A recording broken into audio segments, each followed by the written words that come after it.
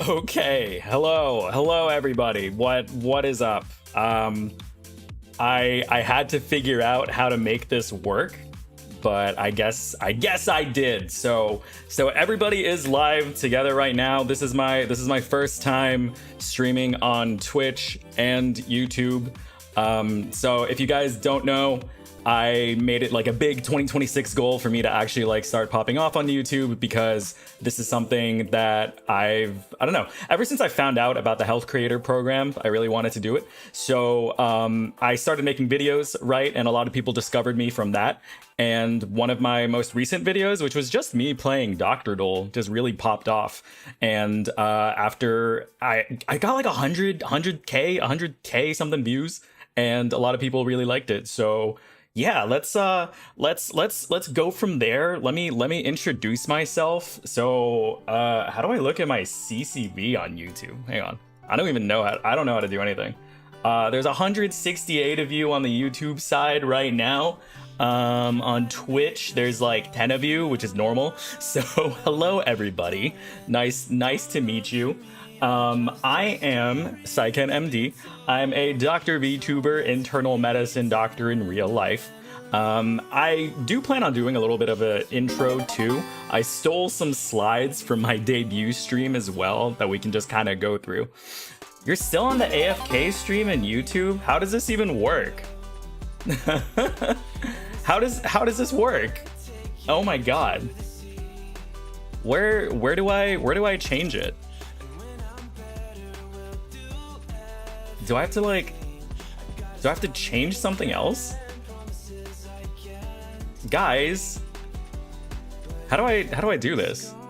Oh no, I am fine on YouTube. What the heck? Don't scare me. Yeah, it says 9 viewers on Twitch for me too. All right, so we're at 64 on Twitch and 195 on YouTube. So that's fine. The YouTube side is okay. Okay, thank you guys. I had to like switch up my OBS layout too, because now I have 2 chats at once too. So there's a lot of things going on. YouTube side is fine. YouTube side is fine, is good. All right, Twitch side is good too. I'm just doing a little recap on my reintroduction of myself. Bro, a whole doctor and still ain't know nothing. Dude, I've been a Twitch streamer for 8 years, okay? This is like a whole new world for me. Like, who the fuck was gonna tell me that you had to click the go live button after I started streaming, right? Twitch is just, you hit start streaming and then you just start yapping. All right, I've been doing this since I was like 23, okay? This was like normal. Your mom lets you have 2 chats? Geez, Saiken, why did YouTube let you have 2 chats? Oh my god. I know you told me, but I didn't realize it was like the go live on the top right part too. Like, it was the go live on OBS, it's the go live on the item, and you also have to click the go live on YouTube, like the actual YouTube thing too. Yeah. So actually, I pulled my debut slides, and I just like put like random annotations around like the original slides. So let's go over and see what I'm up to. All right. So we can watch my slideshow here. You guys see this? You guys see this very original presentation? This was from, shit, when was my 2.0 debut? Like September 2024, I think. Yeah, so this is from a while ago, but I mean, it's not like that much has changed in my life. He said he's been streaming for 8 years, 31. Yeah, I'm 31. I just turned 31 actually. My birthday was on April 24th. So I'm pretty old. It's actually really funny because so many people think I'm either like 40 or like 22. Like, how long do you think it takes to become a fucking doctor, you know? Can you turn the music down? Okay. Like, how long do you think it takes to become a fucking doctor, right? Like, I don't know what you expected from me.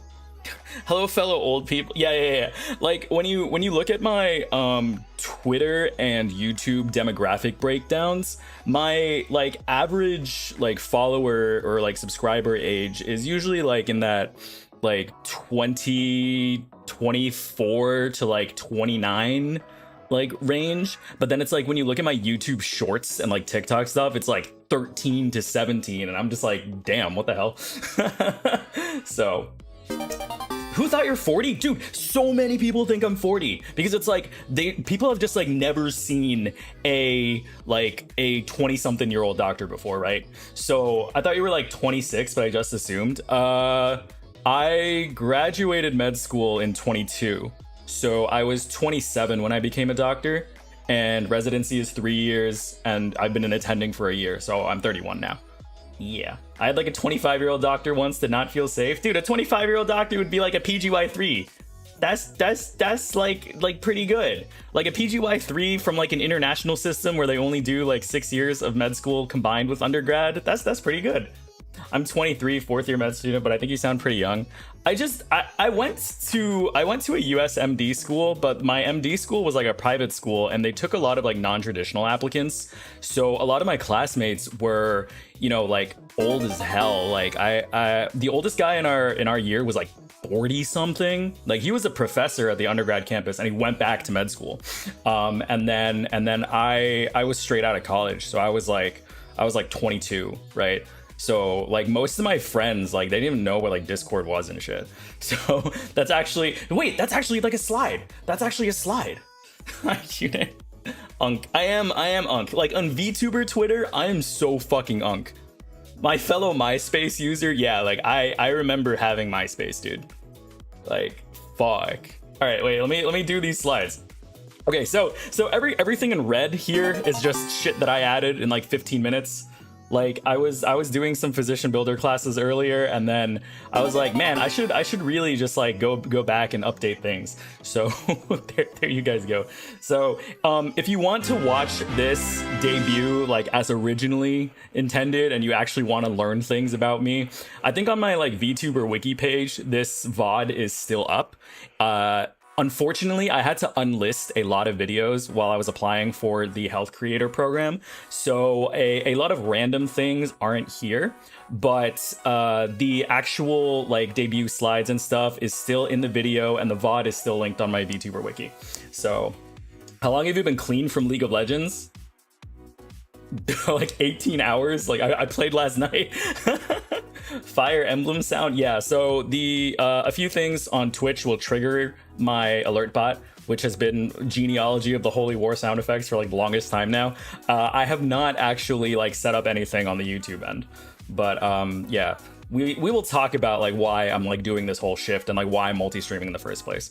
But yeah, so I'm old, right? I'm 31. My Twitch account is 13 years old at this point.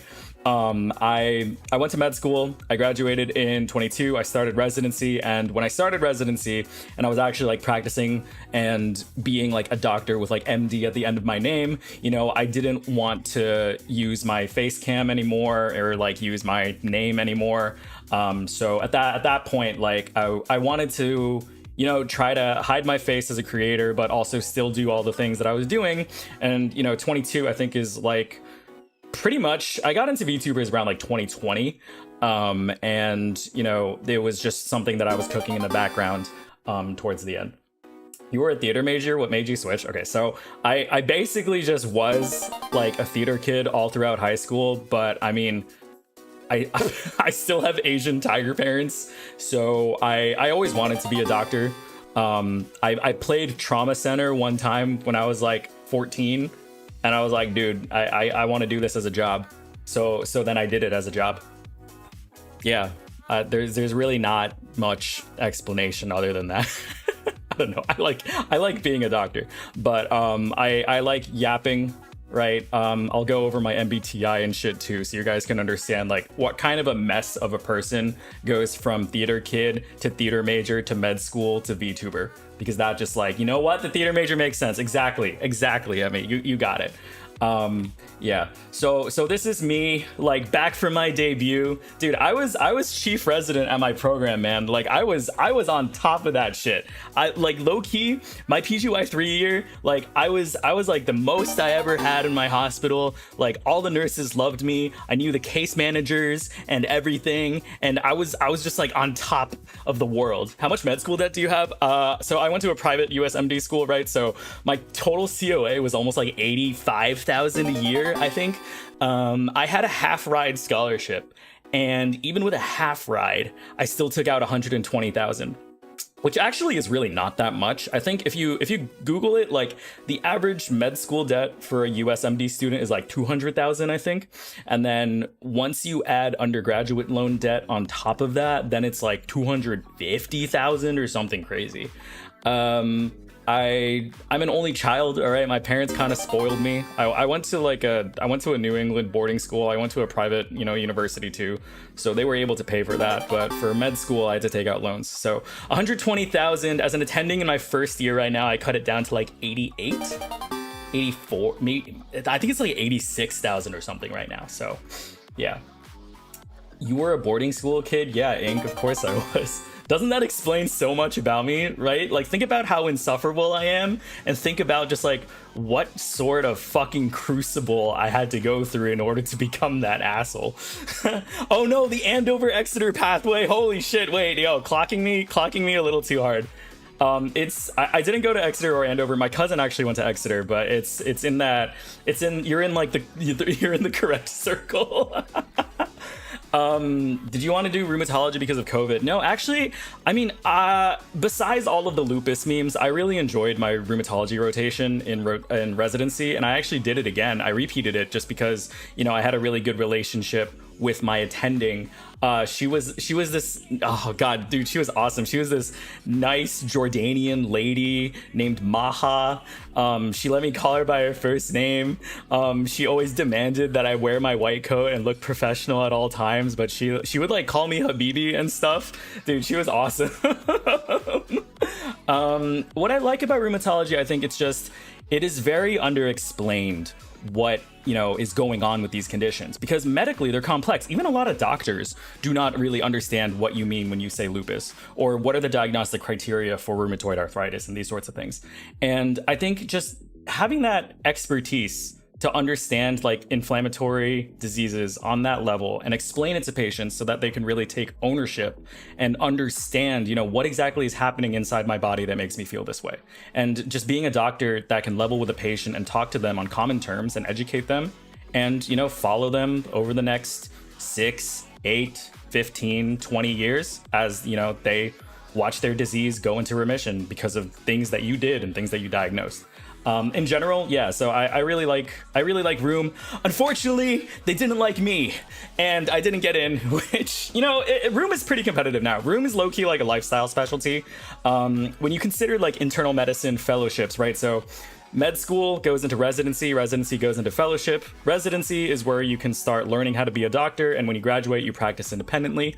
Fellowship is when you start subspecializing if you want to do more than just general medicine. So a lot of overachievers like moi will apply for fellowships to be specialists like cardiology, gastroenterology.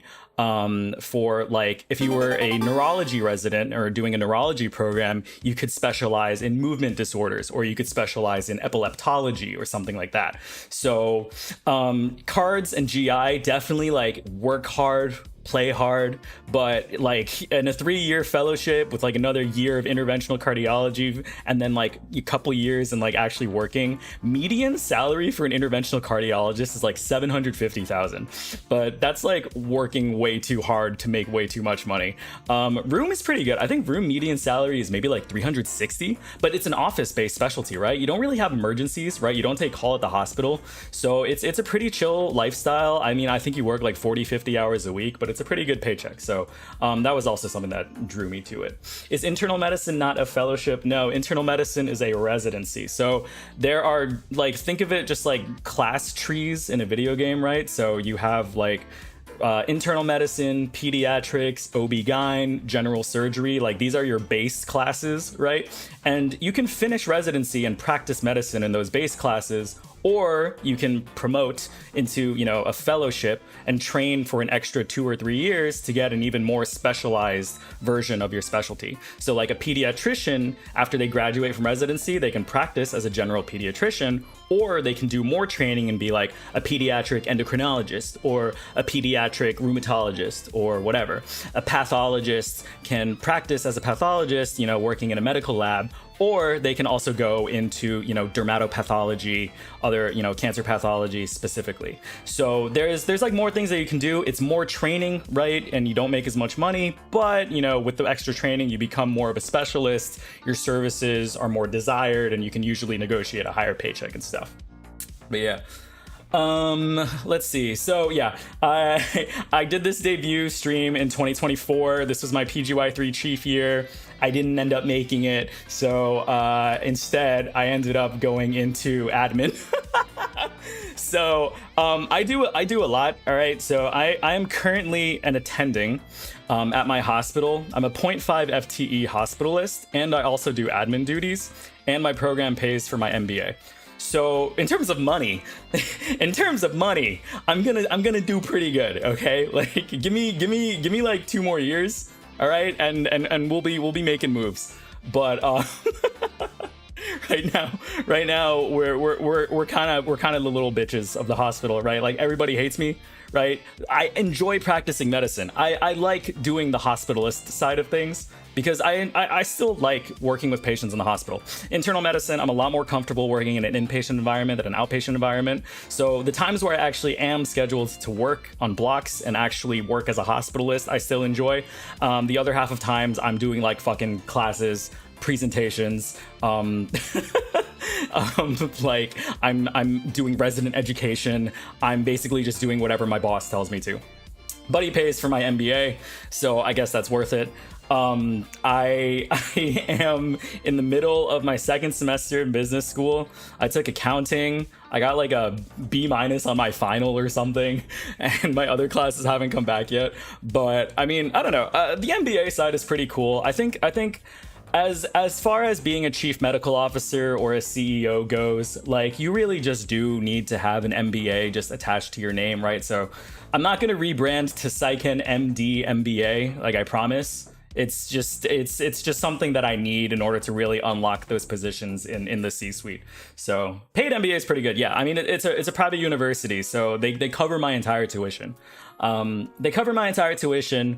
also my business duties as an admin are not as well compensated, and I only work 0.5 FTE as a hospitalist instead of a 1.0 hospitalist.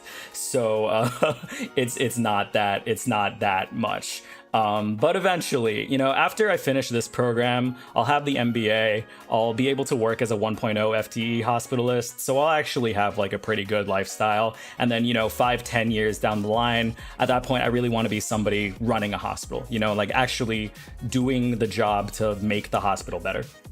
How does bro still have time to stream? So a hospitalist normally works 7 days on and 7 days off.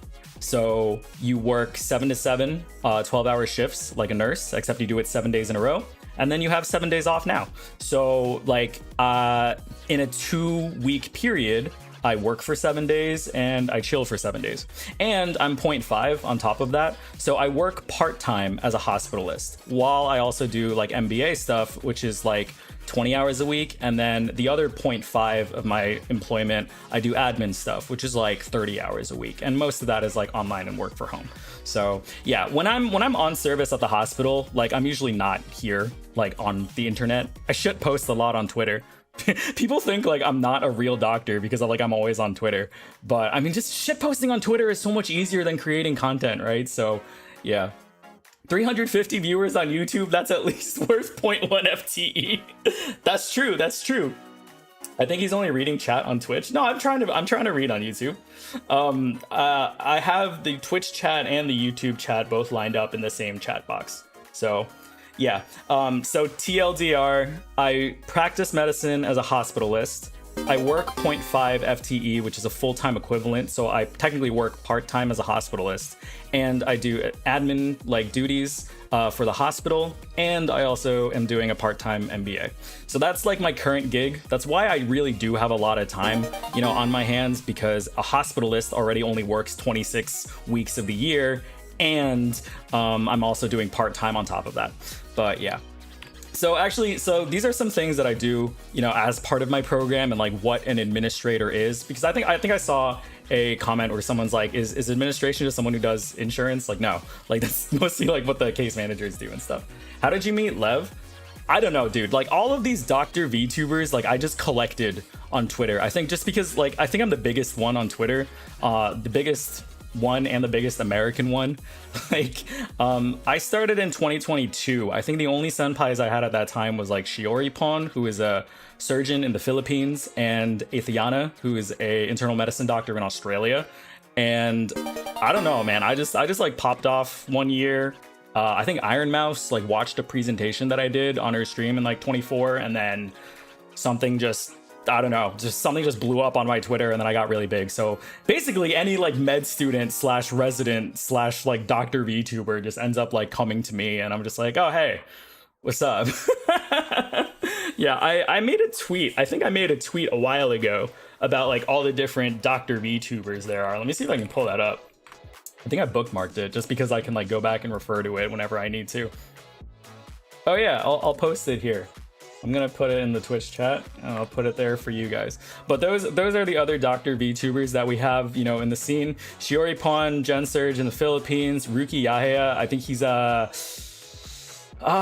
like general medicine in Indonesia. Levetiracetam is an anesthesiologist, I think, in Indonesia. Dr. Kira is also, she's also a hospitalist like me in the UK. Lev Velikor is a psychiatry PGY4 resident. Hero X VT is a general surgery PGY1 in America. We actually did residency together. She did her transitional year at the hospital where I did residency. So we actually worked together. I was actually her senior for a block. That was pretty fun. Alu is a V rapper slash V producer, but he's also a first year resident. Phaedro Serra is also a first year resident. Nuki Nuke is going to be an ophthalmologist eventually. He's based in India. I'm not really sure how the system works over there. A-Ray MD is a medical school graduate currently working, medical school graduate from the Philippines, currently working in the US, and then soon to be coming JFMD, who is my year in internal medicine actually, except instead of a hospitalist, he works as a PCP, which is pretty cool. He is a primary care provider who works in the office. And you know, he just has like a completely different like insight into medicine because he does primary care compared to me, who works as a hospitalist. Right? When's the step 3 review? Dude, step 3 is like the lowest yield exam, whatever. Nobody wants to learn that. I swear you just said levetiracetam is in Indonesia. Yeah, okay, so there's 2 Levs. There is LEV, Lev Velikor. She has a psychiatry PGY4. And then there's LEVE, levetiracetam, and she is an anesthesiologist in Indonesia. If I make fan art, can I tag you on Twitter? Yes, we will go through these tags and stuff. I'm basically just doing a quick recap of my 2.0 debut stream because it's the first time I'm streaming to YouTube. So I'm just giving you guys like an introduction of what I do and who I am. But yeah, so the cool things that I do as an admin, right? So I piloted a new program of interdisciplinary rounds that we have in our healthcare system. I also work on a bunch of like length of stay reduction projects. I do utilization review for long length of stay. I do the SHM curricula. I also do part of utilization review.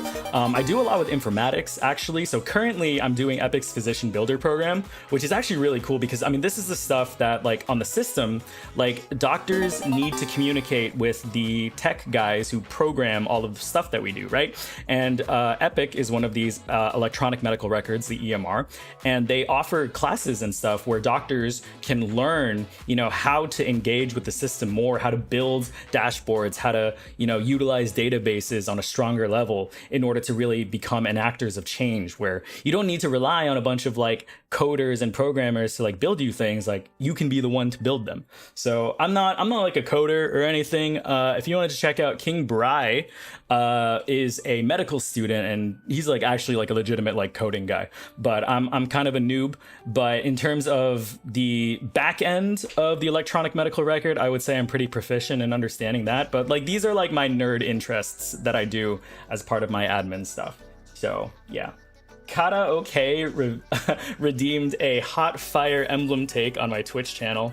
All right, so if you guys don't know, I am a big Fire Emblem fan. You can tell by my FE4 alerts. And if anybody tells you to not play Thracia 776 because the game is too damn hard, it is not too damn hard. You just gotta get better, okay? Fatigue is a completely manageable system, okay? When people say, oh, stabs can miss, they will miss, and it's okay. You know why? Because that's just part of the game design, all right? Learn to capture units better, learn to steal their equipment, all right? You're going to sell it for gold, and you're going to play the game, because that's the ludonarrative consequence of being a prince on the run from his country and trying to retake back your kingdom. Got it? All right. How long did it take you to become a doctor? The journey to becoming a doctor in the United States takes anywhere from 11 to 18 years, depending on your residency. So 4 years of undergrad plus 4 years of med school brings you to 8 years. Residency, if you do something like emergency medicine, internal medicine, family medicine, is a 3-year program. If you do something like psychiatry, it's 4 years. If you do something like surgery, it's 5 years. And if you do something like, you know, neurosurgery, it's 7 years. So 8 plus 3 to 7 brings you to a total of 11 to 16. Wait, 8 plus 7, 15. Yeah. So anyway, that's how long it took me. And then you can also do fellowship too, which is another 1 to 3 years. So I'm 31. All right. That's pretty much, I'm pretty much where I should be. What else do I got here? All right, so this is why I wanted to switch to YouTube. Sometime last year, I found out about the existence of the Health Creator Residency Program, because I make a lot of medical content on Twitter and stuff, and there are people, you know, shitting in the comments like, you're not a real doctor. Like, fuck you. And I know a lot of these are trolls too, but, you know, Twitter doesn't have the ability to verify, you know, credentials for medical professionals anymore. Before, before it was X, you know, you used to be able to have the check marks and those sorts of things. But now that you pay for it, they kind of took that system away. But what YouTube has is something called the health features. And this is something that will put this little banner on your channel, and it'll verify your medical license and what country you practice in.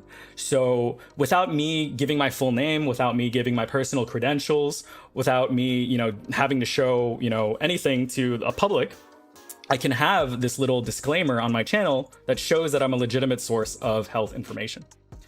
Didn't EM turn into 4 years recently, or is still unsettled? It's still unsettled. EM was 3 years at where my hospital was. So yeah. Wait, are you really doubted like that? Yeah, dude. No, just go to like one of my bigger posts about the ones where I talked about like female ejaculation and the composition of that, or I think another one where I talked about. Oh, remember when I got death threats for, you know, reminding people to get their flu vaccines in fall so they were protected for the winter, right? Like, dude, there are so many like negative comments. I mean, you have to scroll down like all the way down to find the ones with like negative likes, but it's bad. Dude, I got death threats for something else recently too. I don't remember what. There was one on flu shots, but there was something else. Wait. Okay, wait, I actually don't remember, because now I get death threats so often, I don't remember what they came from. So there was one from the flu shots, and there was another one.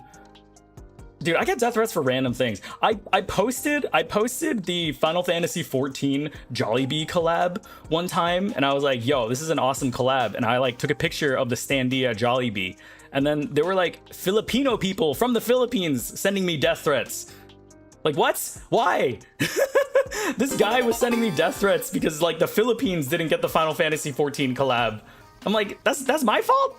Why is this my fault? It's always Twitter. It is always Twitter. Well, I mean, the problem is Twitter was like my main platform for like the past couple of years, right? So that's why it all happened. Dude, I don't remember where allegedly. Oh, yeah. Okay. Oh, okay. So the other death threats that I got recently was in April, right? I had a patient who was like barely older than me. Like they were just like in their 30-year-old something guy, and coming in with, you know, weight loss, and he's like barely older than me. Dietary changes are a very easy thing you can do, blah, blah, blah. And then people are just shitting on me, just being like, why are you ignoring the effects of COVID on cancer rates? I'm just like, huh? Like, you know what I mean? Where it's like, oh, I don't really like pancakes. And the other person goes like, so you fucking hate waffles? Like, that's literally just what happened to me. Like, holy fuck. There, one of these is like, that's definitely a solid way to avoid it. It's not from the literal poison being sown into crops and getting COVID 3 times. Not a systemic issue at all. And there's another one is like, hey, allegedly, you should really utilize AI because allegedly you're a doctor and allegedly you're a dumb fuck. I'm like, hello? So, yeah, that's why we're here. This is why I'm trying to do this program. YouTube health features can verify my medical license on my channel, and it will just, you know, tell those people to shut up. I'm not LARPing as a doctor, right? Do you understand how fucking autistic I sound when I talk about medicine like this? Like, the amount of neurodivergence in the first like 20 minutes of this stream alone, like my ego, my pretentiousness, my feelings about Fire Emblem Thracia 776. Like, think about it. Think about it. These are not the ramblings of a neurotypical person. Allegedly a dumb fuck is insane. I know, right? Like, just what are they talking about? But yeah, I was able to participate in the YouTube Health Creator Residency Bootcamp, and I was able to get a bunch of advice from some channel liaisons that I could work with. And they really helped me clean up my YouTube channel. So this is why I was saying my debut stream and a few other things like covers that I've done, or some other like not so safe for work things that I've done have been taken off my channel. I've unlisted them, but the reality is, I mean, they're still all up on Twitter. My covers are still linked on my card. So even though these things are unlisted, all the videos are still out there. But yeah, if you guys were ever curious on what my 2.0 debut stream was like, you can just go ahead and check it out on my VTuber wiki page. The link is still there. If you guys want to listen to the covers I participated in, I still have aggregated them all on my card. And I still have my original song with Alu is still on my channel. Like, I wasn't going to give that one up, right? Like, I've been a VTuber for 4 years. Of course I have an original song out. So that one's still there. Stream Somebody Call a Doctor now on Spotify and Apple Music. Are donations on for the YouTube stream? No, this is my first stream on YouTube, so I don't have anything set up. Like, I don't have donations. I don't have supas. I don't got nothing. Hey Saiken, what's your PhD? I just got here. Does it say Saiken PhD? It says Saiken MD. All right.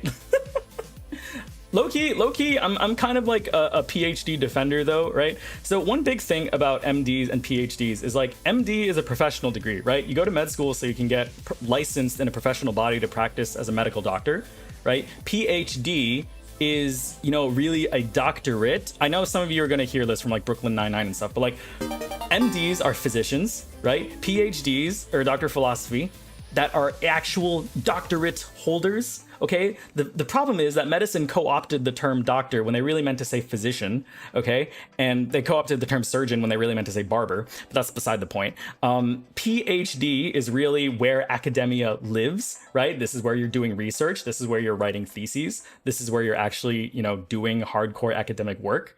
Right? I'm not an academic at all, right? Like I don't do any of this. I'm just here to practice medicine. All right. I'm just here to get my bag. So do not try to equate me with a PhD. All right. I have an MD. I am a doctor, but I do not hold a doctorate, right? Those people that actually like sit in universities for like 40 years of their life, like they earn that PhD title. All right. I'm just a physician. MDs can also be academic, though, and conduct research without PhDs. That's true. But to be honest, right, the scope creep of research from med students and residents is just not appropriate at all, right? Like, think about the quality of research that the majority of med students and residents put out, and then put about the research that actually needs to be done on a PhD candidacy level. Like, Jesus. You're not interested in defending your thesis? Hell nah. I could never do any of that. I would go crazy. Even with a PhD, having people call you doctor is a bit weird. Yeah, and that's just because, you know, physicians stole the term doctor. And it's like, I feel bad, right? Like, somebody with like a doctor of philosophy in, you know, physics or education or whatever, like you did all that study, like you earned the title of doctor, right? Like, I get I'm a doctor, quote unquote, but I'm just a physician, man. Whatever. So yeah, what is the next slide? I don't even remember what the next slide is. Oh yeah, okay, so this is really the banner that I want, okay? So this is Dr. Glaucomflecken, aka Dr. G. He's a cool guy. He's an ophthalmologist, and he makes a lot of content about the big N, my actual Dr. Senpai. Thanks for the resub. So this is Dr. Glaucomflecken. He is a ophthalmologist and a doctor content creator. He makes a lot of great short videos just about, you know, making fun of other medical specialties, but really a lot about exposing the system that is American healthcare. And this guy is awesome. He's got this banner on his channel, you know, so underneath all of his videos, it says from a doctor licensed in the US. Yeah, definitely check him out. If you guys haven't watched Glaucomflecken before, this guy's awesome. All right. And this is kind of like the level of credentialing that I want to get, right? I don't need 1.27 million subscribers. Like, I'm fine with not being as big as him, but I really wanted to join this program right here, which is really fucking funny because when you're a doctor with a bunch of old videos on your channel, like VTuber debut streams or original songs, and you have completely unrelated videos on your channel, you still get the banner on your thing. So this is Conan Liu. He is a hospitalist in the UC Irvine or UC Berkeley systems, I believe. And he's a current hospitalist, but previously, and I think college, he was a professional StarCraft player for Evil Geniuses, who went under E.G. Suppy. And a lot of his old videos on his YouTube channel are still up there. So he's got like old StarCraft videos, he's got old Valorant videos. And then when he went to med school and he went to residency, he became a very big medical content creator. He made a bunch of med student study guides and a bunch of residency study guides that like saved my ass in residency. Like, he's got a great series on like ICU. He's got a great series on ventilators and all these things. And I watched his videos a lot and I saw he qualified for the program. So then I decided to go back and look at his old videos, and like even like the vlogs that he was making from his college dorm about traveling to IEM or whatever to play StarCraft tournaments, they have a from the doctor licensed in the US banner on them. So I think that's so fucking funny. Like, dude, I want that. Like, if like, you had my original song popped up here and you guys listen to this shit and it just said from a doctor licensed in the US at the bottom, you'd be like, oh, this guy's pretty legit. Yeah, Terra on Ice brings up a good point. Like, yes, our doctors and teachers have identities outside their profession, and I hate it when people cannot grasp that. Yeah. Like, when I was talking about all that neurodivergent stuff earlier, like, I like being myself unapologetically, right? Like, I oshikatsu at work, right? I have cringe stickers on my laptop, right? It's fine, guys. Like, we don't need to pretend like we're dinosaurs and we have to maintain this veneer of professionalism and inapproachability at all times. Like, my best experiences with patients are when I'm just sitting down with them and being real with them. And low-key, like in residency, when I was taking care of guys that were in their 20s, just like me, and I was able to say like, hey, being in the hospital sucks, right? But I will explain to you why you're here and how we can get you better so that this doesn't happen again. And you're going to have to follow up with the doctor after this because this is a condition or whatever that you're going to have for the rest of your life. But I will help you understand what it is so that you're not 40 and miserable and, you know, chasing down medications because you haven't seen a doctor in 10 years. And like, that's the shit that I like doing, right? Like, as a hospitalist, I take care of patients in a very, you know, a bad time in their lives, right? Like, probably they see doctors like once every year, once every 2 years, you know, they try to take their meds as best as they can, but for whatever reason, they landed in the hospital because they decompensated enough, right? And my job is to figure out why they got there, diagnose the issue, and figure out how to get them better. right? So plugging them into the healthcare system and making sure that they've got follow-up and setting things up with my social workers, making sure my nurses give the education and making sure that they're out of here on the right medicines. Like, it's a turning point in a lot of people's lives, and that being part of that turning point, I think, is probably the best part of my job. So yeah, the best kind of doctor. Good on you. Thanks. Also applies to a little flip side on the outpatient setting. Yeah, and then you also have to see the patient like every 6 months or so. Another good part of my job is that most of the people I see, I don't get to see again, right? So I just have to, ideally, I just have to see them once and they get the idea. Wished my doctor would use words like low-key. What about low-genuinely? Low-genuinely, I'm about to have a non-chilash out because my patient is trying to... Lisa's gonna give me a restraining order. All right, basic stuff about my model. This is just something that I pulled from my random debut stream. My friend Lori did most of the graphics and assets on my channel, including my logo. My current ref sheet is done by GuLive2D, who's thinking emoji because MIA. That account doesn't even exist anymore, so I don't know where they are. My model mama is Shayu from Aurora Live VR, which is a company based in China. Also thinking emoji because I have no idea where she is. My model rig is done by Karin Edelfelt, and my V-Bridger face touch-up is done by Choyuri. I just felt like I should include these things because they're important. And I feel like it's like a debut slideshow. It's a very abbreviated version of a debut slideshow, but you guys still, get the whole thing. Yeah, basic stuff about me, right? You see the part where I edited my age because I'm 31 now because I'm old, but I still haven't grown a bit. All right, my MBTI is still the same. My Enneagram is still the same. I'm still a real Lunatic Plus gamer. Dude, Lunatic Plus isn't even like the correct nomenclature anymore because now Fire Emblem moved on to Maddening. So I should have edited that. I should have said like I'm a real Maddening gamer. I'm still a bisexual icon. I still have doctor skills, so I'm good. Are bunnies your favorite animals? I do play a bunny girl in 14, so yeah. All right. For everybody who wants to follow me everywhere else, right? I'm on Twitter the most, so at SaikenMD. I am trying to stream on YouTube more, but my Twitch channel is still there, and I'm also pretty big on TikTok. I think I have like maybe like 15-20K on TikTok, I think. So I post a lot of like shorts and things there. So in this transition, I'm going to try to be multi-streaming on Twitch and YouTube, at least for like the next couple of months or so. But eventually, once I get the health features partner and once I actually join, the partner program, like I will probably start to phase that out. And I will start streaming on YouTube and creating content on YouTube full time. Which kind of sucks because, yeah, I've been streaming on Twitch for the past 8 years. But at this point, YouTube kind of just rewards you a little more. And they have, the license verification thing. So it's like, why wouldn't I, right? For all my old content, all right, we got SaikenMD at card.co. Yeah. You should collab with a lady doctor VTuber. Yeah, that's Shiori. So Shiori Pon, she is a general surgeon in the Philippines. We actually collabed before. We played... Shit, I don't even remember what the game is called. That's how bad it was. It was like chained together, kind of, except it's like you're carrying like a patient, and it's like a platformer like that.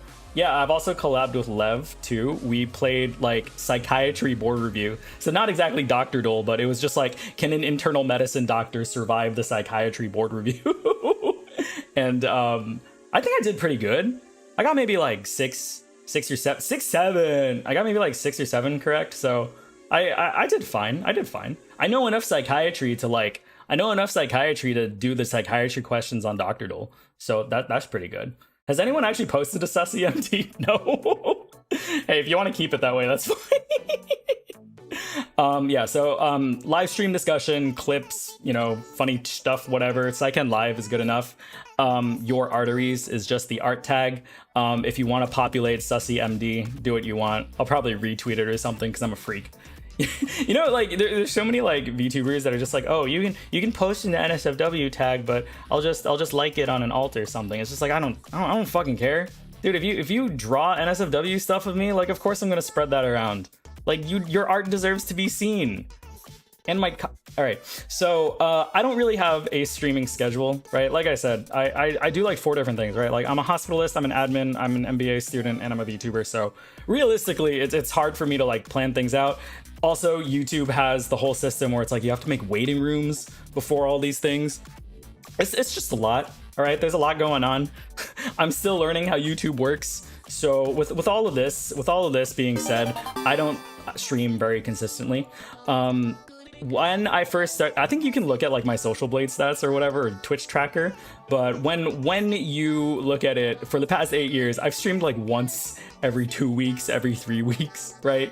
Like I'm not trying to do this full time, guys, right? Like I'm not trying to pop off. I'm not trying to make this a full-time gig. I'm not trying to join a corpo, all right? Like it's fun, right? Streaming is a hobby of mine, okay? Now that I'm an attending, I have more money to throw at this. I got money to pay editors.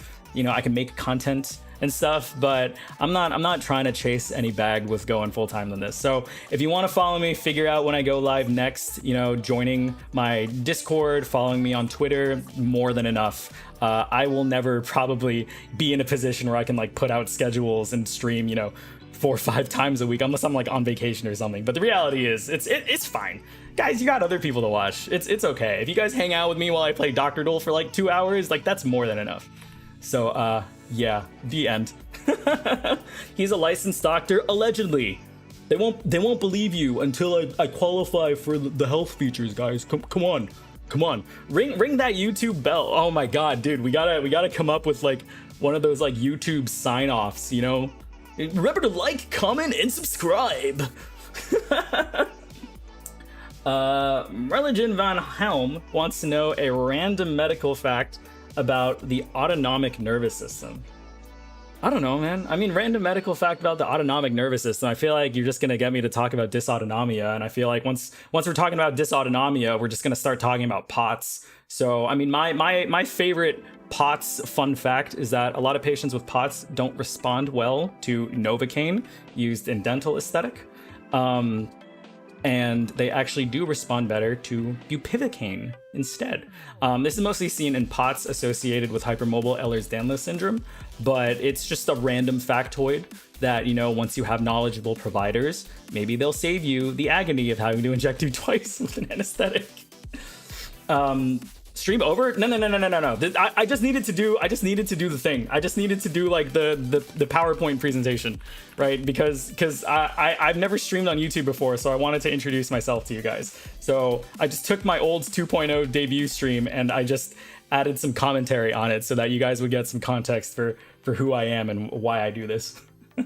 What's the better Novocaine, the drug or the Fall Out Boy song? Isn't it a Green Day song? Isn't it Give Me Novocaine from American Idiot? Boy. Chicken Shin Fart Balls asks, are you playing Trauma Team again? I will try to. Again, I gotta carve out time in my schedule, but I really want to finish like a full Trauma Team playthrough on stream. So 2 weeks ago, I did like a 4-year VTuber anniversary / birthday subathon. It was pretty successful. We got like 150 something. We smashed like 2 out of 3 of my stretch goals too. But we were playing Trauma Team by Atlas for the Wii, and you know I was doing surgeries with my left hand and playing through all the investigations and stuff again. There's Give Me Novocaine and oh shit, my bad, dude. I'm fake as hell. What was your favorite subject during med school? I really liked microbio. Just because that was like when sketchy micro was at its peak. And, you know, for somebody's brain who was like hard coded to understand like every single thing about competitive Pokemon back in high school and like associating facts and numbers to small little creatures, like some pick mnemonic thing like sketchy coming around was probably the best way that I could have learned anything. So I really liked microbio because it was really easy for me to like associate small little pictures and stuff to, you know, what we needed to learn to med school. Microbio goated, true. All right, so this is what we'll do for the majority of the stream today. I think I've already been going for like an hour. Damn, we're at 98 viewers on Twitch and 427 on YouTube. Holy crap. I don't think I've ever had that much before, even with like raids and stuff. Yeah, that's what I'm thinking about. Like, damn, Like once I started making medical content as a VTuber, like I should have just switched over. I should have just switched over to YouTube in the first place. I didn't know. I didn't know.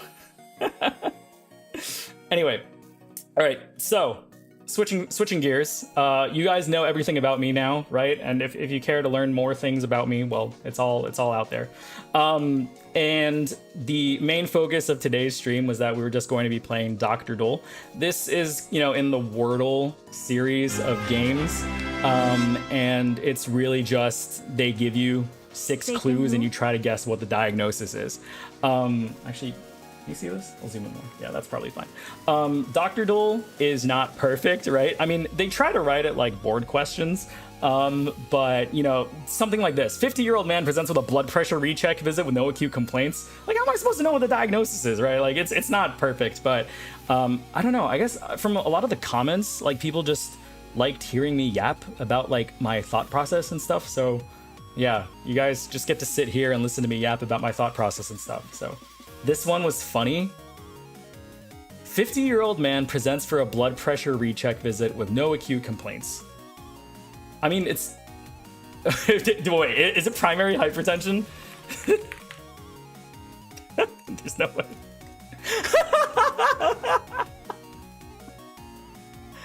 Oh my... Guys, I was in the top 50% players today. Okay, well... Alright, so this is literally just high blood pressure, right? Like... The first, like, 2 clues just tell you that there's, like, nothing wrong with him. The third clue says, he works long hours as a software developer, eats fast food for most meals, and rarely exercises. Okay, so, like, a whole nothing burger. Renzu Flair, thank you for the 6 gifted. Thank you. Yeah, for everybody on the YouTube side, again, this is my first YouTube stream. I don't have any monetization, no donations or anything are set up, so... if you want to support me, just wait until I actually qualify for the programs and stuff. But otherwise, it's fine. Save your money. Again, I promise, like, I really don't need it.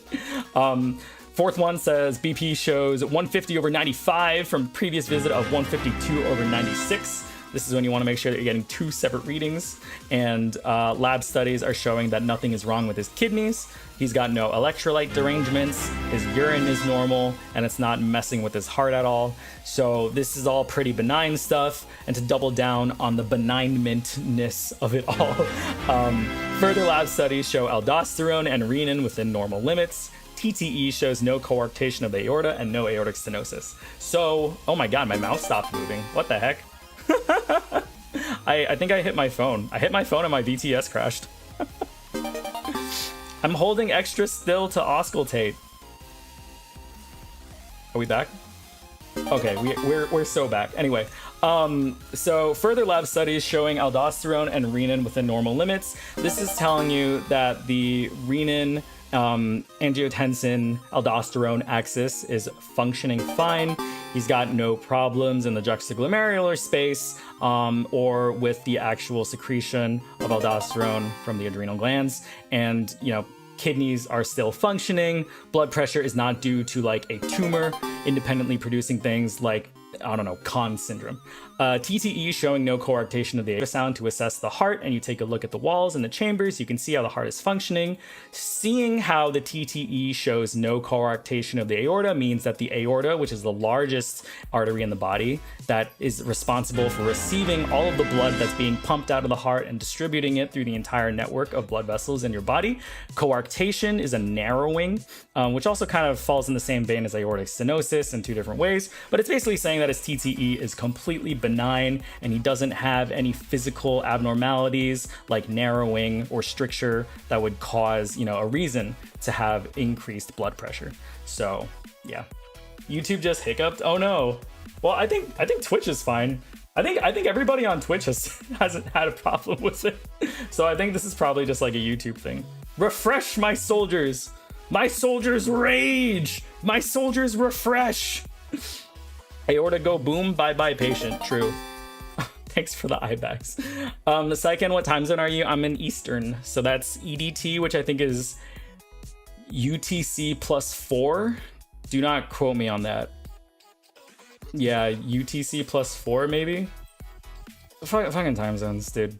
My ex used to live in like Eastern European time, so I got really good at converting like 6 hours, 7 hours, 8 hours, and all these things for her. Wrong direction, it's -4. Oh shit, UTC -4. There you go. I'm an American, all right. We don't learn these things. we do everything wrong. +4 would be Russia. You know what's really funny? Like, some things in medicine are done in milligrams, nanograms, microliters, liters, milliliters, right? But we still do everything in Fahrenheit and pounds. Yeah, so I have an iBags toggle on my VTube studio that you can toggle on Twitch. Yeah, so that's like another thing. Like, I don't think YouTube has like these little redeems where you can like make me do little things. I think you can only really get it on Twitch side and using my channel points. But yeah. Rah, America! Yeah.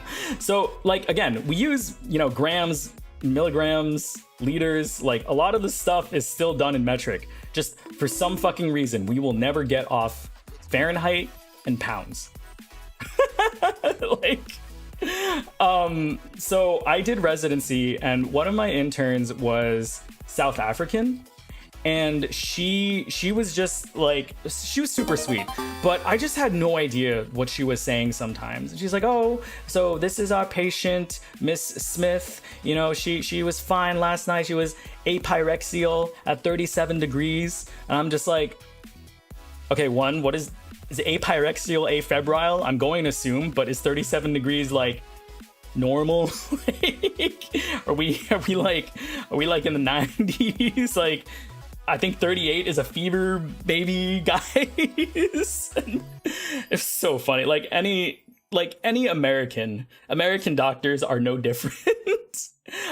So I think our international residents, they were from Germany, Poland, India, Pakistan, and South Africa. And they were very, very sweet, and they were wonderful doctors to work with and train.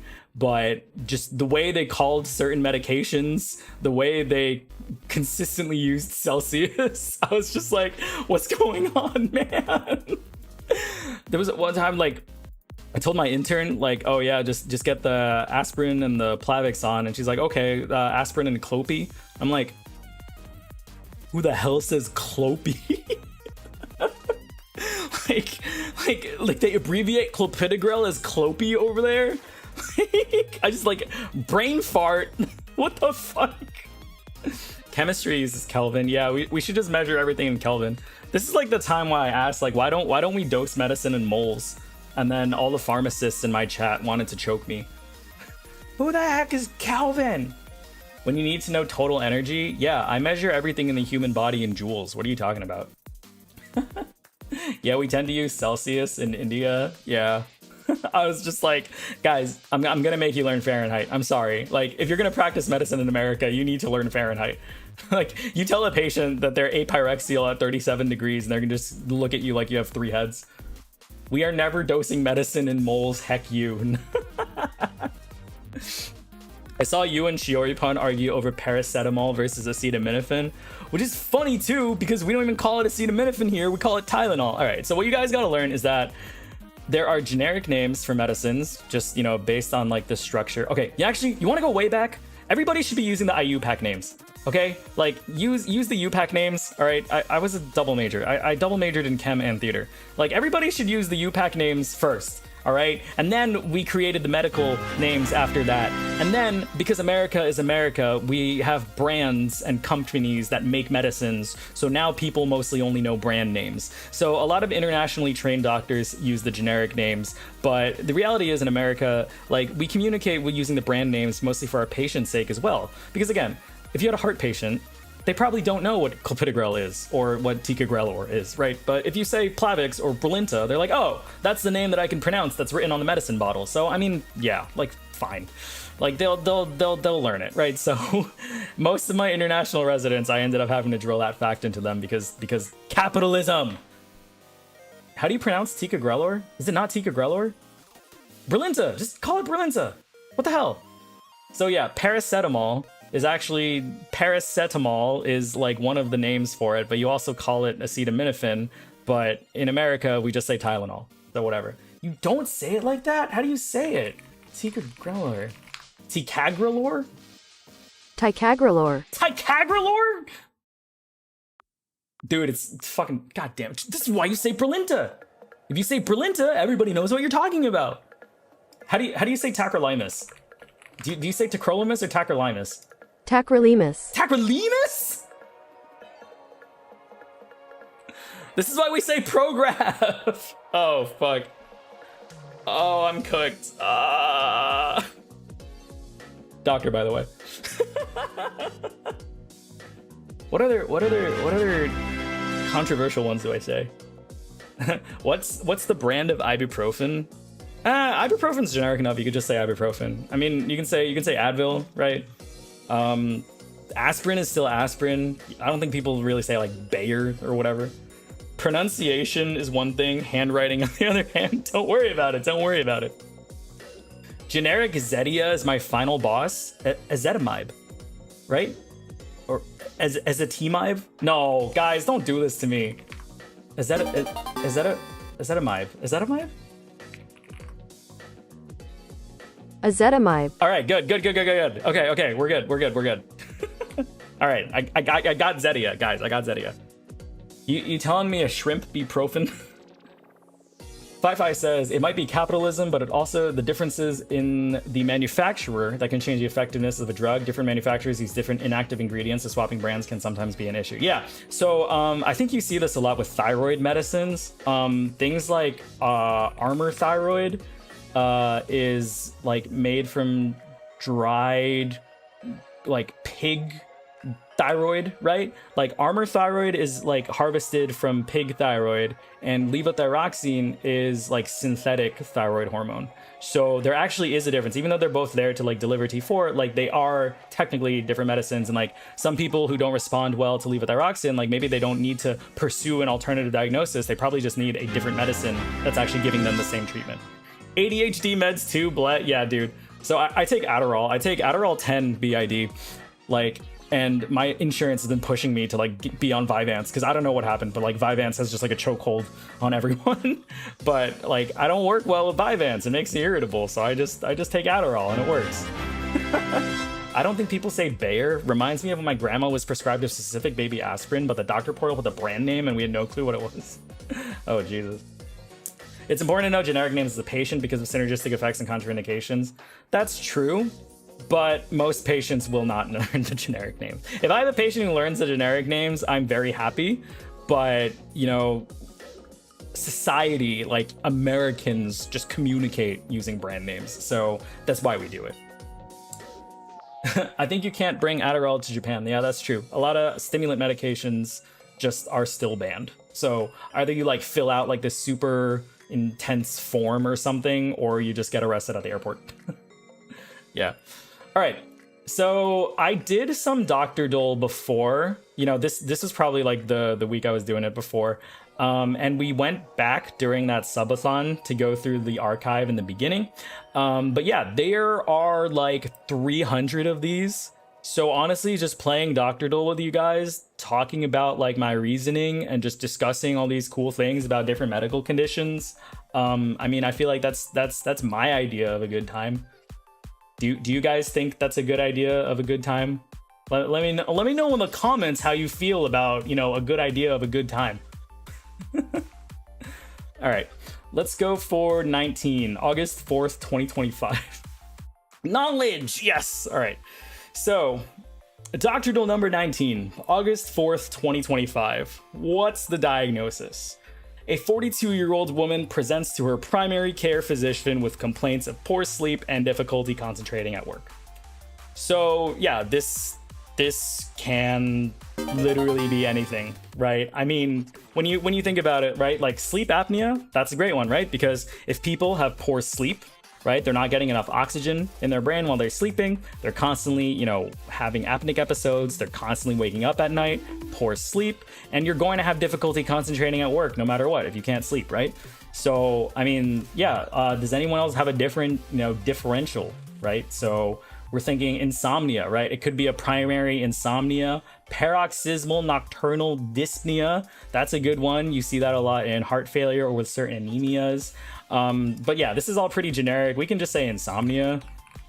Okay, I guess insomnia is not an answer choice. What were the other ones? Depression is a good one. Let's say sleep apnea, right? So sleep apnea. So there are two types, right? There's central sleep apnea and obstructive sleep apnea. So obstructive sleep apnea, you usually see when somebody has a very obstructed airway, either because of like neck circumference, like when they're overweight, or because they have gigantic tonsils. And when you're sleeping on your back, your airway collapses and impedes, the flow of air, blocks the oxygen going to your brain, and you wake up. Central sleep apnea is you have a problem with your brain stimulating you to breathe when you're asleep because, it just forgets to work. So common things being common, we can put down OSA. That's fine. She attributes her symptoms to just stress and avoids discussing specific triggers. So, we're not really getting a lot here, right? So poor sleep, difficulty concentrating, and we're just getting negatives here, right? So she doesn't really think there's a big problem going on. She can't really narrow down anything, and she avoids discussing specific triggers. I'm not really sure if that means she avoids discussing her triggers, like she has triggers, or does that mean like she doesn't have any triggers? Right? Like if she avoids discussing triggers, that's PTSD, right? Or yeah, anxiety or something. I don't like how this is worded. Avoids discussing specific triggers. So like, right, so let's say it's like PTSD, right? Like maybe she was like, I don't know, in a car accident, right? And she's got PTSD from that. And I was trying to make small talk and I was like, what's your favorite kind of car, right? And she avoided answering the question. Like, is that avoids discussing specific triggers? Like, I don't know. Let's just say PTSD. Let's just make it simple. Oh, okay. She becomes okay.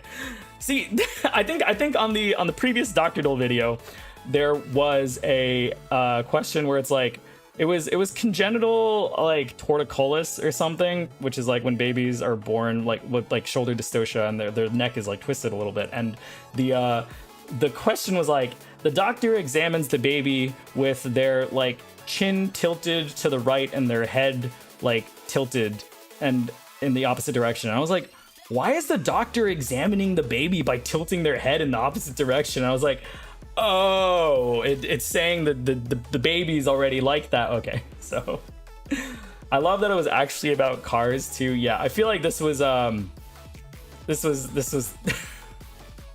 Look, guys, I swear they get more interesting. All right, like the first two ended up just being primary hypertension and post-traumatic stress disorder. Like they're not always that simple. We will end up learning more interesting things, I promise. Okay, so for avoiding discussing specific triggers, I mean, obviously for PTSD there is something called cognitive behavioral therapy, right? And for psychiatry, this is where people really get the most help, right? Medications do help with PTSD, with depression, right? Prescribing SSRIs like Prozac, Lexapro, these sorts of things, like these help patients, right? But as an internal medicine doctor, this is not a psychiatrist speaking. Like I really think like therapy is actually how you actually learn these strategies and coping mechanisms and these sorts of things. So in my experience and in my capacity as a medicine doctor, right, I would make the diagnosis of PTSD. I would try to start them on an SSRI or something, right? I don't know what a right one is, right? Like if it's Lexapro, if it's Paxil, if it's whatever. Prozac, my beloved, yeah. And eventually I would refer them to psychiatry and get them, enrolled in these sorts of things. CBT or exposure therapy, yeah. CBT is cognitive behavioral therapy, not the other one, okay? I already had to take down the other videos on my channel because YouTube Health wanted me to clean up my image, so don't make me say it. All right, let's move on. Doctordle number 20. A 23-year-old man presents with visual hallucinations and altered perception. Okay, well, I guess we're back in the realm of psychiatry right now. I mean, we've got like schizophrenia, right? I mean, visual hallucinations is like a positive symptom of schizophrenia because it's something that's added to their, you know, symptoms, right? Versus negative symptoms of schizophrenia, which is like flat affect being withdrawn. So schizophrenia, schizoid, schizophreniform, these all actually refer to different diseases. All right, so you have a schizotypal, you also have a schizoid personality, you also have schizophreniform, which is like 6 months or like fewer than 6 months of schizophrenia symptoms, and then you have like schizophrenia. Intoxication, usually you wouldn't see visual hallucinations with intoxication though. ERP is exposure and response therapy, BTW. Yeah, I think that the psychiatry board review stream I did with Lev, she told me there exists a combination therapy called CBT ERP. All right, and I'll let you guys grapple with the consequences of what that could be. So I'm gonna put down schizophrenia. I like schizophrenia. He describes seeing trails while following moving objects and feeling like time is distorted. Whoa, okay. So when you start to think about these things, it's also just like, is this going to be a medical issue or a psychiatric issue, right? So trails while following moving objects, like that can be, yeah, so that could be like something in the brain, like a neurosymptom, like migraines. It could be intoxication. It could be like an oculomotor problem, right? And then feeling like time is disordered. Like, what does that mean? Like he feels like time moves slower. Yeah, like depersonalization. Like what is our symptom here, right? What system are we dealing with? This is actually why, you know, somebody asked me at the beginning of the stream, like, what do you enjoy about rheumatology so much? Like, this is the kind of stuff, right? So like conditions like lupus, you know, they're called the great mimicker because lupus affects so many different body systems and can be so many different things. So a good diagnostician knows exactly how to hone in on what those things are and say like, hey, this is not necessarily like a kidney issue. This is lupus nephritis. And if we treat the lupus, your kidneys will get better. Or like, this is not a pericardial issue. Like this is, you know, lupus causing serositis and recurrent pericardial effusions. Like you don't need a heart transplant. We just need to treat the lupus, right? So that's kind of a cool part of my job. Schizotypal. Yeah. So, I mean, now it's just, okay, before I rule out psychiatric disorders, it's important to know what the timeline is for these symptoms. A lot of Doctordle questions like these, the way that they're written, I mean, they'll give you one sentence at a time. In a real like board review question, they would actually give you like all of the symptoms, the timeline, the positive, negative things. So it actually helps you. So they would probably give you all 6 sentences at once. But that's why Doctordle is a game. Right? Like we're trying to get the diagnosis in as few guesses as possible. So even if we don't have all of the information, we might as well just throw things out there. Post-psychedelic persistent hallucinations. Holy moly. Okay, actually, hang on. I went backwards, so it reset. So he describes seeing trails while following moving objects and feeling like time is distorted. I feel like this is time is distorted is making me think of like intoxication by substance or something else, because that's usually not like a normal, you know, like not like a normal psychiatric symptom. You know, like this is, now we're kind of getting into like a neuro sort of realm. And then trails while following moving objects also kind of feels like, should we be worried about like a oculo issue? I don't know. Waiting for lupus? Wait, I'm still waiting for lupus too. I don't even know. CNS is central nervous system. Shrooms. Do we have like psychedelic stuff here? Primary psychogenic postpartum psychosis, antipsychotic induced. Nah, we don't. We could call it brief psychotic disorder. I don't know. Should we go down just like the rest of the schizophrenia? So we have schizoaffective, which I believe is schizophrenia plus bipolar. We have schizoid, which is a personality disorder. We have schizotypal, which is a personality disorder, and we have schizophreniform disorder, which is schizophrenia just on a shorter time scale. The question really doesn't give enough, you know, time frame things, so I feel like we'd have to just keep ruling them out. Okay. Oh, okay. Physical exam reveals dilated pupils and mild tachycardia, but he is oriented to person in place. Wait, so we are definitely on an intoxication standpoint now. Oh no, I refreshed it again. What the heck? Oh man, all right. So I said schizophrenia. Oh, schizophrenia. I said schizophreniform. And now we're actually in a place where we're actually thinking about drugs, right? So we're thinking dilated pupils, mild tachycardia. Are we someone says mushrooms, I know from experience. I mean, if you know from experience, I mean, who am I to say? Substance induced? Yeah, let's go substance induced. So there's substance use disorder. Oh. So we have substance use disorder. Do we have mushrooms? No. LSD. Ooh, okay. So we specifically have LSD. Substance use disorder. LSD. I mean, it could be. Fuck. I mean, it could be like. It could be Molly. All right. LSD intoxication. Yay! We did it. Okay. So yeah, he has episodes of anxiety and describes colors appearing more vivid than usual. So this is where you're actually, you know, getting there. Psilocybin, ooh, that's a good one too. But yeah, I don't think substance use disorder considering they came in. Yeah. So this is the thing. Like when we're thinking about time frame, like his symptoms resolve without intervention after several hours under observation. Like okay, this is where we're actually talking about like this is an acute, you know, intoxication kind of thing. And then episodes of anxiety and describing colors as appearing more vivid than usual, then that's probably where you're taking a hallucinogen. So yeah. And the last clue just says he took acid. So this is another thing too. Like you should, as a doctor, end up getting familiar with street names for drugs, right? Like you should know, you know, the difference between crack cocaine and like you should know what freebasing is. You should know, you know, like how people take drugs because your patients will talk to you like that. Like your patients will not tell you, you know, straightforwardly what they're injecting, where, how. Like learning a common language with your patient helps you understand what they're doing. And it also helps them open up to you because they're seeing you as somebody who actually cares enough to ask, right? You don't just say, oh, do you smoke? Do you drink? Do you do drugs? Right? Like it is the most easy way for a patient to just be like, no, not really, sometimes, right? And it technically answers the questions, but in reality, you're not getting any good information, good actionable information out of that, right? So just talk to somebody, right? Just learn what they do, all right, and take care of them. Not that hard.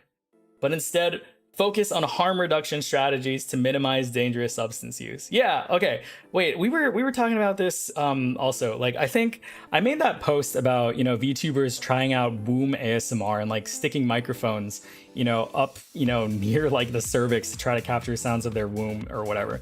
And a lot of people got mad at me that I was saying like, hey, like this is how you do it safely. Like use a condom, right? Make sure you're not having like electronics break off in your vagina.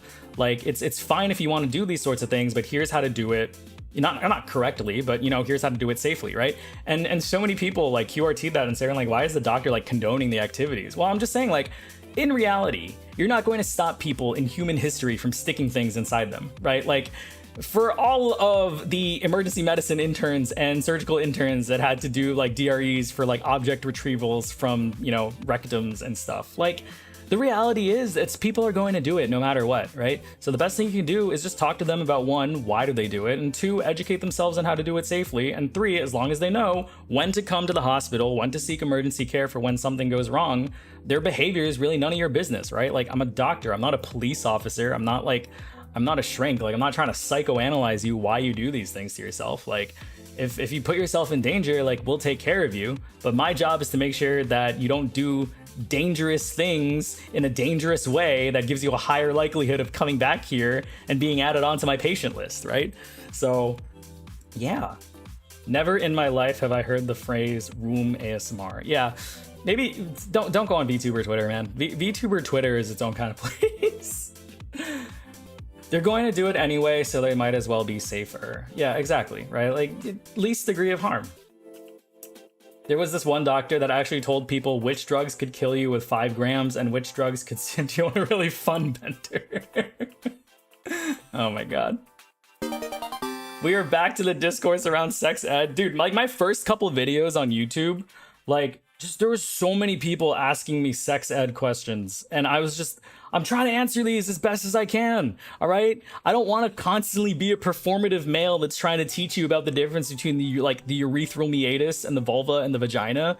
But it's like people just genuinely don't know, right? Like they think that women have like a cloaca or something. Just like there are some genuinely ignorant people out there that if they do not get educated will not know any better. So, you know, why not be that one VTuber guy in a space that they constantly frequent and say, hey, the women have 3 holes down there, all right? And your thing is supposed to go in this hole, all right? And things come out of these other holes, all right? Just don't try to put it in this hole, all right? Because you're going to give them, you know, urethral trauma, you're going to give them a UTI, and all these other things.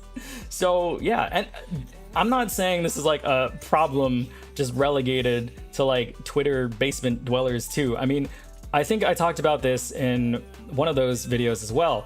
When I went to med school, my first year anatomy course, one of my tank mates in my anatomy lab, when we got to our cadaver in the pelvis unit, and we had a female cadaver, and we like dissected the pelvis, right? And we broke open, you know, the patient's like hips and took everything out and all these sorts of things. Like the guy who was like 23 years old, right? Went to a good college, went to a good med school, and he's like, wait, women have 2 ovaries? I was just like, wait, how did you get this far without knowing that women have 2 ovaries? Right? Like it's huh? So yeah, like don't judge people for where they come from or what they don't learn, but be the change that's going to actually educate them and teach them to be better. Because if you don't, they're just going to carry these misconceptions with them for the rest of their lives, right? I don't use ignorant in a pejorative way, right? Like I'm not trying to call you ignorant because you're stupid. I'm calling you ignorant because you haven't had somebody educate you about the correct thing yet, right? Like I'm ignorant about a lot of stuff too. Like I did not, I don't know, just there's so many things, right? Like everybody's ignorant about something, but it's actually, you know, if you want to get off your ass and learn something about it instead of trying to like perpetuate what you think you know and ending up getting it wrong. Again, though, health literacy needs to be promoted more. True. I'm a big proponent of health literacy on this channel, if you couldn't tell. Who refers to the organ as an ovary and not ovaries? Yeah, exactly. Like how many times are you talking about one ovary unless you have like a cyst or something? The more you know. All right, let's get back to Doctordle. I've only done 3 so far. So I can then say uneducated. Ignorant would be willfully uneducated. That's true too, but I think uneducated also carries a more negative context in that sense, right? Because it's like, if you're calling someone uneducated, it almost seems like an insult, right? Being ignorant is not an insult, just a temporary state. Yeah, exactly. That's how I feel about it. Like, ignorance is not necessarily me making fun of you, right? Like, I feel like uneducated is used as an insult, you know, often enough. Like, ignorance is not uneducation, it's just not knowing. Like, somebody can be educated and not be ignorant anymore. I don't know, whatever. I feel like we're getting into semantics. We're splitting hairs here. Somebody find me a word that I can call people who did not know better, but are willing to learn about something to change that, and I'll use that word from now on. Uninformed. Yeah, uninformed. Yeah. There's no way to really say you don't know stuff without carrying a negative connotation. Yeah, I mean, people are gonna feel insulted no matter what. The connotations are always reversed for me. Yeah, like I thought ignorance and uneducated had very clear differences, but I guess other people like feel differently. But uninformed feels pretty good too, because uninformed is a degree less like singling out than ignorant. To be fair, doing a language degree right now, this is why we need a variety of experiences. No one says being uneducated is bliss. Yeah. Being uninformed is bliss. All right. 62-year-old man is brought in by his wife, who is concerned that he's been forgetful since a recent hospitalization. So we see this all the time, especially in more elderly patients, right? Being hospitalized sucks, right? I don't know if you guys have ever been, you know, admitted overnight in a hospital, right? There's so many things that goes on there, right? You've got nurses coming in, you know, you've got, you know, techs drawing your blood, right? Literally stealing your blood, okay? You got the case manager trying to come in, talk to you about your insurance, and your body feels like crap, you've got a fever, you're sweating through your bed sheets, you got a med student coming in at 5 in the morning, you know, asking if you pooped already, right? So you're not getting good sleep, right? You're going to forget what time it is, you're going to forget what day it is. And as you get older, these things really mess you up. Outside of whatever medical condition you're dealing with, the fact that you just get so disoriented over your hospitalization does a number to people. So dementia, like after a broken hip, yeah, so the reason why that's so bad too is because it's not necessarily the operative repair that's a problem for people, it's the problem for people that are just staying in bed all day and they forget these sorts of things and they get so disoriented, they get so delirious that they like forget to do things and they just don't recover well. Imagine being bothered every 4 hours for vital signs overnight and being confined to a hospital bed. This post made to you by Outpatient Medicine Gang. Have you pooped today? Yes, I pooped before stream. It was good. It was like a Bristol 4. It's pretty good. Yeah, hospital-induced delirium is so real and so crazy. Yeah. So I mean, being hospital-acquired delirium or like even like ICU delirium is a whole thing that I treat on the regular.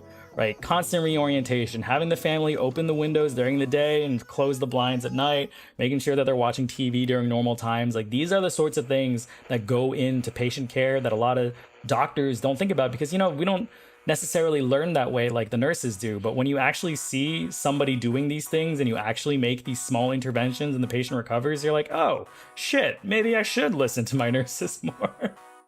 So I don't know. We can say like, is delirium even a thing? Delirium, hospital-acquired delirium. Incorrect. Okay. He is alert and oriented, but repeatedly asks the same questions during the interview. So it kind of depends on what the reason hospitalization for as well, but hospital-acquired affections are also a thing. So HAIs, you know, they're tracked on like a state and federal level by the Department of Health, right? You can catch things in the hospital too, right? Like if I admit you for a UTI and treat your UTI, there's nothing in there that says you couldn't get a pneumonia while on the floor also, right? You can be in a hospital, you can catch COVID, right? We wash our hands, we sanitize, we do as much as we can, but hospitals are nasty places with germs everywhere, right? So you're always at risk of, you know, catching something as you're there. Alzheimer's, dementia, since hospitalizations can make dementia worse. That's true. So if you're there for a recent hospitalization and you were there for X amount of time and you had some sort of metabolic stressor that uncovered, you know, something going on, right? So maybe he was going to develop dementia by the time that he was 65, but, you know, he had a really bad fall. He was hospitalized for a week and a half and he has a reduced baseline. Like that can definitely unmask stuff going on. So, ooh. Let's say Alzheimer's disease? No, okay. He appears unaware of his memory deficits and becomes frustrated when corrected. Let's see. He's unaware of his memory deficits and becomes frustrated when corrected. So he's still lucid. It's just that he's not when he's being asked the same questions during the interview, huh? Okay. How does vascular dementia work exactly? Vascular dementia is more just like from hypertensive injury, right? And you get stepwise decline is kind of the classic finding. So you see somebody progressively go down in function over the course of like 4 or 5 years. But this one seems to be a little more acute, right? Because this is a recent hospitalization for whatever issue, and he's alert and oriented ×2 or something, but he asks the same questions. But then when you point out that he's not making sense, he gets frustrated, and he doesn't think he has any problems with his memory. So it could be, you know, short-term wise, that's why I was calling it delirium first. Sundowning is, yeah, so sundowning is, you know, when people start to get like that, you know, towards the evening, right? Which is why it's called sundowning. And tardigrade, he's not being asked the same questions, he's repeating his own question, but repeatedly asks the same, okay, yeah. He repeatedly asks the same questions during the interview. So he's having tardigrade amnesia?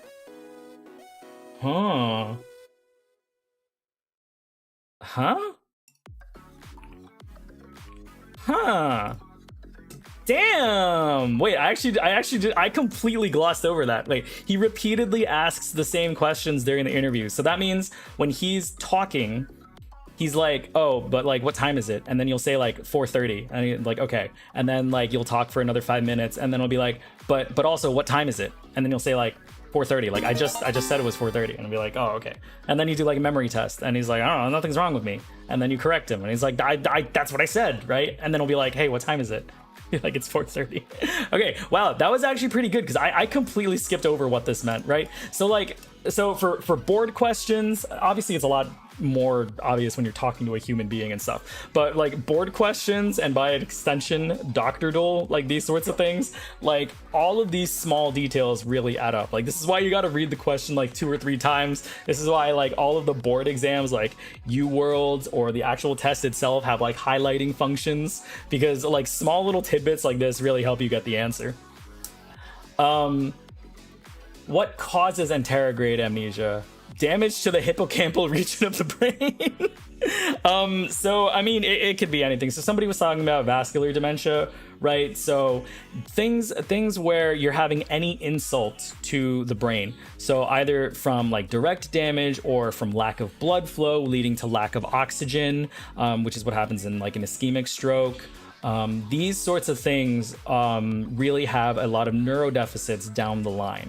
So, you know, it's like when patients come in for a stroke, most of the times what I'm doing is mitigating the effects of the stroke. When I discharge a patient from the hospital after they had a stroke, most of the time, all I'm giving them is aspirin and a high dose statin.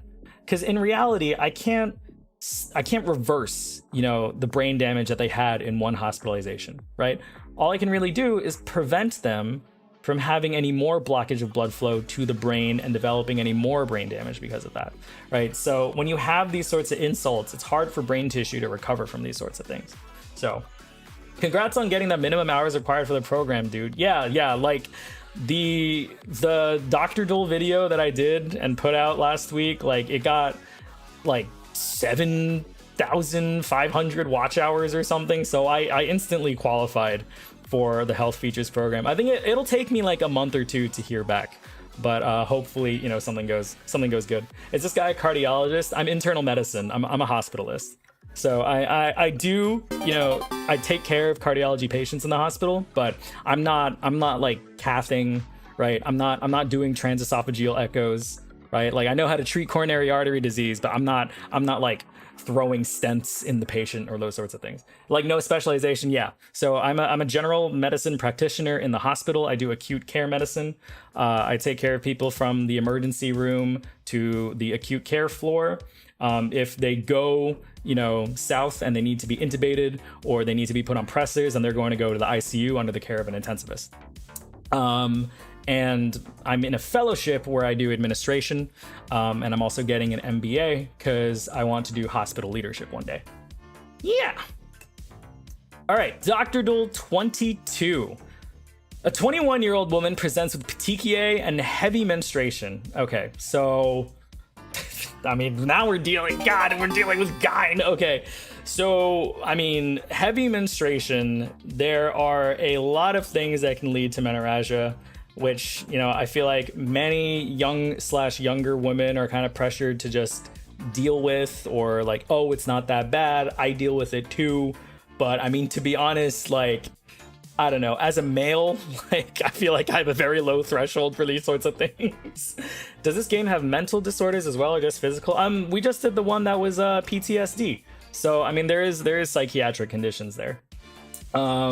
Is he American? Yes, I sound like an American. I'm very much ignorant like an American. I just had a whole 5-minute rant on my interns using Celsius. So PCOS, endometriosis, yeah, a lot of these things. Gyne here feels like a red herring, maybe a bleeding disorder. Yeah, so petechiae, right?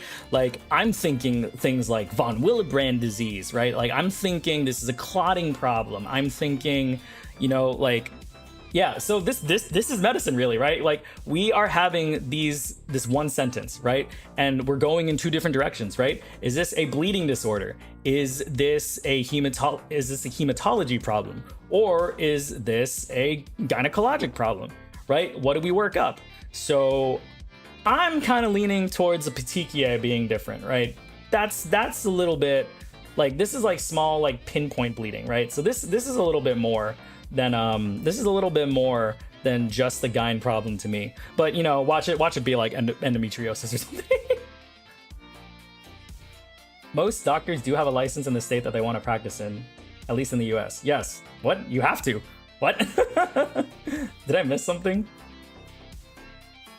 I have a license in the state that I practice in because I practice medicine legally. I don't practice medicine illegally, I promise. All right, so let's, like, common things being common. What is probably the most common bleeding disorder for a young woman?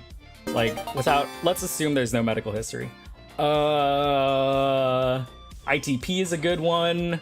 I don't know. What do we want to start with? Do we want to start with ITP? Okay, so idiopathic. They don't even have ITP? Man, okay, let's say von Willebrand. I said von Willebrand's first, right? On physical exam, there is no hepatosplenomegaly or lymphadenopathy. So this is basically saying that there's no enlargement of the liver, there's no enlargement of the spleen, and her lymph nodes aren't swollen. So we're not really thinking like lymph nodes, we're not really thinking an infection, right? It doesn't really seem to be a blood cell disorder if the spleen is fine, and it's not a blood breakdown disorder if the liver is fine. Cancer is always a good one to think. Cancer is always a good one. Cancer is always a good thing to keep in the differential. Oh, try immune instead of idiopathic. Wait, yeah, okay. So immune thrombocytopenia or also idiopathic. God damn it. Yeah, I was like, common things being common, like it could just be ITP, right? So ITP stands for immune thrombocytopenia or also idiopathic thrombocytopenia. I am a genius. Yeah, nice one. And this is when you just have a low platelet count for whatever reason. Immune thrombocytopenia means that you have a low platelet count because you make antibodies that are binding to your platelets and destroying your platelets. And your platelets, you know, are the things that are involved in making primary blood clots, right? So if you have low platelets, you're going to start bleeding a lot more. So this is why this young woman has petechiae and heavy menstruation, right? If there is no antibodies, right, then something technically called idiopathic thrombocytopenia, where it's like we don't actually know the cause, but we can still theorize what it is. Based on, you know, how things present, ITP is usually treated with steroids, right? So we basically use steroids to shut up the immune system to stop overproducing those antibodies. All right. And generally, this is saying that she had a mild cough roughly 2 weeks earlier. It is probably the antibodies that were made against those, you know, organisms that are now overreacting, binding to her platelets and messing them up. I always get called to plan for ITP cases when they'll remove the spleen in order to plan the vaccines. Ooh, yeah. So ITP can get pretty nutty too, because if the patient doesn't respond to steroids, then you actually need to start going for the immune system a little bit more. So once you go past steroids, your next step is something like rituximab. This is a CD20 monoclonal antibody. And this is basically just going to stop your B cells from overproducing those antibodies in general. And then if they don't respond to rituximab, then you actually have to go for a splenectomy where you actually take out the spleen so they stop destroying things. So petechiae occur in ITP due to reduced platelet count, allowing smaller capillaries to spontaneously bleed without self-resolution. Yes. I also have the rituxipasta when they ask for clearance. Further evaluation reveals the presence of anti-GP2B3A autoantibodies. So this is the one where it says this is immune thrombocytopenia, not idiopathic thrombocytopenia, because it's giving you like, hey, we did antibody testing and they actually have these antibodies that are anti-GP2B and 3A. And GP2B3A is just like one of the binding sites on the platelets. I think this is the one that's implicated in Glanzmann thrombocytopenia. Do not quote me on this. Glanzmann thrombocytopenia. Is this? Yeah, no, fuck. No, it is. Yeah. Oh, shit. Platelet glycoprotein expression study by flow cytometry with decreased absence CD41, GP2B, and CD61, GP3A. Holy shit, how did I get that? Holy shit. Yeah, so that is Glanzman. And Glanzman is shit. It's basically abciximab, right? So you have Glanzman thrombocytopenia, which is they have anti-GP2B3A, or if you have too much GP2B3A, you can give abciximab, which is AB6, like ABCIX. And I had a really shitty mnemonic about this because, like, in 2018, you had the K-pop groups AB6 and CIX debut, and then I was like, oh my god, it's like AB6. Whoa. Are you using UpToDate? I'm just using MedBullets for this. UpToDate's a great resource. It just takes so long to parse through something to get an answer. If you really wanted to just get like to the sweet spot of something, I mean, oh shit, what is our AI thing called? Oh shit, what's it called? Oh my god, I'm blanking out. What's our open evidence? Yes. Hey, at least the fact that I don't remember what it's called means that I don't use it that much. If you really wanted to answer like a quick clinical question, open evidence is like decent. You do need to register for open evidence though, so you do need to have an NPI number to actually like use the engine. But I think for looking up quick things, open evidence is pretty good. UpToDate, if you actually want to learn things and like have like a real legitimate understanding of the clinical context of your situation. But then this is Doctordle, like it's probably made for like third year, fourth year med students. So when I Google something like on med, like I'm usually just looking for the quickest answer on MedBullets because I'm not trying to go into that depth. Did he just mention AB6? Yeah, dude, brand new music. Daewoo was like my one pick from Produce 101, so of course. Yeah, but like abciximab is written ABCIX, so I was like, oh my god, it's like AB6 and CIX, that's crazy. UpToDate is developing its own AI tool, but it's kind of bad. Oh, rip. DynaMedX is also another popular. Yeah, DynaMed is pretty good too. My favorite in residency was Pathway, I think. Pathway was pretty good. That one had like studies and like landmark trials and all these things, and it would give you like the clinical question, it would give you the study design, and it would give you the results, and it would tell you like what the takeaway like clinical pearls from those were. And like for rounds and stuff, when you're getting pimped on like random landmark trials and all that stuff, like Pathway was a lifesaver. No, he's bald IRL.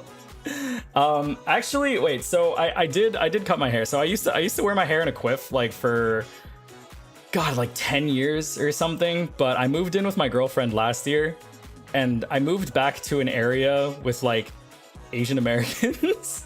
So I started going back to like a Korean hair salon. So I'm rocking a middle part right now. I've got the performative male look down pat. No way you're a K-pop fan. I'm half Korean. It's in my blood. Dude, have you watched Boys Planet? I watched 1. I didn't really watch 2. Did I really have any 1 picks in Boys Planet? I had 1 picks in P101 season 2, and I had 1 picks in Produce X, but Boys Planet, I feel like I was rooting for Jay. I feel like I knew Hui wasn't going to make the group. Like there was no way Hui was actually like going to carry all the way to the end. I liked man. I liked Jay, I liked Camden, I liked Konwook, I liked, oh my god, I liked Keita. I can't believe Keita didn't make it either. Fuck. Ugh. Do you have a favorite webtoon? I also made a post about this on Twitter, and I got slammed for it. I really like Lookism, okay? Like I think Lookism is fucking awesome. All right, like it's a shonen battle anime. All right, it's fun and it's stupid, but I've been reading it for like 8 years at this point, so I'm not gonna stop. All right, but I was just like, damn, remember when Lookism was about like social commentary and about how people like, you know, judged people who didn't look nice, and it was, you know, just about like a little microcosm about what happens in Korean society to young people as a whole, and now it's just like a shonen battle tournament. And I'm just saying, and then a lot of people just jumped on my ass for that. Have you heard of Extraordinary Heroes? Yeah, so I'm a stay. I'm like a pre-debut Racha SoundCloud stay. So I follow JYP pretty closely. so I'm a stay, and my girlfriend is an N citizen, and we always joke like, could a stay boy and an SCT girl find true love? Yeah, but I was like really into like 3rd gen, 4th gen K-pop. I think I kind of been listening to Longshot and Cordis, you know, but it's hard to keep up with like the newer gens and stuff. Do you like N-Team? I've heard about them. I've heard about N-Team. I've heard about Plave too. I mean, I'm a VTuber, of course I have to heard about Plave. But yeah, I'm old, dude. I'm old. I'm 31. I've been into K-pop since like Girls' Generation came out. So what's that, like 2009? Dude, I've been in this for like 17 years. Like, dude. Have you heard about X-Love? Yeah, X-Love has Wumuti from Boys Planet. Oh fuck, I liked Wumuti. Oh fuck, I liked Wumuti too. Man, there's so many good people that make it. Fellow stay, true. I listened to Day 6. Nice. Bro has time to be a Doctor, VTuber, and K-pop fan. Yeah, I saw Stray Kids. I saw Stray Kids live in Atlanta. That was pretty fun.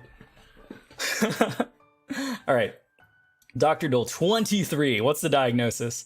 A 22-year-old man presents with right hand pain and swelling that began earlier today. Okay, so right hand pain and swelling that began earlier today. I mean, I'm thinking like trauma. Like, I don't know. 22. He slammed his hand in the car door. I slammed my hand in the car door. He doesn't say hand in that, but you know what I mean. Like, there's so many things, like right hand pain and swelling. I mean, you can think like cellulitis. You can think, fuck it. Let's just say cellulitis. All right. Cellulitis isn't a diagnosis on this game for some reason. Allergic reaction, lupus or breast cancer, Wumuti and oh wait, hang on. Back on Boys Planet. Diagnosis, ouch. Scaphoid fracture. Okay, yeah. So we're thinking about like metacarpal boxer's fracture. This is a pretty good one. Do we have any other fractures? Whoa, shit! I almost dropped my drink. Do we have any other fractures? Scaphoid, lunate, hamate. No, okay. Yeah, let's just do boxer's fracture. That's a pretty good one, actually. Oh. Shit. Okay, well, yeah. Guys, we're not getting good content out of this. We're guessing them too quickly. All right, so he reports sudden onset of pain when his hand struck the wall during racquetball. On physical exam, there's tenderness and swelling over the dorsal aspect of the hand. He's fully unable to move his hand due to... I feel like, honestly, these three things are just kind of all saying the same thing. I smashed my metacarpal in the car door. So when he's making a fist, the fifth digit overlaps the fourth. So somehow, if you didn't get boxer's fracture by that point, then you're getting it over here. And then the neck of the fifth metacarpal bone, like, pretty much tells you, like, oh, it's the pinky, so... It wasn't breast cancer or lupus? I can't believe it. It was ortho. It was me, ortho. Okay. Here's something that probably I'm gonna get screwed on. 5-year-old boy is brought to the clinic by his parents due to swelling around his eyes. I don't even know where to start with this, man. So like so as internal medicine, I don't see children, right? So 0 to 17, like I do not treat you. I don't think I even can treat you in the hospital. Mooney the Spoonie, thanks for the 100 bits. Oh, love hearing you talk through these, and now I'm tempted to cause a little chaos with some questions along the lines of, person gets admitted who actually has some sort of fictional disease, what do you think is going on and what do you do about it? Fictional disease? Like fictional disease, do you mean like fictional, like imposed, fictitious disorder imposed on self? Or like fictional disease like they have like aliens in their bloodstream? I don't fucking know. Mixed edema from nephrotic stuff, conjunctivitis, kids are gross, pink eye. Oh, well, it's swelling around eyes, plural. So like, and they're not talking about discharge, right? Conjunctivitis, you used to be worried about discharge, but swelling around the eyes is like, yeah, like you're thinking like mixed edema sort of symptom. They have guilt. or stigma, or ligma, or cooties. Viral pink eye can be both. Oh, true. Yeah, but they would have conjunctivitis. Like, I feel like the chief complaint wouldn't be swelling around eyes. Abuse? Oh yeah, so okay, yeah. Unfortunately, child abuse is always like something that you have to keep in mind with peds as well. On my step 3 exam, I think on one of the clinical scenarios that I had, it was actually child abuse too. So, and then you had to like type in into the order set like inform like CPS, and then I put that order in, and then the case ended. I was like, oh shit. So, Hanahagi, I saw somebody say Kawasaki. I saw something that's taken from a piece of media, so you definitely not studied it. Okay, but so it's like completely fictitious? I don't know. I mean, I feel like I'm pretty good at sussing out bullshit at this point in my career. Like, I've been practicing for like 4 years now, so... Do parents bring in their kids even if they abuse them? Dark? Yeah. I mean, again, I'm not a pediatrician, but like, yeah, unfortunately this shit happens. Rule out abuse. Does guessing child abuse mean that you put in... Oh shit. Do they even have abuse? Physical abuse. If we put down physical abuse, does that count as ruling it out? All right, good. Boy with preorbital edema. So it's like recent history of upper respiratory infection and though he feels otherwise healthy. So I think this is what is the, it's like post streptococcal glomerulonephritis or something. This is something that happens with kids, right? Ah, shit. What? Wait, I was close. Urinalysis reveals proteinuria with bland urinary sediment. Oh, wait, what's the... It's not PSGN. It's not IgA, right? Wait, minimal change? I thought minimal change is like... So, I thought does minimal change happen after infection? So, for minimal change disease, this is the podocytes, which are kind of like the feet of the glomerular cells. And when you have minimal change disease, you lose those feet. So you kind of lose the filters that are going into the kidneys. And you usually see this in kids. Oh, damn. Okay. JFMD ready to take care of kids. All right. So I knew we were kind of thinking like kidneys, right? So swelling around the eyes, like this is when you're losing oncotic pressure, which means that you're losing proteins in your body and in your blood. More importantly, you have proteins like albumin circulating around in your vessels. You have proteins that are just there to keep up the pressure gradient, because like basic physics will tell you, things go from high pressure to low pressure. So if you lose your proteins, you're also going to be losing your fluid there, and things are going to start third spacing into your tissues. So swelling around the eyes, like if we're not thinking child abuse, we're not thinking like cellulitis, preseptal cellulitis or whatever, we're probably thinking about a kidney infection or a kidney problem, because you're losing those small proteins in the blood. He has a recent history of an upper respiratory infection, so that's why I was thinking PSGN. Post-streptococcal glomerulonephritis is a thing that happens when you get kidney damage after having like a group A strep infection. Although that's more of like a nephritic syndrome, which is like losing blood through the kidneys, rather than nephrotic syndrome, which is like losing protein through the kidneys. So having marked proteinuria with bland urinary sediment is essentially saying he's got proteinuria, so he's peeing out protein.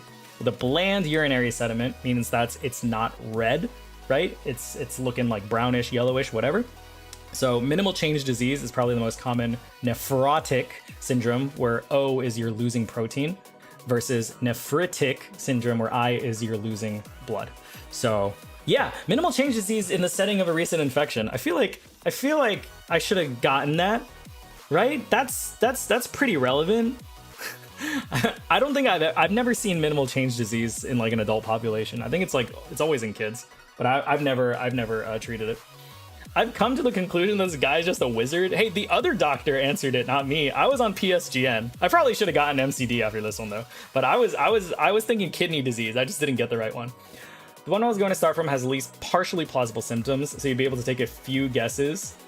Just gonna admit it. I wanted to know if you did someone having a Viali flare-up. For those who don't play the same games as I do, the oversimplified summary is that it's chronic illness that makes you horny in the most upsetting way possible. What in the sex pollen trope?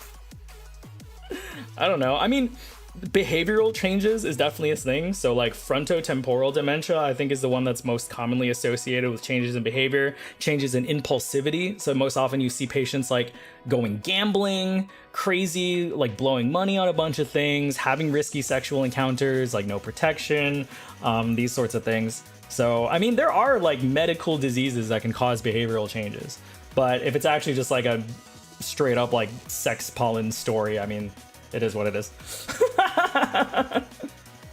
JFMD is also internal medicine. We're actually the same year. We didn't go to the same program, but he's the same year as me. And he works as a primary care doctor. So we kind of cover both spectrums. He does the outpatient and I do the inpatient. So yeah. To be fair, we don't see MCD a lot in outpatient. Yeah, I've never seen MCD, period.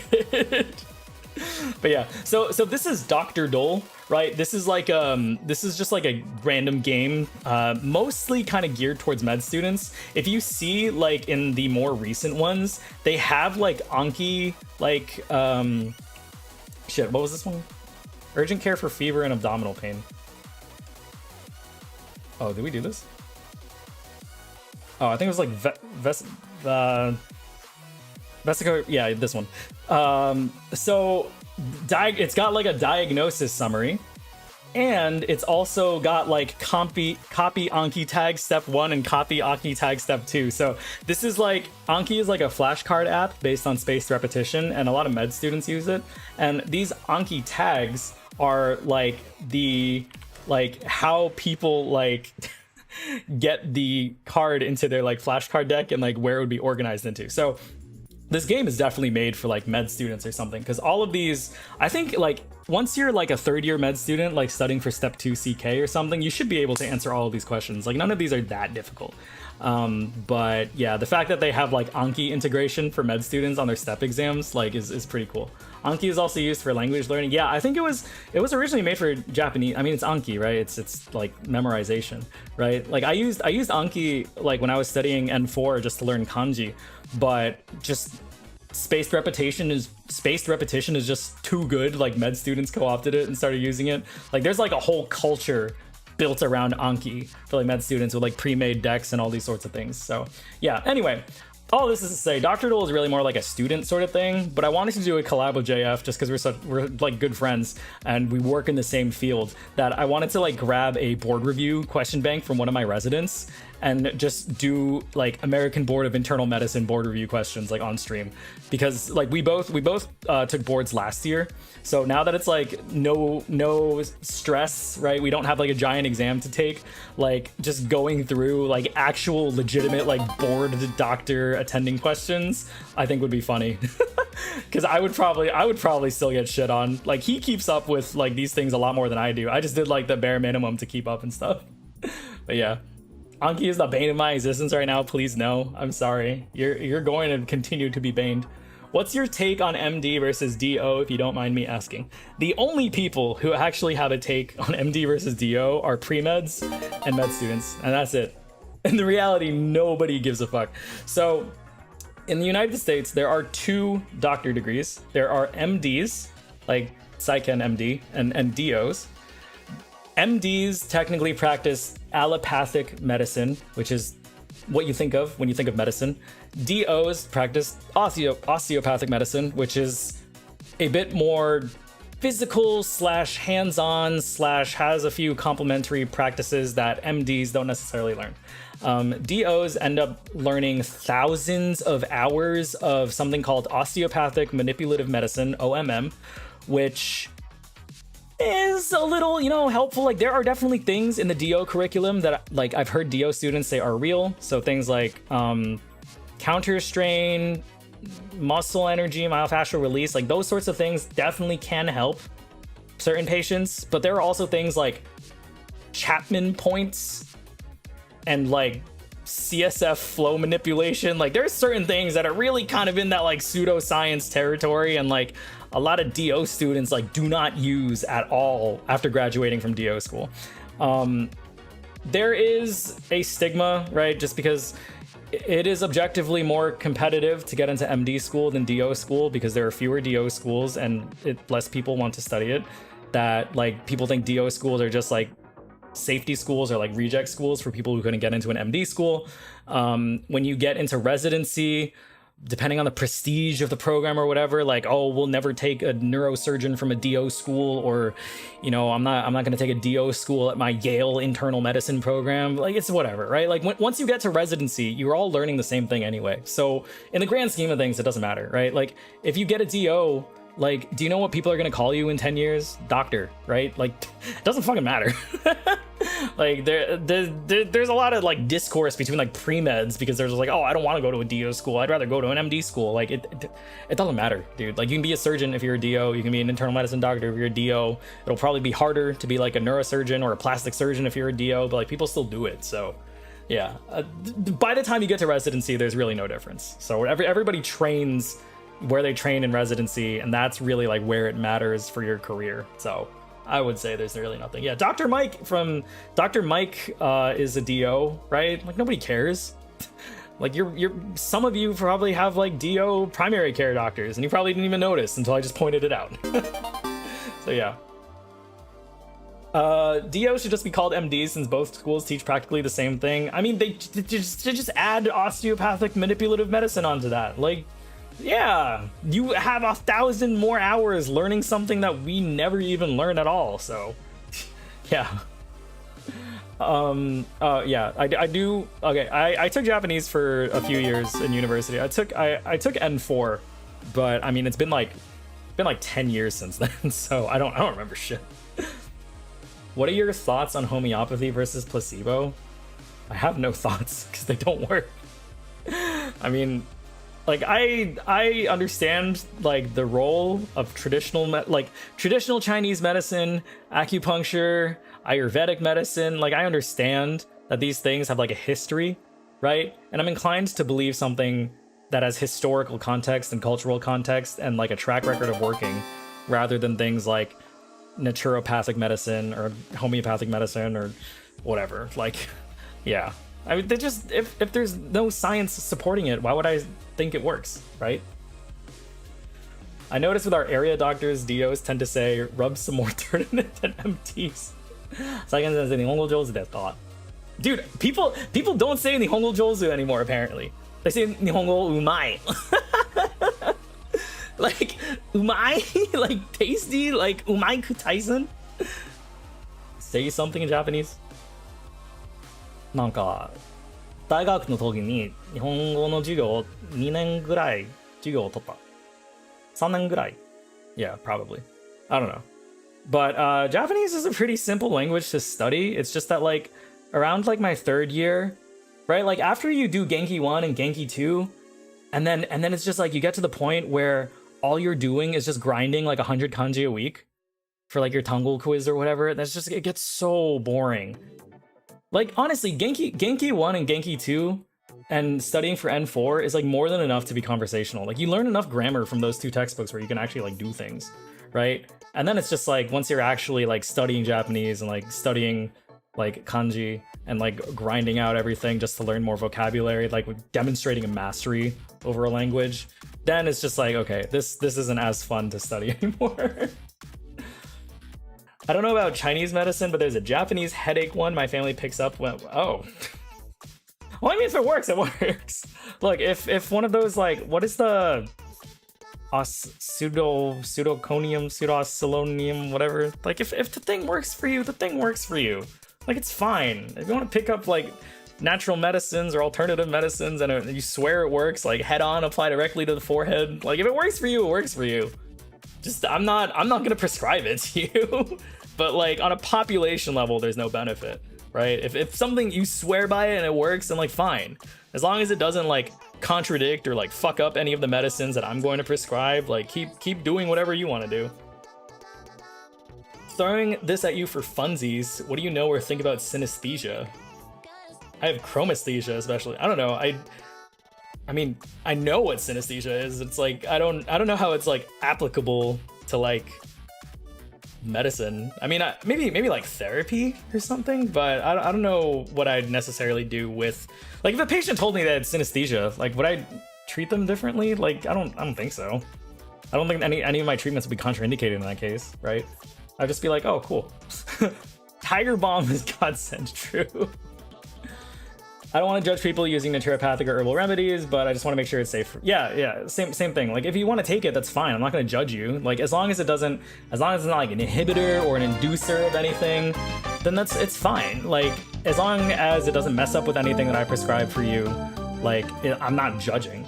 Odo Bear, thanks for the raid. Salam Pass! I love Salam Pass. In the US, there's no regulation on supplements, so you don't know what's in it. Yeah, that's true.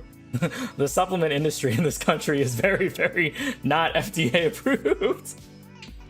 I probably only know about 30 or so kanji at most. I think I know, like, I don't know. How much do most elementary Japanese students know? Like 400? 400 sounds about right. I don't know. Darn, so no grapefruit juice cleanse then? Yeah. Thoughts on acupuncture? Acupuncture does actually have like scientifically validated peer-reviewed studies like showing it works. So I did a sports medicine elective with a PM&R doctor, and like they prescribed things like acupuncture. They prescribed things like balance training and Tai Chi. Like, acupuncture does have like a history of working. And like they do work in tandem with like physical therapists and physiatrists on restoring function. So acupuncture does have some actual like legitimacy to it. Another thing that I think is interesting, like balance training, like doctors, I think one of the family medicine doctors that I rotated with in residency, like would tell his patients to do Tai Chi for like balance training. Cause especially once you get into like your 70s or 80s, like gait training, balance training, like these sorts of things are what keep you out of the hospital, right? Like reducing fall risk is the biggest thing for anybody with that degree of frailty in older age. So don't even with St. John's wort. I hate that Wallen Farm. So, all right, I got 2 videos coming out soon. On Friday, I have a video on Ehlers-Danlos syndrome. And on Tuesday, I have a video on herbal supplements coming out. And I think that one I talk about grapefruit juice, St. John's wort, kava, ginkgo, ginseng, kratom, like a bunch of other things. So please look forward to it. What are your thoughts on cupping? I know people do it. I don't know. It was in the Jackie Chan, Jaden Smith Karate Kid movie. That's probably the first time I ever saw it. I mean, people do it though. I mean, it helps, right? It's blood flow. Blood flow is good. I'm on carbamazepine, Tegretol for epilepsy. Told no grapefruit. Yeah. It would be a CYP 450 inducer. Ooh, I have EDS. I'm looking forward to it. Yeah. It was from my subathon. It was like one of my sub goals where if we got to like, I think it was a low one. It was like 10 or 15. Then the person could pick whatever topic that they wanted to see. And then they wanted EDS. So I talked about EDS. I did a lot of EDS research in med school. So I'm pretty knowledgeable about hypermobile EDS and certain types of prolotherapies in the treatment for it. Because like my research is pretty specific. I don't say what type of prolotherapy because I'm pretty sure like there are so few papers out in that field that if you like Googled up that sort of prolotherapy, like it would probably show up my name because there are probably like fewer than maybe like 10, 15 teams that have actually worked on it. All right. Will you be covering dysautonomia in the future? Yeah, I have one person who really harped on me for the way I explained POTS one time. So I just took that video down. Like, okay, dysautonomia is a very complicated phenomenon. And POTS, you know, postural orthopedic tachycardia syndrome, like it's not like a controversial diagnosis, but I think like in terms of like TikTok diagnoses, I think a lot of young people start to try to self-diagnose it, you know, in the sense that they think something is wrong and they're trying to get a doctor to figure out what's wrong with them. I would say POTS, MCAS, mast cell activation syndrome, and fibromyalgia, maybe. Or just like, it's not like anti-medicine or pro-medicine, but it's more just like a distrust in the medical community that a lot of young patients will watch videos on these sorts of topics and try to diagnose it in themselves. And like, they will use these diagnoses in order to force, like, not force, but just like try to nag their doctors into ordering like a specific battery of tests on them that's like not indicated at all. And there just is a lot of controversy with the management and diagnoses of these things in clinics. So I ended up deciding to take that video down because I didn't want to give people like the wrong impression that they should like be questioning their doctors, you know, if that makes sense. At least for like EDS, when I'm talking about hypermobile EDS, like the hypermobility on the Baton scale is like a physical thing, right? Like you are either, you know, hypermobile in 6 out of 9 joints or you're not, right? So that one's pretty clear. And if you do have associated, you know, POTS or dysautonomia symptoms with EDS, like you will probably know that at that point, right? So that's like something that's very straightforward, like if you have or not. But the other dysautonomia one that I didn't want to talk about on a video was EDS, so I ended up just taking that one down. It is what it is. I took care of someone on the inpatient side who likely had fictitious disorder imposed by self and by others, who had a concierge doctor diagnose her with POTS. Yeah, I mean, well, it's a concierge doctor, so they're just gonna say whatever they say so they can get paid. My doctor was like, you probably have MCAS, here's allergy meds. You think that's a diagnosis? Probably not, but do you feel better taking the allergy meds? Yeah, a big part is that it's commonly women who get them. Yeah, I mean, it's commonly women who are diagnosed with a constellation of symptoms, looking for an answer, watching videos online, seeing other women validate their experiences with having this disease, and then thinking that there's something wrong with the healthcare system for not diagnosing them with that disease, and then rallying other people to their side. So I mean, you can do a lot of this research on your own. I'm not too well versed in like the whole controversy in it, but like it's like chronic disease TikTok or something. Like there's a whole thing out there where people are saying like, don't listen to your doctors, like this is actually what you have, it's not this, like don't let them bully you into not taking you seriously. Like I take my patients seriously, man. It's just I don't think everybody out here has like a very specific dysautonomia. Not everybody out here is meeting like my diagnostic criteria for fibromyalgia, like etc. etc. I'm training to become a doctor, PhD in linguistics and second language acquisition. But combined with your content, I recently discovered, and my friend who is an MD, I've been digging into medicine and research myself to learn more things in that regard. Hope you're having a nice day, Doc. Thank you. I wonder, would you be able to figure out a diagnosis from the meds? Generic, not back. Well, I mean, yeah. I mean, polypharmacy is a very easy diagnosis to find, right? Like if somebody's coming in with low blood pressure and they have like 2 medicines that like contradict each other, like you have somebody on lisinopril and losartan because somebody didn't do their medrec correctly, then yeah, that's polypharmacy causing hypotension. Like that's very easy to stop, right? Or like somebody's coming in with like an acute kidney injury and you take a look at their meds and they're taking like an ACE inhibitor and a loop diuretic and an NSAID. Like, oh, okay, well that's the triple whammy thing right there. So like no wonder the kidney shut down. So you're taking away those compensatory mechanisms by giving them this combination of medications. Like we see this all the time. Unfortunately, with the advent of the electronic medical record and how the fact that everybody prescribes medicines like through the computer system, garbage data gets carried over because not a lot of people will take the time to take out things that aren't relevant anymore or take the time to make sure that these things are no longer carried forward. And patients don't know any better, right? Like if you see on your discharge paperwork, it says continue taking these medications and also take this new medication that your doctor gave you and nobody reviewed it with you, you would do whatever the paper says, right? So this is also why I'm like very interested in like physician builder and doing all these things on the back end side of like electronic medical record development, because there are so many doctors out there practicing medicine who are not comfortable with computers at a level that they should be. And so many doctors continue to practice medicine like it's the 90s, you know, when everything was pen and paper, but everything's on the computer now, and you can't just expect these skills to translate, right? So we need a system that works better for the doctors who use it and for the patients that are on the receiving end of their care, because so many things just get carried over in the name of convenience that a lot of doctors aren't aware of that, you know, yeah, sometimes can harm patients in that sense. I thought doctors still use 2007 computers. Yeah, that too. And especially with the advent of AI, exactly, right?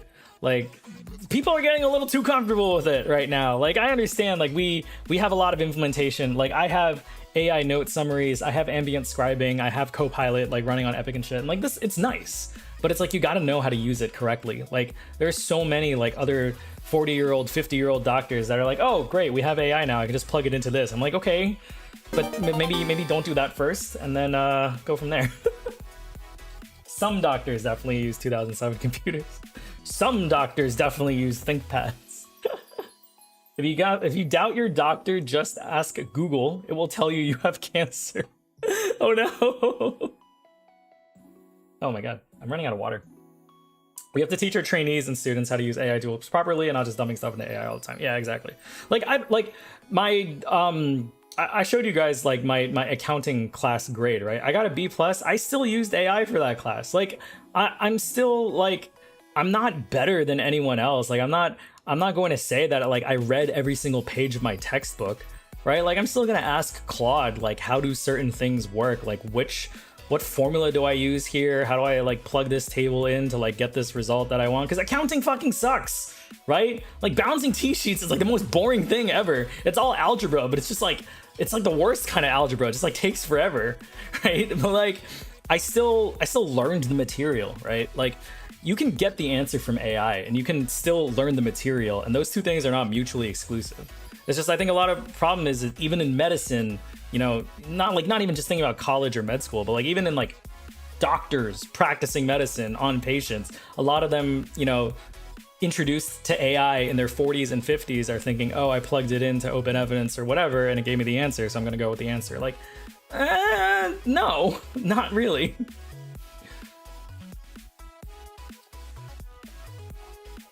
As long as there's no PHI, putting patient info into AI is like not against HIPAA. Yeah, that's true.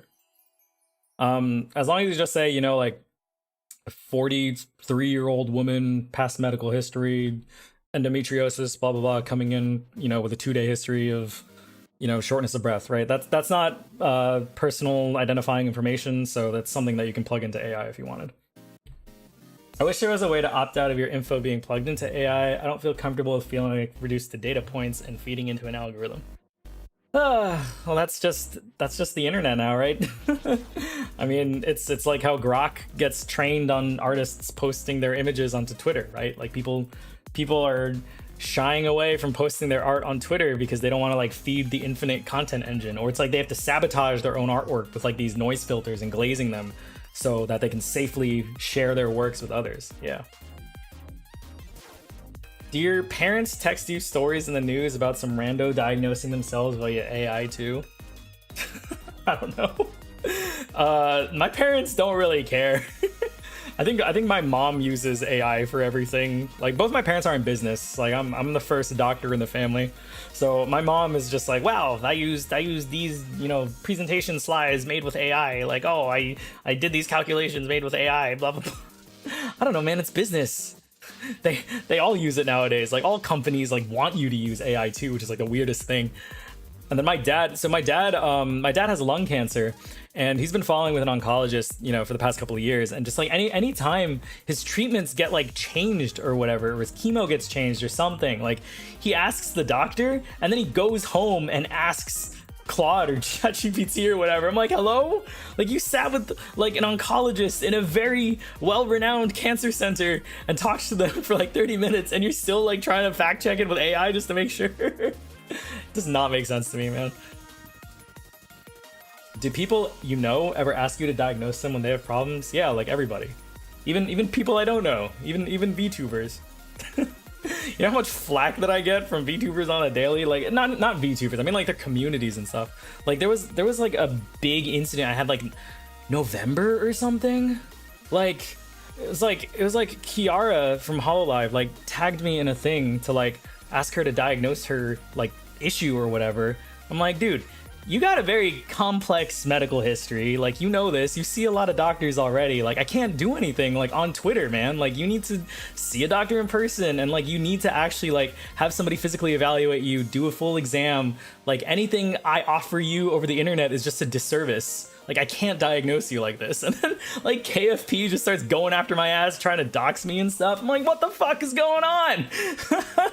It was like the second time she did it, I guess, too. Like, I think one time she tried to do it as a joke, like back over the summer, and then she did it again in November. And then just like like, I don't think she even had a problem with it. Like, she laughed with me or something. Like, she did it on stream too. But then like her fans just went crazy after me. I was like, holy shit, man. Oh my god, yeah, dude. Because it was just like this was last November, right? So I started practicing in July, and then it's like somebody dug up like a Twitter post that I had like when I was like celebrating that I got my medical license, and they were like, well, we can cross-reference the date of distribution and cross-reference this with the state database. I'm like, what the fuck? Who does that? Exactly. Like, yeah, dude, I didn't have a problem with Kiara at all. Like, it was fine. It was funny. It was a bit. Like, we did the bit over the summer and we did the bit again. It was just like, VTuber fans, man, like, I'm sorry. I have a job. I'm trying to like protect my identity. God damn. Why are they stalking me? I don't know. Just because I said I couldn't help their Oshi, like, I get that you care about her, but like, man, I wrote like another post, like, I was just like, I can't. Like, what the fuck? She like drew like a diagram on her VTuber model. She was like, I have pain in this like pink line area, and she like took her VTuber model and like drew a pink line on it. I'm just like, what? What am I doing here? Oh my god, it was terrible. All right. 30-year-old man presents with a loss of consciousness after falling down a flight of stairs while intoxicated. Okay, so then you have to think, most importantly, of the timeline here. So what is with you and Fowler syndrome? Why do you keep talking about Fowler syndrome? Okay, so the timeline here you have to be worried about is, did they lose consciousness after falling down the flight of stairs or before falling down the flight of stairs? And if they lost consciousness after falling down a flight of stairs, do they know that, or were there witnesses? Can anybody else corroborate the story? Can anybody else narrow it down? Like, yeah. So I think I had a patient admitted from the ER, and the ER is trying to call me for admission for like a seizure workup or something. And they were saying like, oh yeah, this guy had a seizure while driving, and then he ended up crashing his car and he came here as a trauma, but you know, we wanted to admit for a seizure workup. I'm like, how do you know he had a seizure while driving? And he's like, oh, that's what the EMS said when they brought him here. I was like, how did EMS know? Like, wasn't he alone? Right? Like, did the cops come and see him having a seizure? Like, how did you know that he had a seizure while driving? Like, the patient had no seizure history or whatever. It's just like people passing along like a game of telephone. Like, think about it. Like, did the car crash cause the seizure? Did he have a seizure while driving first, and then that caused the car crash? Like, you got to make sure that you have the story straight, because if you make assumptions, you're going to start going down the wrong like diagnostic pathway. If it's after the fall, then it could be like an epidural hematoma or a seizure, like what you're saying. Yeah, right? So he was intoxicated, fell down the stairs because he was intoxicated, and then had a loss of consciousness. So epidural hematoma, any sort of brain bleed, things you'd be worried about is stuff like stroke, where you're bleeding into a closed space, and that closed space that holds the brain has a finite volume. So if you have more blood or more liquid in a closed space where it shouldn't be, the brain is going to start getting pushed on and pressed on in places that it shouldn't, which is going to interrupt the blood flow to the, you know, functional areas of the brain. So I'm gonna say epidural hematoma. This is middle meningeal artery or something. Oh, okay. All right, I got it in one. Nice. I don't do Wordle this good half the time. I think it's the middle meningeal artery, I think is the big one. This is near the pterygon or whatever. It's like where a bunch of like different skull bones meet. And just if you happen to get hit in that area, you are very susceptible to getting an epidural hematoma. So yeah. He briefly regains consciousness, but then becomes disoriented and agitated. He's got a dilated, non-reactive pupil on the right side. So now he's actually, you know, having neurological symptoms where part of his brain is having interrupted blood flow. Head CT shows a biconvex, hyperdense collection that does not cross suture lines, so it's limited on one side. And then he goes emergent surgical evacuation. So like I was saying, you have a lot of blood, you have a lot of liquid building up in a closed space, and it's pushing down on the brain. How do you get rid of that? You call a neurosurgeon, they start drilling holes, they start shaving the head, they start taking out a piece of the skull, and that lets you drain the blood and relieve all the pressure so that the brain isn't being squished, you know, within the skull. Biconvex is classic epidural, yeah. Why is everybody saying congrats? Wait, guys, I'm not trying to solve it for myself. We're playing this together. I'm just trying to get you. I'm trying to get you to think like a doctor, right? Like, think about what's important to learn. Think about all these cool things going on, right? Because like this is my job, right? I think a lot of people, like when you start to talk about the difference between like a medicine doctor and a surgeon, I think a lot of people are saying like, oh, like medical doctors are going to get replaced by AI, right? Because you guys don't do surgery, you guys don't do procedures, like you don't do things that like robots aren't going to take over anytime soon. But I mean, the art of medicine is, you know, in the diagnosis, right? That's why in House there's like a whole department of diagnostic medicine, right? Like there's like a whole thing where you need to be able to suss out the information and synthesize it with what you know and the patient's history and come up with like a story, you know, in the sense that you're kind of like a detective, right? You're trying to recreate the situation, you're trying to figure out what happened and taking that who, what, where, when, and why and melding it with all of the shit that you learned 10, 15 years ago and trying to figure out how is A linked to B is linked to C is linked to D, and how is D linked to how this guy is in my ER today looking like shit. Like that's the job. That's the cool part of the job. Yeah, detective is a great way of going at it. They already have robots doing surgery on grapes in House anyway. You should review the medical accuracy of House. House isn't terrible. It's just so dumb sometimes because it's like, you probably know what the answer is from the beginning if they give you all the information. They just don't give you the magical information until like 45 minutes into the episode, right? And then 45 minutes into the episode, House will have like a, did you buy her roses moment? And then it'll be like, oh yeah, I got her roses for Valentine's Day. And then it'll be like, oh, Sporothrix. Like every second year med student knows like what Sporothrix infection looks like in the context of like a rose gardener or whatever. So if they gave you the fact that the patient was out like cutting roses or buying roses for his girlfriend from the very beginning, most people would probably already have Sporothrix on the differential and they didn't need like a whole episode dedicated to that, you know? Colchicine poisoning, oh my god, that one was so stupid.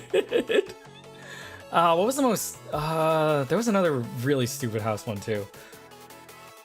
Fuck. I'm sorry, I don't remember what it was. The colchicine poisoning one really pissed me off, but the Sporothrix one is just so like elementary, that's why it pissed me off. Because it was really just like, if you gave me all of this information from the beginning, we could have been done 45 minutes ago. Have you ever watched Cells at Work? Yeah, I watched Cells at Work and I read Code Black and I watched Code Black. Cells at Work is fun. It's literally what Sketchy is, really. So it's Cells at Work is obviously pretty accurate. Like it is what is happening on a physiological level inside of you. Yeah. I hate the one where House disproves asexuality. Oh god, you know what I hate?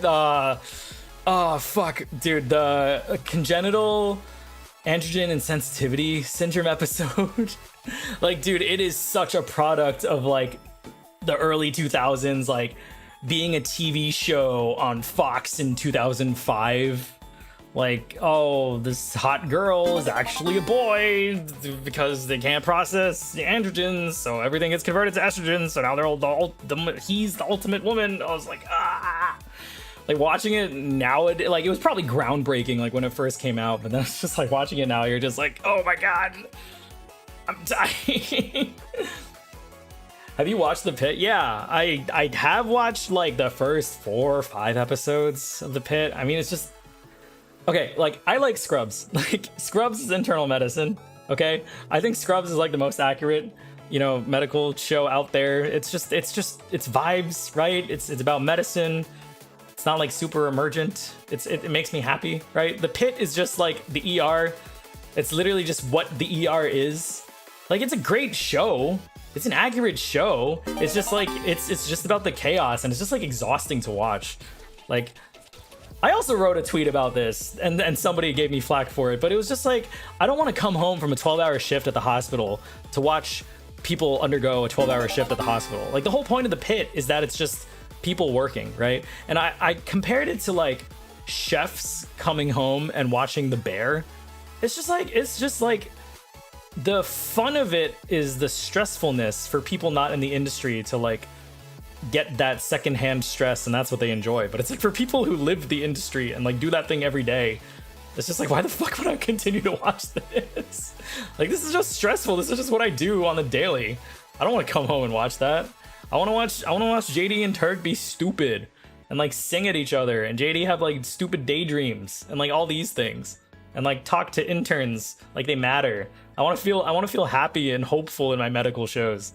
I don't want to just watch people get constantly like beaten down and kicked in the nuts every day. Same reason I can't watch cooking shows. Yeah, exactly. The Pit is the more accurate 911. I don't think I know what 911 is. Is that like Chicago Med? I heard something about that. Whatever. Wait, interns are people?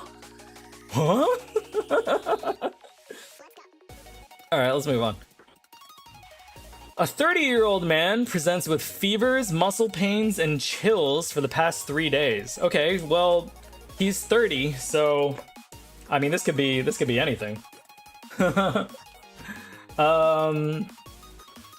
you know a lot of farmers IRL play Farming Simulator? I don't get why they would want to, but hey, I don't know. Pilots play Pilot Simulator too. But it's like, imagine watching like a show about farmers when the whole thing is just like about how farmers like constantly get beaten down by the federal government, and the whole show is just about farmers suffering and like trying to make ends meet, and you're a farmer and you just dealt with all that shit. You're just like, well, why would I watch this? Yeah. Sorry, I know I'm getting like a bunch of Twitch redeems, but I'm streaming on YouTube also, so I'm trying to keep up with like 2 chats at once. This is my first time multi-streaming. It's my first time trying to keep up with 2 chats, so it's a lot. I'm sorry.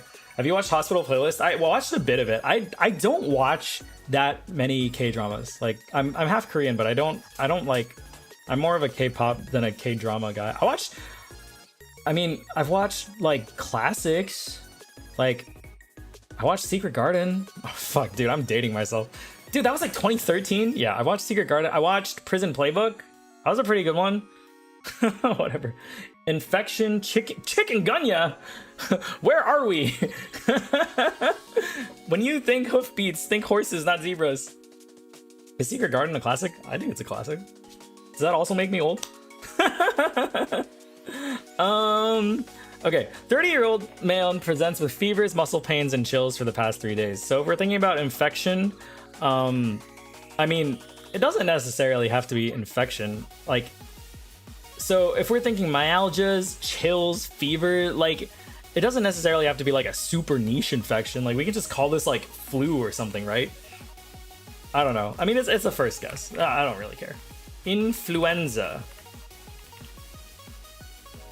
Oh no! Alright. He reports that he experienced similar symptoms lasting a week a few days ago. Could be the 72-hour variant of Plasmodium. What is that? Like the 4-day quiescent malarias or whatever? I mean, it's not falciparum, it's Vivax ovale? Is this one, right? Plasmodium Vivax? I think it's just like it comes back every 5 days or something. That's so weird. Redeemed medical fact on fibroadenomas. Damn, do I even know any medical facts about fibroadenomas? Oh Jesus. I don't think I have any. Plasmodium vivax, this is the one? Ah, damn. Oh, wait, but okay, he returned from a humanitarian trip in Eastern Africa. I mean, dude, I guessed malaria before they even said he went to Africa. What the heck? Well, like, okay, so Eastern Africa is always like a buzzword for like HIV too, right? But like, are we talking about HIV? Like, it is malaria. I just don't know which malaria. I'd say Ebola if I wanted, but let's be topical. Let me say dengue. Damn, like which malaria? Is it falciparum? Is it falciparum?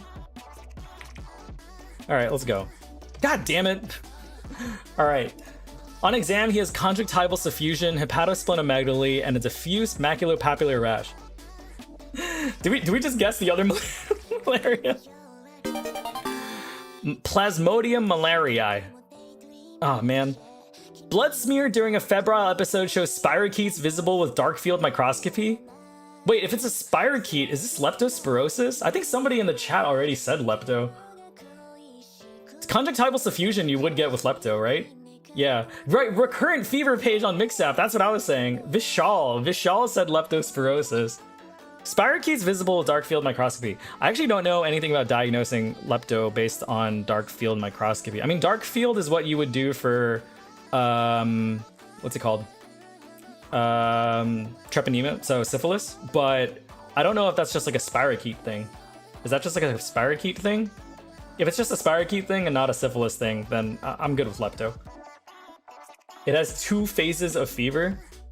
Icteric and anicteric. Well, this patient has 2 phases of fever. He's got fevers, muscle pains, and chills for 3 days, and then he's got another fever a week ago another fever that lasted for a week. That was a few days ago. Bacteria ain't my wheelhouse.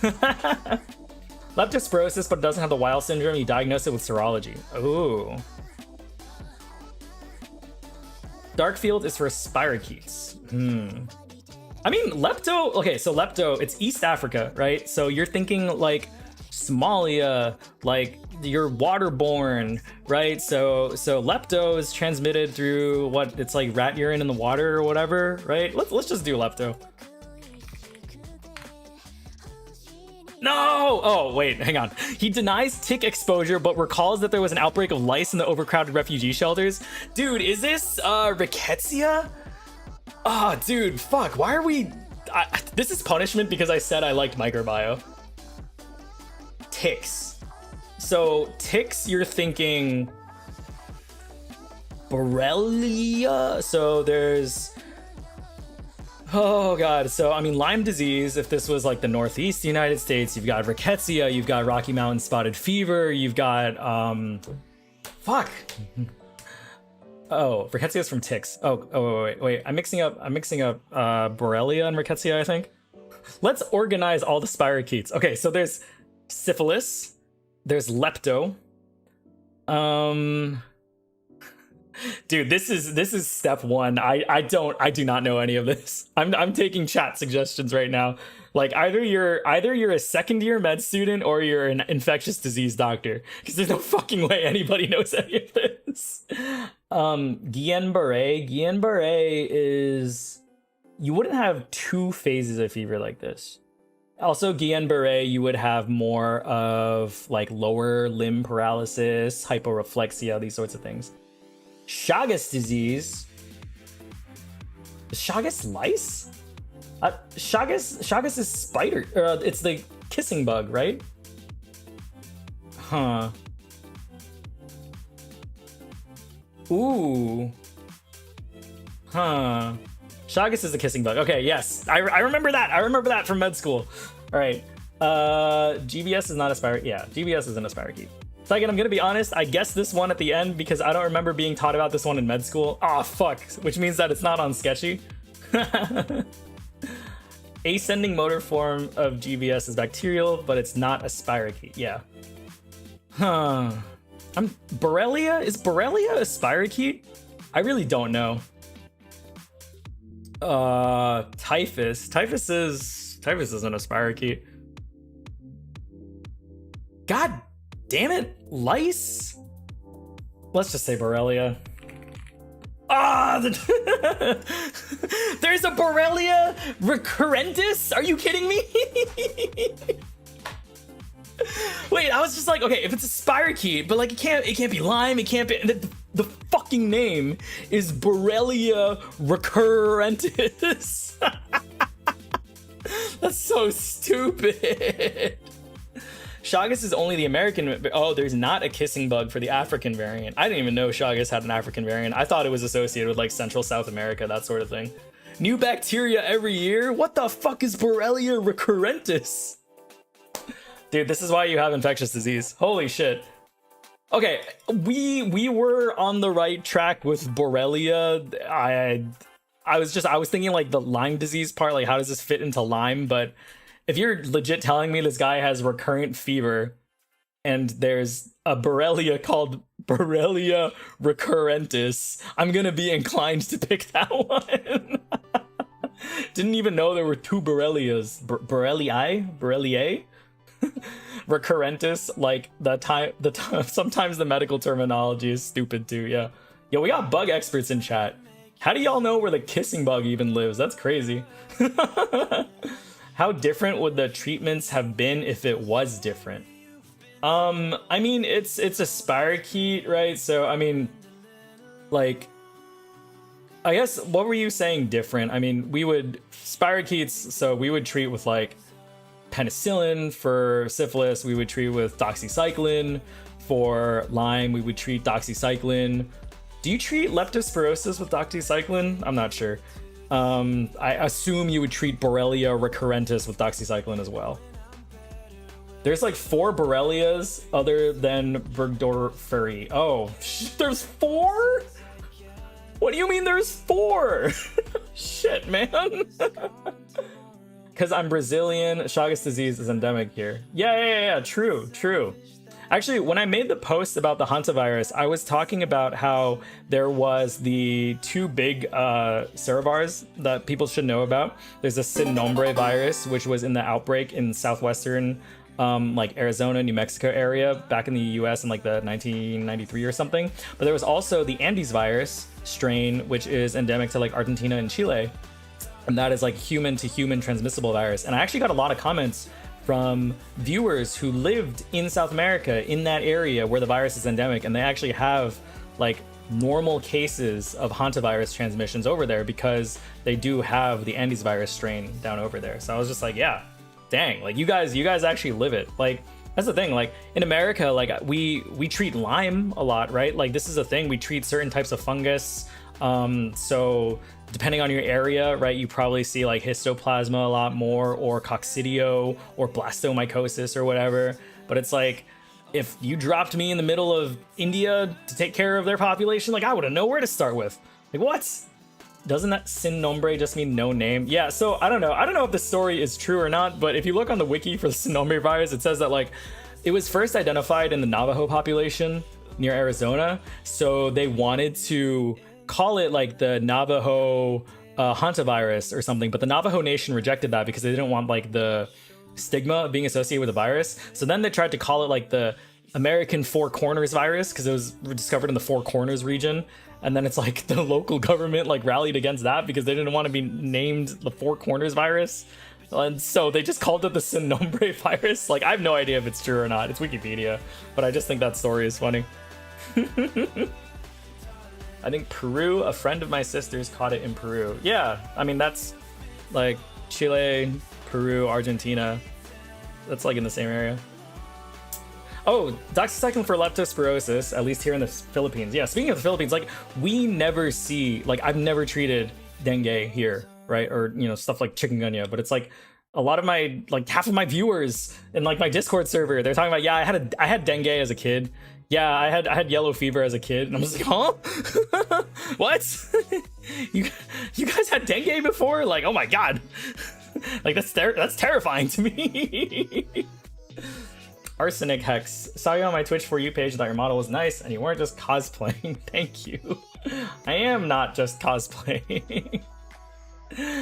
Yeah, but I think it's pretty cool because, like I say a lot of times, like I am an ignorant American, like even doing residency with international like med students turned doctors from like Europe and Africa and Asia. Like I learned so much already, and it's like since I've been putting out content on YouTube and stuff, like I have so many international followers too. Like I think like the 3 highest like places on my Twitter my followers are from is like America and Canada.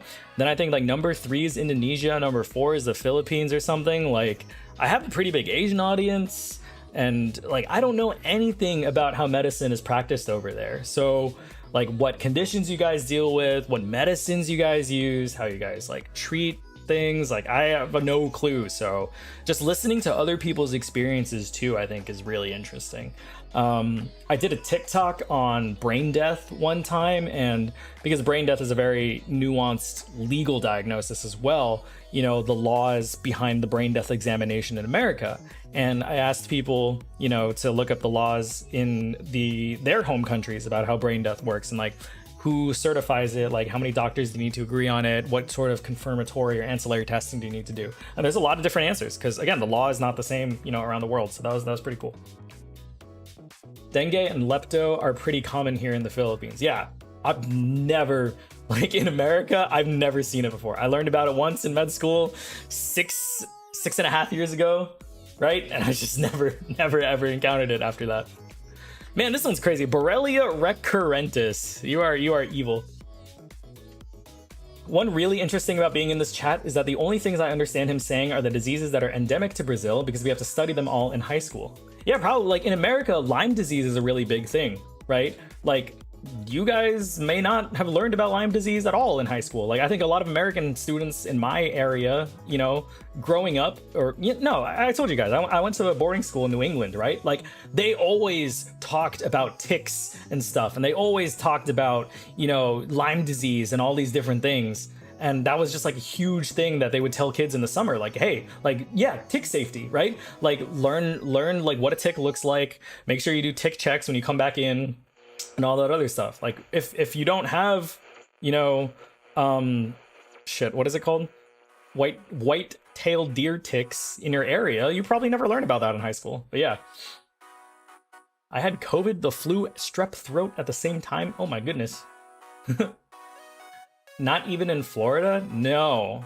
Dude, I was surprised. Actually, we had a board question one time that wanted us to realize that chikungunya could be found in Florida.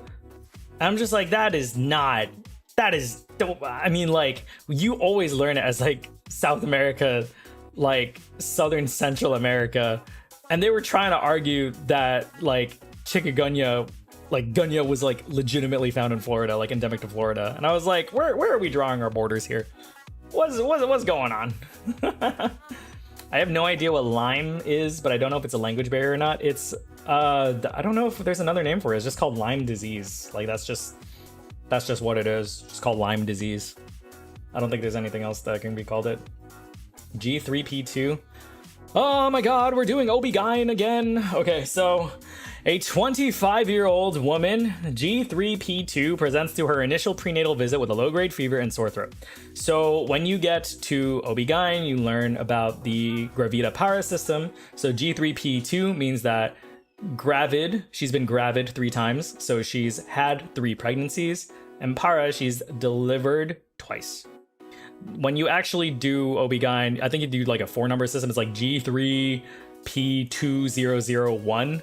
I think it also tells you like the amount of live births, maybe like preterms, abortions, and current, but don't quote me on that. I don't actually know.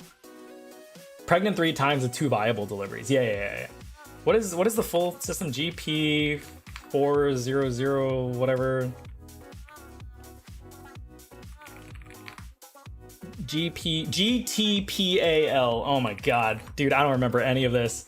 So it's Gravida, which is the amount of times you've totally been pregnant. Term, which is how many pregnancies you've delivered after more than 37 weeks, which includes live births and stillbirths. P is preterm, so anything before 36. A is abortion, right? So any induced or spontaneous miscarriages. And then L is living children. So GTPAL is the full system that they use in like real OB-GYN land. So if you have 4 pregnancies and you have 4 living kids, so that would be G4004. Is that what that means? Maybe. I don't know. Jesus Christ. I'm not an OB-GYN. I don't have to learn this.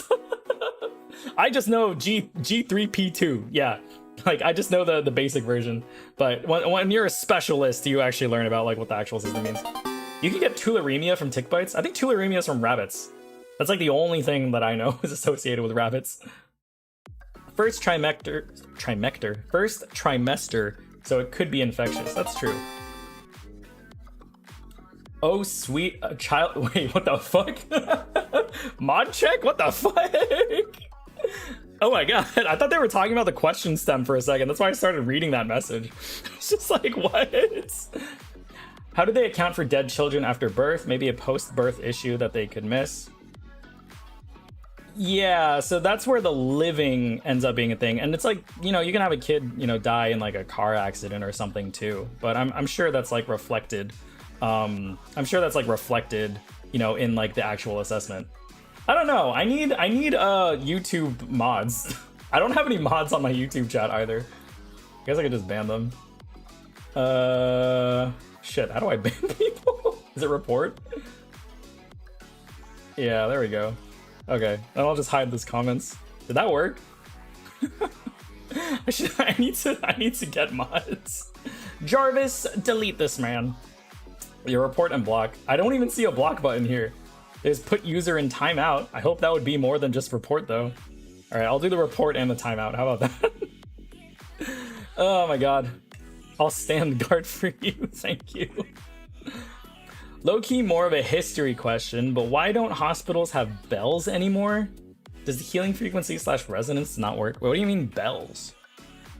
Like on a PA system? Like, what? Timeout is temporary, or you can hide them from chat forever. Oh yeah, I just reported and I did hide. Were you here in the beginning when I didn't even know how to go live on YouTube? I was like, why do I have to hit start streaming, hit the YouTube output button, and then go back to the YouTube window and click go live on the YouTube window? Nobody taught me that. Nobody gave me these instructions.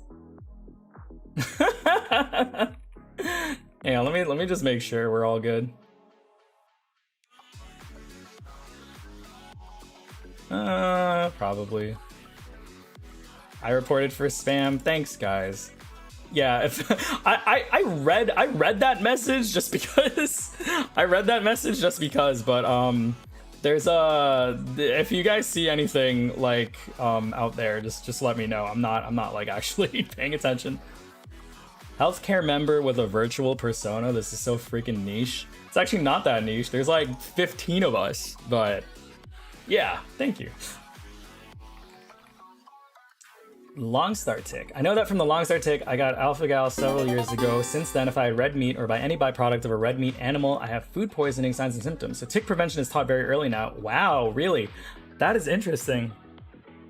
On the topic of South American health, there's a city in Chile so polluted with arsenic and lead everywhere from years ago that people are still born with birth defects and no one talks about it. Wow. Wow. Who are the others? I made a Twitter post about it. Here. So you have me. I'm an internal medicine doctor in America. Shiori Pan is a general surgeon in the Philippines. Ruki Yahya is I'm assuming internal medicine. Is that wrong? I don't know. He's a doctor in Indonesia. Lev Levitiracetam is an anesthesia doctor in Indonesia. Dr. Kira is an acute care medicine, also hospitalist in the UK. Lev Velikor is a psychiatry PGY4 resident in America. HeroXVT is a gen surge intern in America. Alu is a family medicine intern in America. Phaedra Sarah is an intern in America. Nuki Nuke is a soon-to-be ophthalmologist in India. A-Ray MD is a med school graduate currently working in America. And JF MD is an internal medicine primary care provider in America. Okay, there we go. I'm able to name everybody. Oh, and then Hero. Fuck. There's another Hero. There's also a British Hero, and British Hero is also a hospitalist like I am. How do you have the energy to be so awesome after a shift at work? Sorry, I don't know if you work or anything. I'm totally new here. Yeah, so I went through this in the beginning. I'm a hospitalist, so I work 7 on, 7 off. So, you know, I do my 84 hours one week, and then the next week I work 0 hours. So it's chilling because we can hang out when I'm not working, and then when I am working, I can shit post on Twitter.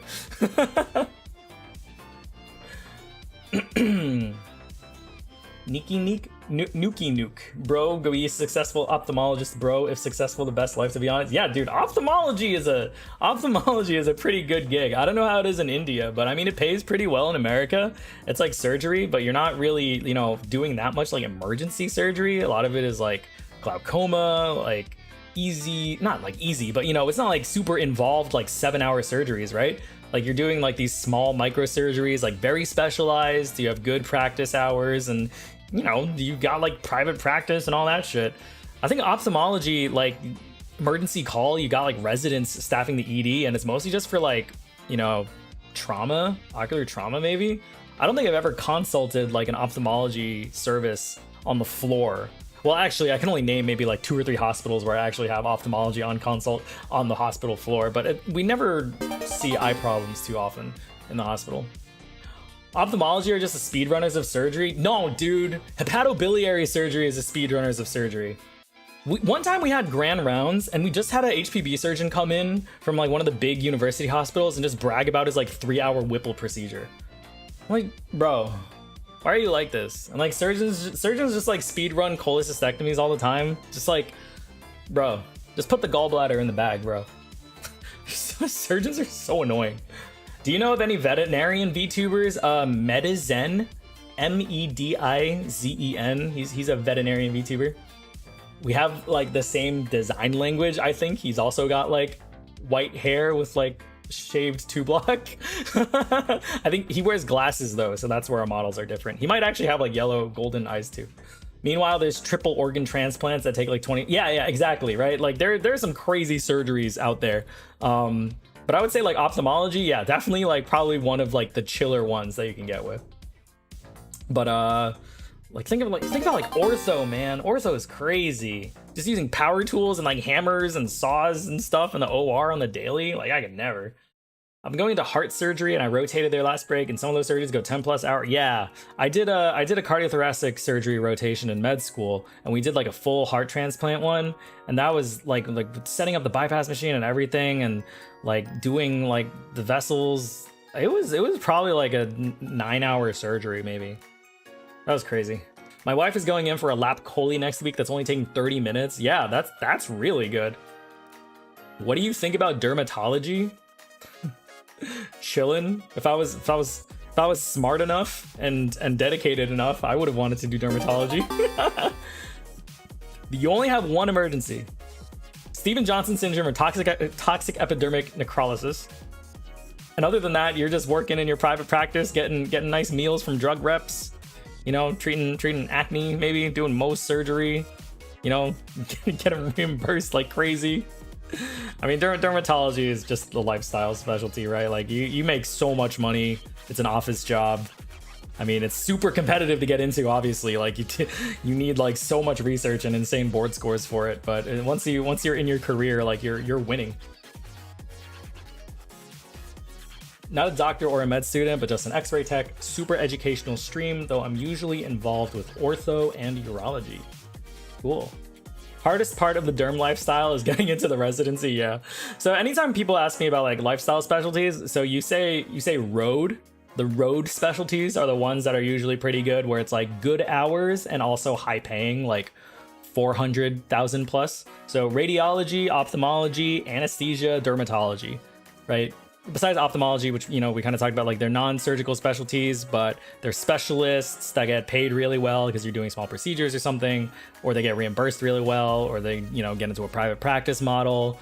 And it's like, these are the ones where people are going to be like ultra competitive for, because lifestyle plus makes good money, right? Like pathology is a good lifestyle too, right? Like you work 40 hours a week, you do your microscopes, you read your slides, you're done, but it doesn't make as much money as like a dermatologist does, right? So a lot of medicine is really just like a trade-off between how much you want to make versus how much you want to work. Like you can grind as a neurosurgeon, right? 7-year residency, doing like 3 a.m. complicated brain surgeries, making $900,000 a year. Like, dude, you deserve that money. Like you are a crazy skilled surgeon doing like very extreme surgical cases, saving lives. But like, I don't know, I could never do it. Like you're taking like 11 years of your life to learn like an extra specialized super surgery, having terrible on-call hours and stuff. Like every penny you earn, but it's like, when are you gonna spend that money, right? So whatever. Making hella bank and work being chill. Yeah, like that's why road specialties is where it's at, right? So radiology, ophtho, anesthesia, derm for anybody that's in the chat wanting to go into medicine. Will you have a VODs playlist or channel on YouTube? I think just because I'm streaming so infrequently, I will just leave all of the VODs on the live page on YouTube. So this entire stream should just be on my YouTube channel. If you go to the live section, it should be playing as a VOD. Let me make sure that's correct. We go to YouTube. And then we go to my channel, and then we go to live. Yeah, so Dr. VTuber plays Doctordle. Like this entire stream should save as a VOD. Again, this is my first time streaming on YouTube, so if somebody please tell me if this is not correct, because I didn't even know that I had to go live. like I'm not really sure.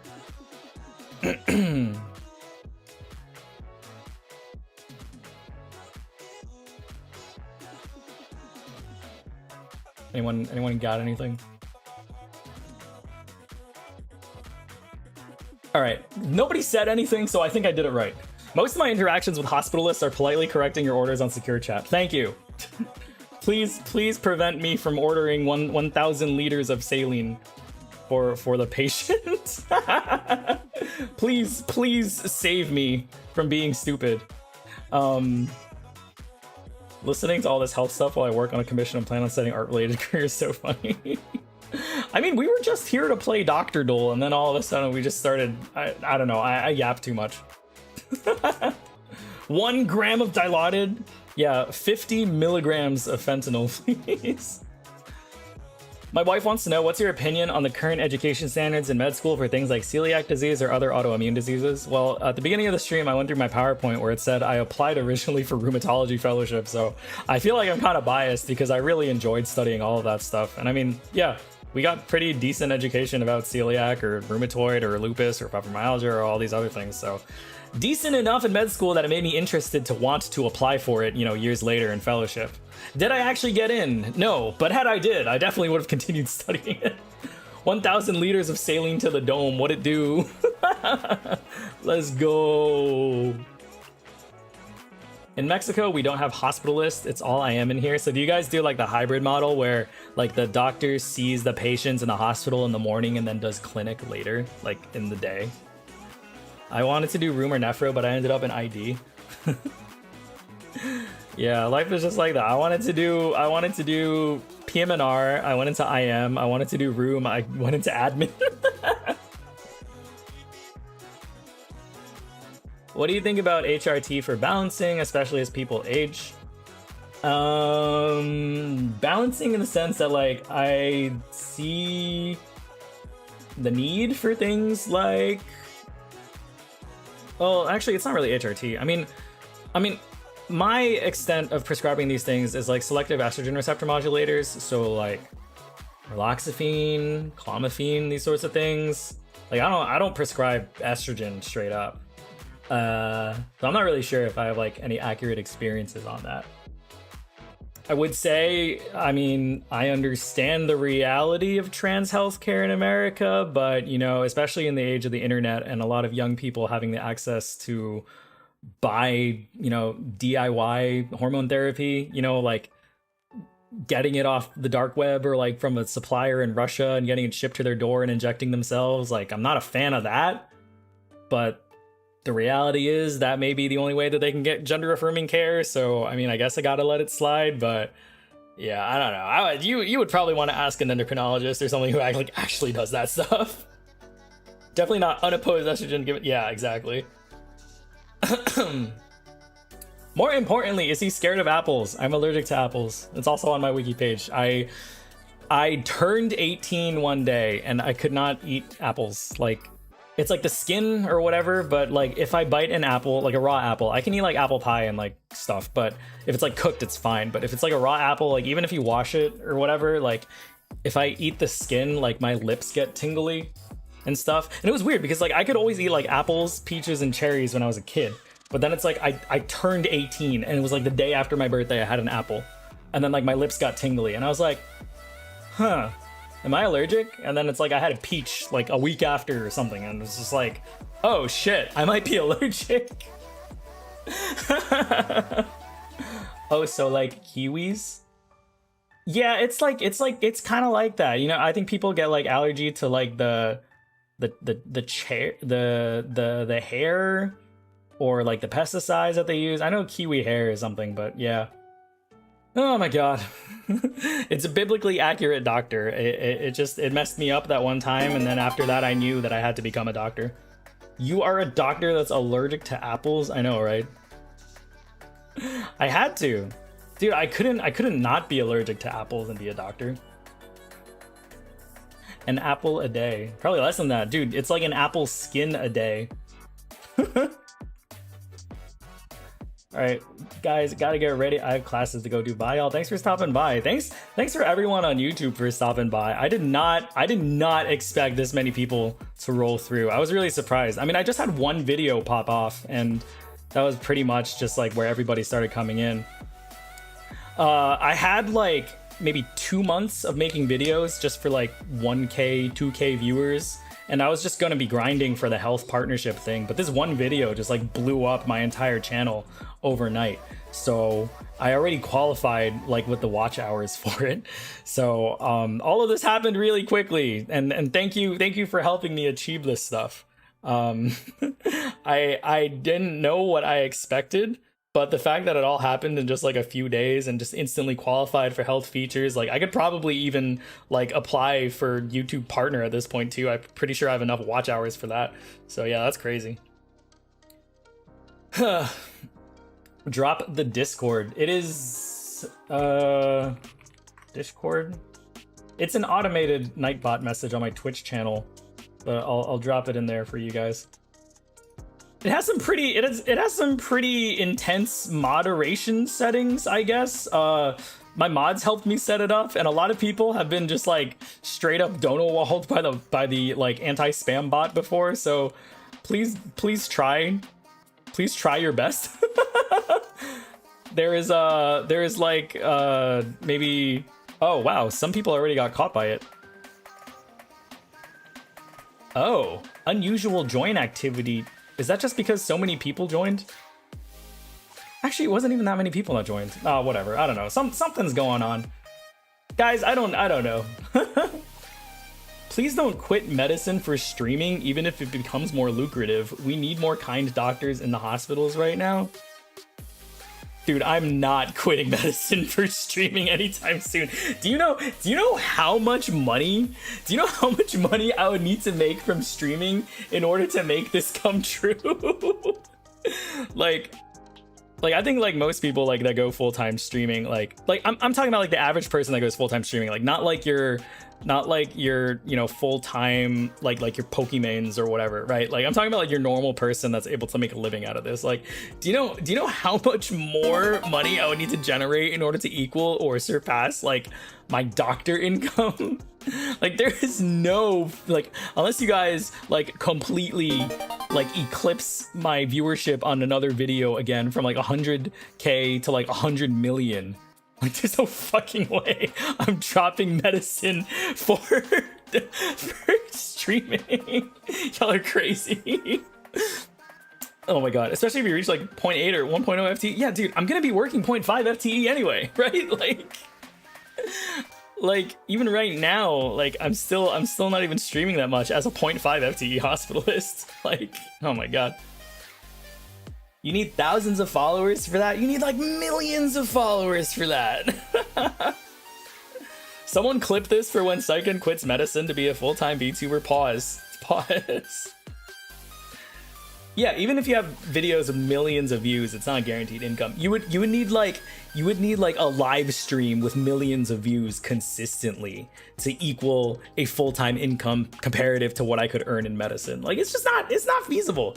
Like I started doing Twitch in 2018, right? Like I started streaming just as a med student. It's a hobby for me. Like I resonate with streamers with full-time jobs and want to come home and just talk about the shit that they enjoy, and they just want to talk about, you know, Fire Emblem and play medical games and just, you know, yap with chat, right? Like I never really considered going full-time ever, or like I feel like with VTubing too, it's like there's this expectation that you try to go corporate, or you need to be like a Hololive or a Niji Sanji kind of tier VTuber to be quote unquote successful, right? Streaming 7 times a week, doing concerts and all this stuff. But it's like you don't have to, right?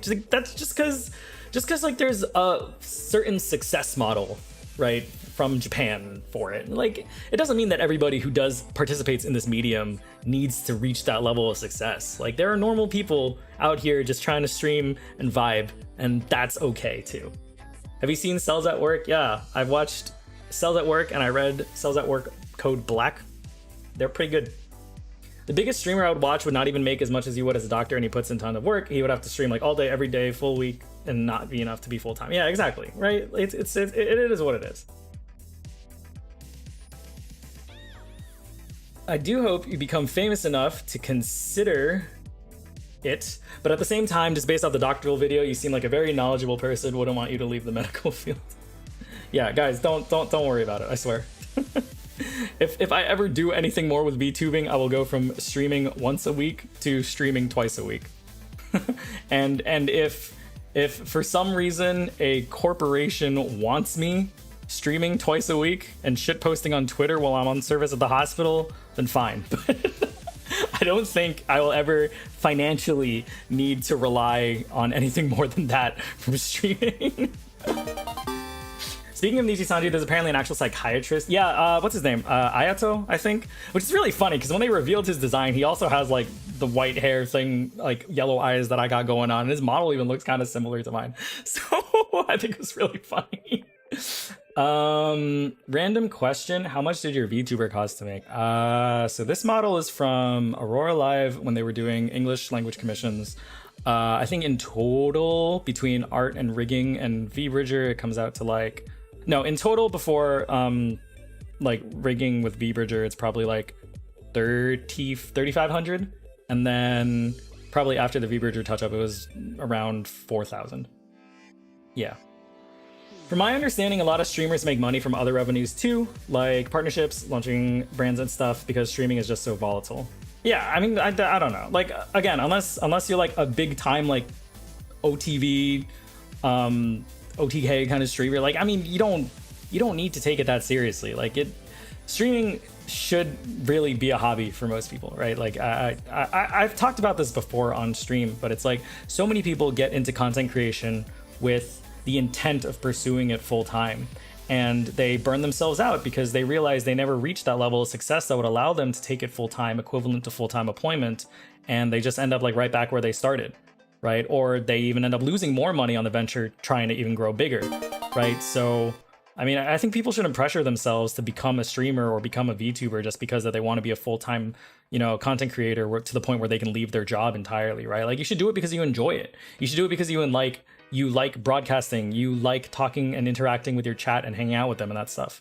So I think with VTubing, it's gotten a little, like, they lost the plot a little bit just because idol-like models or idol-like models like Hololive or corporate models like, I don't know, Niji Sanji, Vispo, FaZe, whatever, just became so successful that like people are pressured to be like, it's got to be corpo or nothing, right? And they have to be a full-time content creator that's like an Iron Mouse level or a Bow level or whatever, or that they're not doing enough, right? And it's just that, it's like the mindset is just really sad to see, right? Or it's like people asking me like if I would ever go full-time, right? Like, it's I won't, guys. I won't. What the heck?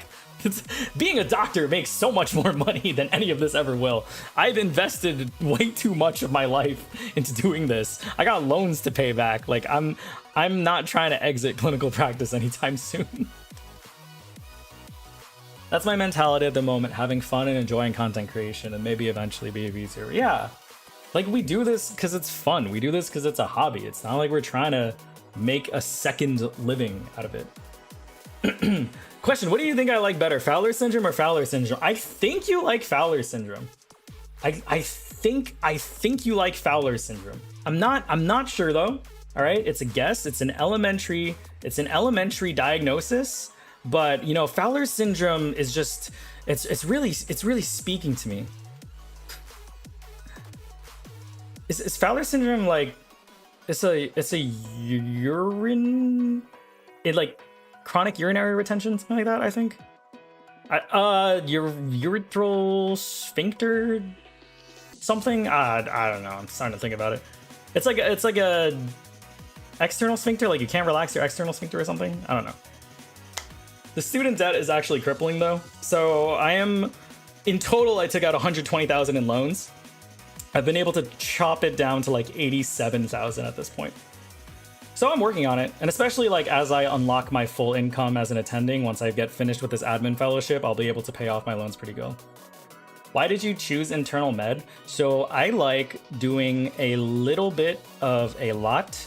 I don't have the depth of certain things like other people, like surgeons or specialists like gastroenterologists would do, but I like being like the primary doctor in the hospital for my patient, right? So when somebody gets admitted to the hospital, like I'm the doctor whose name gets put on their chart. Like I'm responsible for their medical care. I'm responsible for getting them the people that they need to get plugged in with. I'm responsible for coordinating their care from admission to discharge, making sure who they follow up with, making sure that they understand their diagnosis, making sure that, you know, they can get the treatment that they need in order to not come back to the hospital again. And like that's something that I enjoy being, just like kind of the head person in charge in this very confusing, tumultuous moment of their life where they're like in the hospital feeling miserable and, you know, really just kind of turning around their life story. And like that's something that I don't think like a specialist or a consultant will ever get, right? That sense of ownership, right? Because like I consult you to be on my case, right? And I want you to operate and let me take care of everything else. And they operate and they go, right? But like for me, in my case, like I'm like the guy. My name is on your chart. Like I'm responsible for your orders and everything. So yeah, Shinari, thank you for the Shardies need a checkup. I'm busy diagnosing Doctordle. That's really sick. Have you had many students? I work with residents a lot. Sometimes we have like med students shadow us, but I work with the residents attached to the university for where I currently am at the hospital. Try CMV, and if it isn't CMV, try toxoplasmosis. Ooh. Question, why do you stream at these godforsaken hours? Because I'm off work. Because I'm off work. I don't know. Why not? All right. Okay, are we doing CMV? 25-year-old G3P2 woman presents to her initial prenatal visit with low-grade fever and sore throat. Okay, honestly, shit, CMV is kind of... Honestly, CMV is not even a bad diagnosis. Low-grade fever and sore throat. Like, again, it could be just fucking flu, right? Streptococcus, right? I don't know. I feel like CMV, it's one of those tortoise infections, right? Oh shit, okay. She notes a pink maculopapular rash that started on her face and spread downward. What time zone is this guy in, by the way? I'm in Eastern Daylight Time in America, so that's UTC -4. Pink maculopapular rash that started on her face and spread downward. Is this... You think it's like fifth disease or something? Roseola, right? Parvo could be a good one. Rubella. Oh, whoa. Is she not vaccinated? Pause. Roseola. I'm thinking roseola, yeah. Human herpes virus 8. Oh, 6. My bad. Oh, shit. Okay. Physical exam revealed post-auricular and occipital lymphadenopathy. So behind the ears, towards the... What the heck? If Doctordle was evil, they would ask Torch. Yeah, I know, right? When did the rash start? I don't know. I mean, these are written weird, right? So it's all you just have to answer more guesses until you can get it. That's Bartonella. She doesn't have a cat scratch. What are you talking about? No, dead ass. Post-auricular is Bartonella. Wait. So then it's gonna be like she like the fifth one is gonna be like she had a cat that scratched her like a week ago. Actually, post-auricular though, I thought Bartonella gives you armpit lymph node swelling, doesn't it? Because it's like when you get scratched on the finger, it travels up the arm and then it goes to the lymph nodes in your axilla. Try rubella. Rubiola or rubella? Also, are we really jumping on rubella? Are we saying that she's not vaccinated? Armpit and neck? Fifth disease Wikipedia page, it haunts me. That's what I was saying. That's why I said roseola. Okay, we've got rubella, we've got rubiola, and we've got Bartonella. Post-auricular occipital lymphadenopathy is kind of giving Bartonella right now. But I wouldn't know what to do with a pink maculopapular rash, right? Not vaccinated makes me think MMR, right? So that's for rubella, but I don't know if she's vaccinated or not. Right? They haven't given us any other like questions stem if she's vaccinated or not vaccinated. They haven't given us anything about the timing of the rash. So we're kind of going off this. Bartonella is relevant in pregnancy? Oh, come on. Really? How is it relevant? Is it cause pregnant ladies have cats? Rubella, rubiola, Bartonella. Rubella, rubiola, Bartonella. All right, I'm just gonna spam 1, 2, 3s. Rubella is 1, rubiola is 2, Bartonella is 3. And done. What did I say? Rubiola? All right, so let's say rubiola. She confirms that her child who is God damn it! God damn it!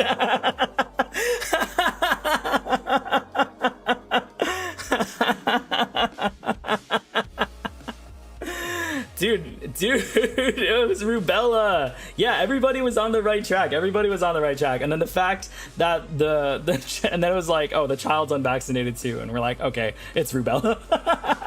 Rubella is torch relevant. Yes, it is. And then that's what the rest of the question is saying for the it can cause congenital malformations for early pregnancy. So the torch infections that you have to be worried about are toxoplasmosis, rubella, CMV, and herpes simplex, right? And then the O is like other, which is like the stupidest ones. So it's like syphilis, I think, is one. And then wait, did I say rubella? Rubiola? Oh shit, wait, what is the other torches one? Torches, infections. What is the other torches? So it's toxoplasmosis, syphilis, varicella, parvovirus. That is so stupid. They should just add a new category. Okay, so it's T for toxoplasma, O for other, which is syphilis, VZV, and parvo, R for rubella, C for CMV, and H for herpes. Dude, they need a better mnemonic. Torch relevant. Yeah, so torches infections are congenital abnormalities. Infections that can cause congenital abnormalities. It's scorch now? Oh my god. Scorch infections. Oh wow, so yeah, okay. We've got more. We've got more going on here. Okay. So Vishal is a current med student, and I graduated med school 4 years ago, so they got new things now. All right, so scorch infections. Infections that can cause congenital abnormalities. You have S for syphilis, C for CMV. They kept the O for other because they're fucking stupid and they don't know how to make good mnemonics. God damn it. Okay, so the O is going to be enterovirus, malaria, and parvovirus. So they took out VZV, or whatever. R is for rubella, T is for toxoplasma, C is for chickenpox, which is VZV, varicella zoster virus. So they moved VZV from other and called it chickenpox, and they put it under C. And then H is still HSV. God damn it. This is terrible. I don't know if I like scorch. I still might use torches because I feel like I learned the O in torches as a very specific collection of others. So now if you're going to give me a new mnemonic called scorch and tell me one of the O's got moved to its own thing, it's going to fuck me up. Is the O in scorch still other? Yes, it is. Which is, it's not going to work for me. Look, this is why I'm not OB-GYN. This is why whenever I have a pregnant patient in a hospital, I will always have OB-GYN on consult. Both are measles, but one of them is German. That's true. The redundancy of this acronym makes me sad. Yeah, I feel like as a linguistics person, the acronym would piss you off more than the torches infection. I have a pretty specific question. How much would you say that the average doctor knows about POTS? Not that much. I talked about this like an hour ago. I had a video on POTS that I ended up taking down just because like I didn't really like the message that I was trying to give with it, but I mean, the problem is it is still understudied, right? The diagnostic criteria is not clear for a lot of people. There is a lot of pushback from the non-medical community about disagreeing with doctors trying to diagnose POTS. For me, I think it makes sense. It's a dysautonomia, right? Eat more salt, like wear your compression stockings, like find your underlying comorbidities like Ehlers-Danlos syndrome associated with POTS. Or, you know, like treat the underlying dysautonomia before you like try to work up the POTS as its own thing. But I mean, I don't treat POTS as a hospitalist, like ever as the primary condition, right? I mean, you would have to, this would definitely be like an outpatient sort of thing rather than an inpatient thing. So I don't encounter POTS, you know, on the daily anymore. Admit to OB with hospitalist following. Yeah, that's what we do for, it depends on how far along. This doesn't actually, oh, initial prenatal visit. Oh yeah. Oh yeah. Someone suggested I go get checked for POTS recently, now that I remember. I mean, if you get checked for POTS and your doctor diagnoses you with POTS, I think that's fine. But I think if your doctor ends up telling you it's not POTS, like, social media backlash should not force you to seek out diagnosis from other POTS patients that also feel betrayed by the medical system and continue to push for more self-diagnoses and self-treatment via social media, which unfortunately is the current landscape with diseases like POTS and MCAS and fibromyalgia. Yeah. All right, let's move on. Doctordle 28. A 50-year-old man presents with worsening jaundice, abdominal pain, and fatigue. Okay, now we're getting into internal medicine realm. Thank you. My SO had a POTS diagnosis. It's been a journey. Yeah, I'd imagine. Ugh. All right. Yeah, so jaundice, you're worried about liver, right? You're having a backup of conjugated or unconjugated bilirubin, which is a breakdown of blood cell, which is a byproduct from the breakdown of blood cells. You're worried about abdominal pain. You're worried about fatigue. Maybe he's anemic. Maybe his liver is swollen. There's like a lot of things that have been going on here. Gallbladder stone. We could have a stone in the cystic duct. We could have a stone in the common bile ducts.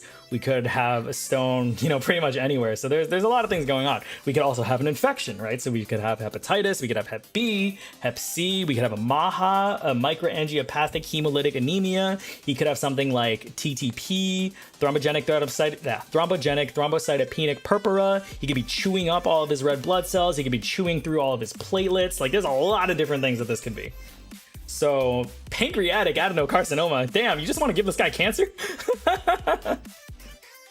So there's a lot of things going on. It's a good time to get a second opinion. What is that Fowler syndrome? Thing? It could be Fowler syndrome, guys. You can never rule out Fowler syndrome. Choledocholithiasis. Okay.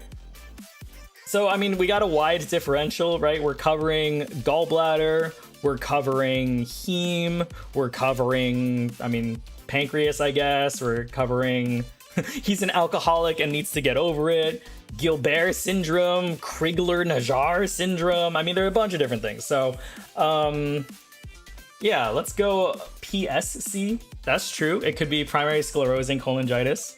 If it was female patient, we would also be thinking like primary biliary cirrhosis as well. So there's a lot. There is no palpable gallbladder here. Maybe there is. Again, if this was written like a board question, we would have everything out here, but we just have like one sentence. So it could be anything. I don't know. What do you guys, we have like way too many things. What if it's lupus? Lupus 2. I have it. Do I have experience? Oh, hello Yuri. Thank you for stopping by. It could be Niemann-Pick. Sphingosines? Do not give me a storage disorder here. Could be PBC, alpha-gal syndrome. All right, I'm gonna say fatigue kind of makes me think about a MAHA, so I'm gonna say TTP. Thrombotic thrombocytopenic purpura. All right. So we've got physical exam reveals hepatomegaly and tenderness in the right upper quadrant. So now we're worried about liver and tenderness in the right upper quadrant. We're worried about either his liver is sending that or his gallbladder is backed up. So, now we're thinking about gallbladder. We could have a stone in the gallbladder. We could have common bile duct stuff. So we could go choledocholithiasis is going to be a stone that's distal in the common bile duct. So it's blocking liver bile from flowing and it's blocking gallbladder bile from flowing. Choledoco. Patient has a history of IV drug use. Okay, wait, now we're getting something. So if he has a history of IV drug use, now I'm concerned that he has either an infection or a thrombosis, hepatitis C can be bloodborne as well. We can have, that should have been known up front. It's a game. It can be anything. So, we can think like Bud Chiari. We can think Hep C. We can think, all right, fine. Let's just say Hep C. Hep B, Hep C. What do you guys want? He's 50. Hepatitis. Hep B, Hep C, Hep C. Kind of split 50-50. Hep B, Hep C. Oh my god. I think Twitch chat is saying C and YouTube chat is saying B. So let's do hep B and a half. All right, let's just do hep C. Incorrect. Oh, okay. He has a history of chronic hep B infection, but has been non-adherent with follow-up care. Oh shit, it's hepatitis D. No way. No way. Wait, we never see this. What the fuck? Is this actually D? There's no way. Oh my god! What the fuck? No way it's D. I know, right? What the fuck? All right, you never would have gotten this. Okay, nobody would have ever gotten this unless you got to this point. You never see hepatitis D unless somebody has chronic untreated hep B. Like this just does not exist. Like it's like a superimposed. How many of them are there? There's like 5, right? There's A B C D E. There's 5 hepatidides. Yes, that is the plural of hepatidides. Hepatidides. What's the difference between those hepatitis? So hepatitis A is a fecal oral transmission, and you can get it from like foods and stuff and improperly prepared products. Hep B is bloodborne, can be passed from mom to baby. Chronic hep B infection also can lead to hep D infection. Hep D can only infect people that has had hep B. Hep C is also bloodborne, most commonly associated with IV drug use or tattoo needles, like unclean tattoo needles. And then, shit, have I ever seen Hep E before? Oh, Hep E is also contaminated drinking water and undercooked meat, so kind of like Hep A. Hepatidides. Yeah, Hep D is very rare. You need to get Hep B for Hep D to be a problem, yeah.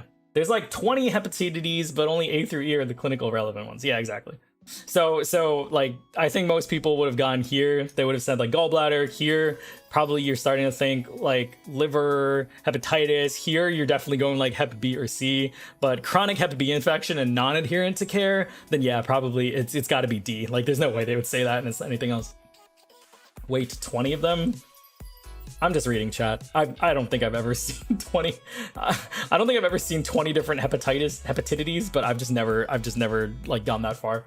A and E are fecally transmitted. That's a good mnemonic, yeah.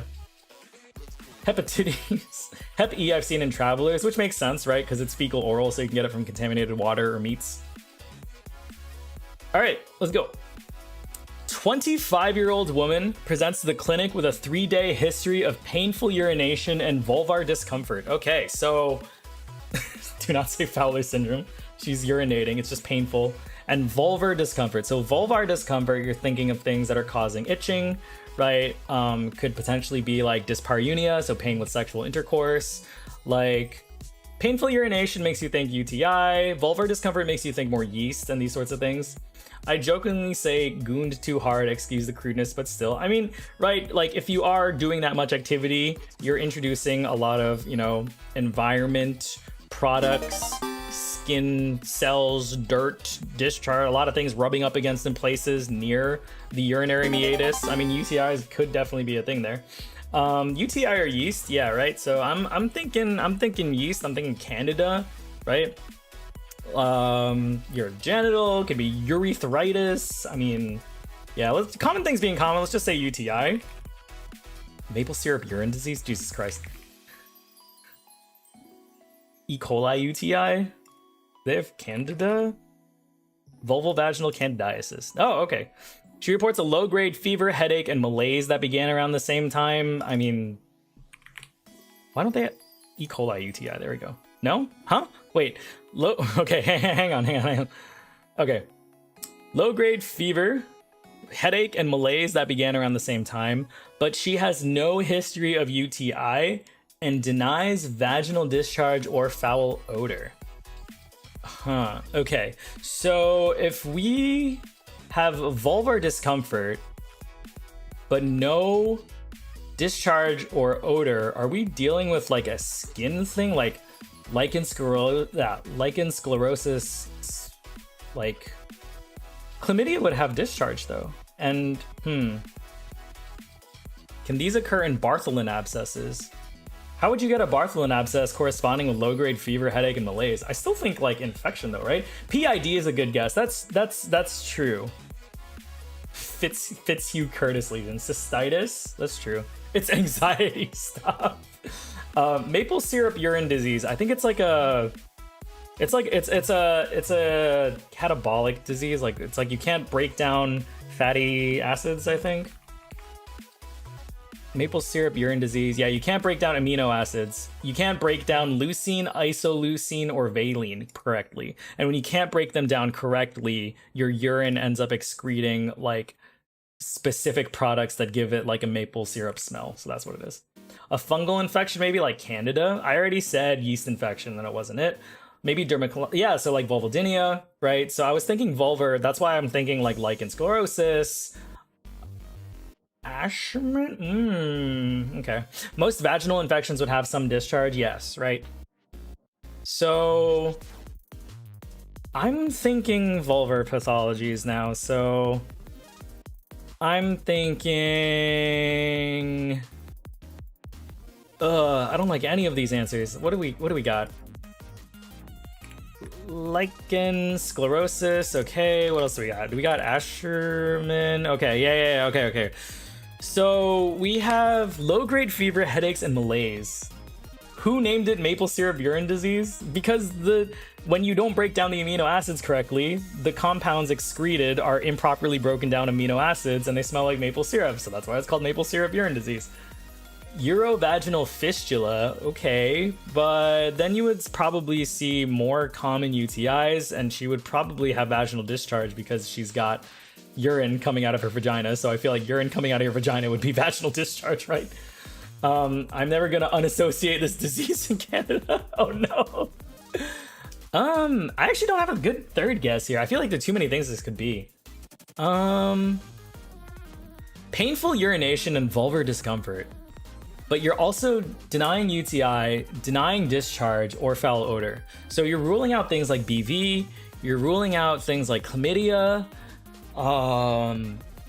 herpes. Herpes, I feel like you would have... I mean, herpes, you would have a breakout first, right? My wife is insisting this is what kidney stones felt like from the symptoms. But I feel like if it was kidney stones, her symptoms wouldn't be painful urination and vulvar discomfort. It would probably be like back pain, like extreme back pain or something. Oh, Vru, yes. How often does Saiken stream? Yeah, this is my first YouTube stream. I'm currently multi-streaming from Twitch to YouTube right now. This is the first time I'm doing it. But I usually stream about like once a week, once every 2 weeks. Eventually, I do want to start moving live stream and all content creation onto YouTube because I am applying for the YouTube Health Features program. And if I do qualify for that, well, I qualify for it, obviously, because I have the watch hours and I have the medical license. So once I qualify for that, I want to start moving everything on over to my Twitch channel. If it was kidney stones, it would be flank pain. Yeah, right? PID, because gonorrhea could give urinary and genital. Yeah, it could, right? That's why I was thinking PID, but then it's like you would have discharge. With gonorrhea, you would definitely have discharge, right? So, hey yo, is it lupus? I don't think it's lupus. HSV, primary HSV, right? But if you're thinking HSV, I mean, her chief complaint would be like a breakout, right? She would have a rash. Actually, the vulvar discomfort. What does vulvar discomfort mean? Vulvar discomfort because you've got a bunch of lesions on your vulva, like herpes lesions. Ah, shit. Now it's like we're reading the question again. Why can't these be written like board questions? You guys want to say herpes? You guys want to say herpes? Let's just do it. God damn it, it was herpes. I was like, vulvar discomfort. Like, you wouldn't say vulvar discomfort. She would have like a breakout and all this stuff. Like, I'm 2 on 2 for guesses, dude. You're crazy. You should be a doctor. Yeah, that's why we're ruling out gonorrhea. Yeah, so like the vaginal discharge and foul odor, I was like, dude, it sounds like herpes, but her only complaint is vulvar discomfort. And then I like reread the thing, and then I was like, so are these like lesions? Like, is she scratching and they're like weeping and they're burst and they're shallow, tender ulcers and all these things? Yeah, so the Zank smear is the very specific name. So the Zank smear is the one that actually looks for the herpes virus, but nowadays we just test this on PCR. Like if you do like STD tests and stuff, usually you do like a gonorrhea, chlamydia swab, and then you do PCR testing to confirm viral loads and stuff. I gotta go around, be right back. All right, have fun. All right. Okay. She's sexually active with men, reports no prior STI, and has 2 partners in the last 6 months with inconsistent use of condoms. So that's probably an STI. I have mouth herpes, cold sores. All right, a 13-year-old boy is brought to the clinic by his mother due to a limp that has developed over the past few weeks. Okay, this can be a lot of things. I mean, it could be like muscular dystrophy kind of symptoms, right? It could be like pain in the leg that's causing him to limp and like all these things. So, I mean, if we're worried about like Duchenne's maybe, because like Becker happens when you're a kid. No, Duchenne's happens when you're a kid, and then Becker happens like as you're like a older, like preteen kind of thing. So actually, wait, is it Becker? I just one guessed it. Is it Becker? Oh, Becker. Oh shit. He denies any specific injury but complains of vague pain in his left thigh and knee. Left thigh and knee. So are we worried about the adductors or... Oh, okay, hang on. So he denies any specific injury, so it's not like trauma or whatever. Developmental dysplasia of hip, he's 13. He wouldn't have DDH like out of nowhere. Osteosarcoma is a good one. I think you would see more focal pain though, right? I mean, have you seen like the starburst thing on osteosarcoma? Like those are very nasty, sharp bone tumors. Like that's probably a lot more extremely painful. DVT, Lyme disease, avascular necrosis, osteosarcoma, Osgood. Wait, what's Osgood? I know Osgood. Oh, Osgood Schattler. Oh shit, that's the one. Fuck! He is obese in his early stages of puberty. Is it osteoarthritis?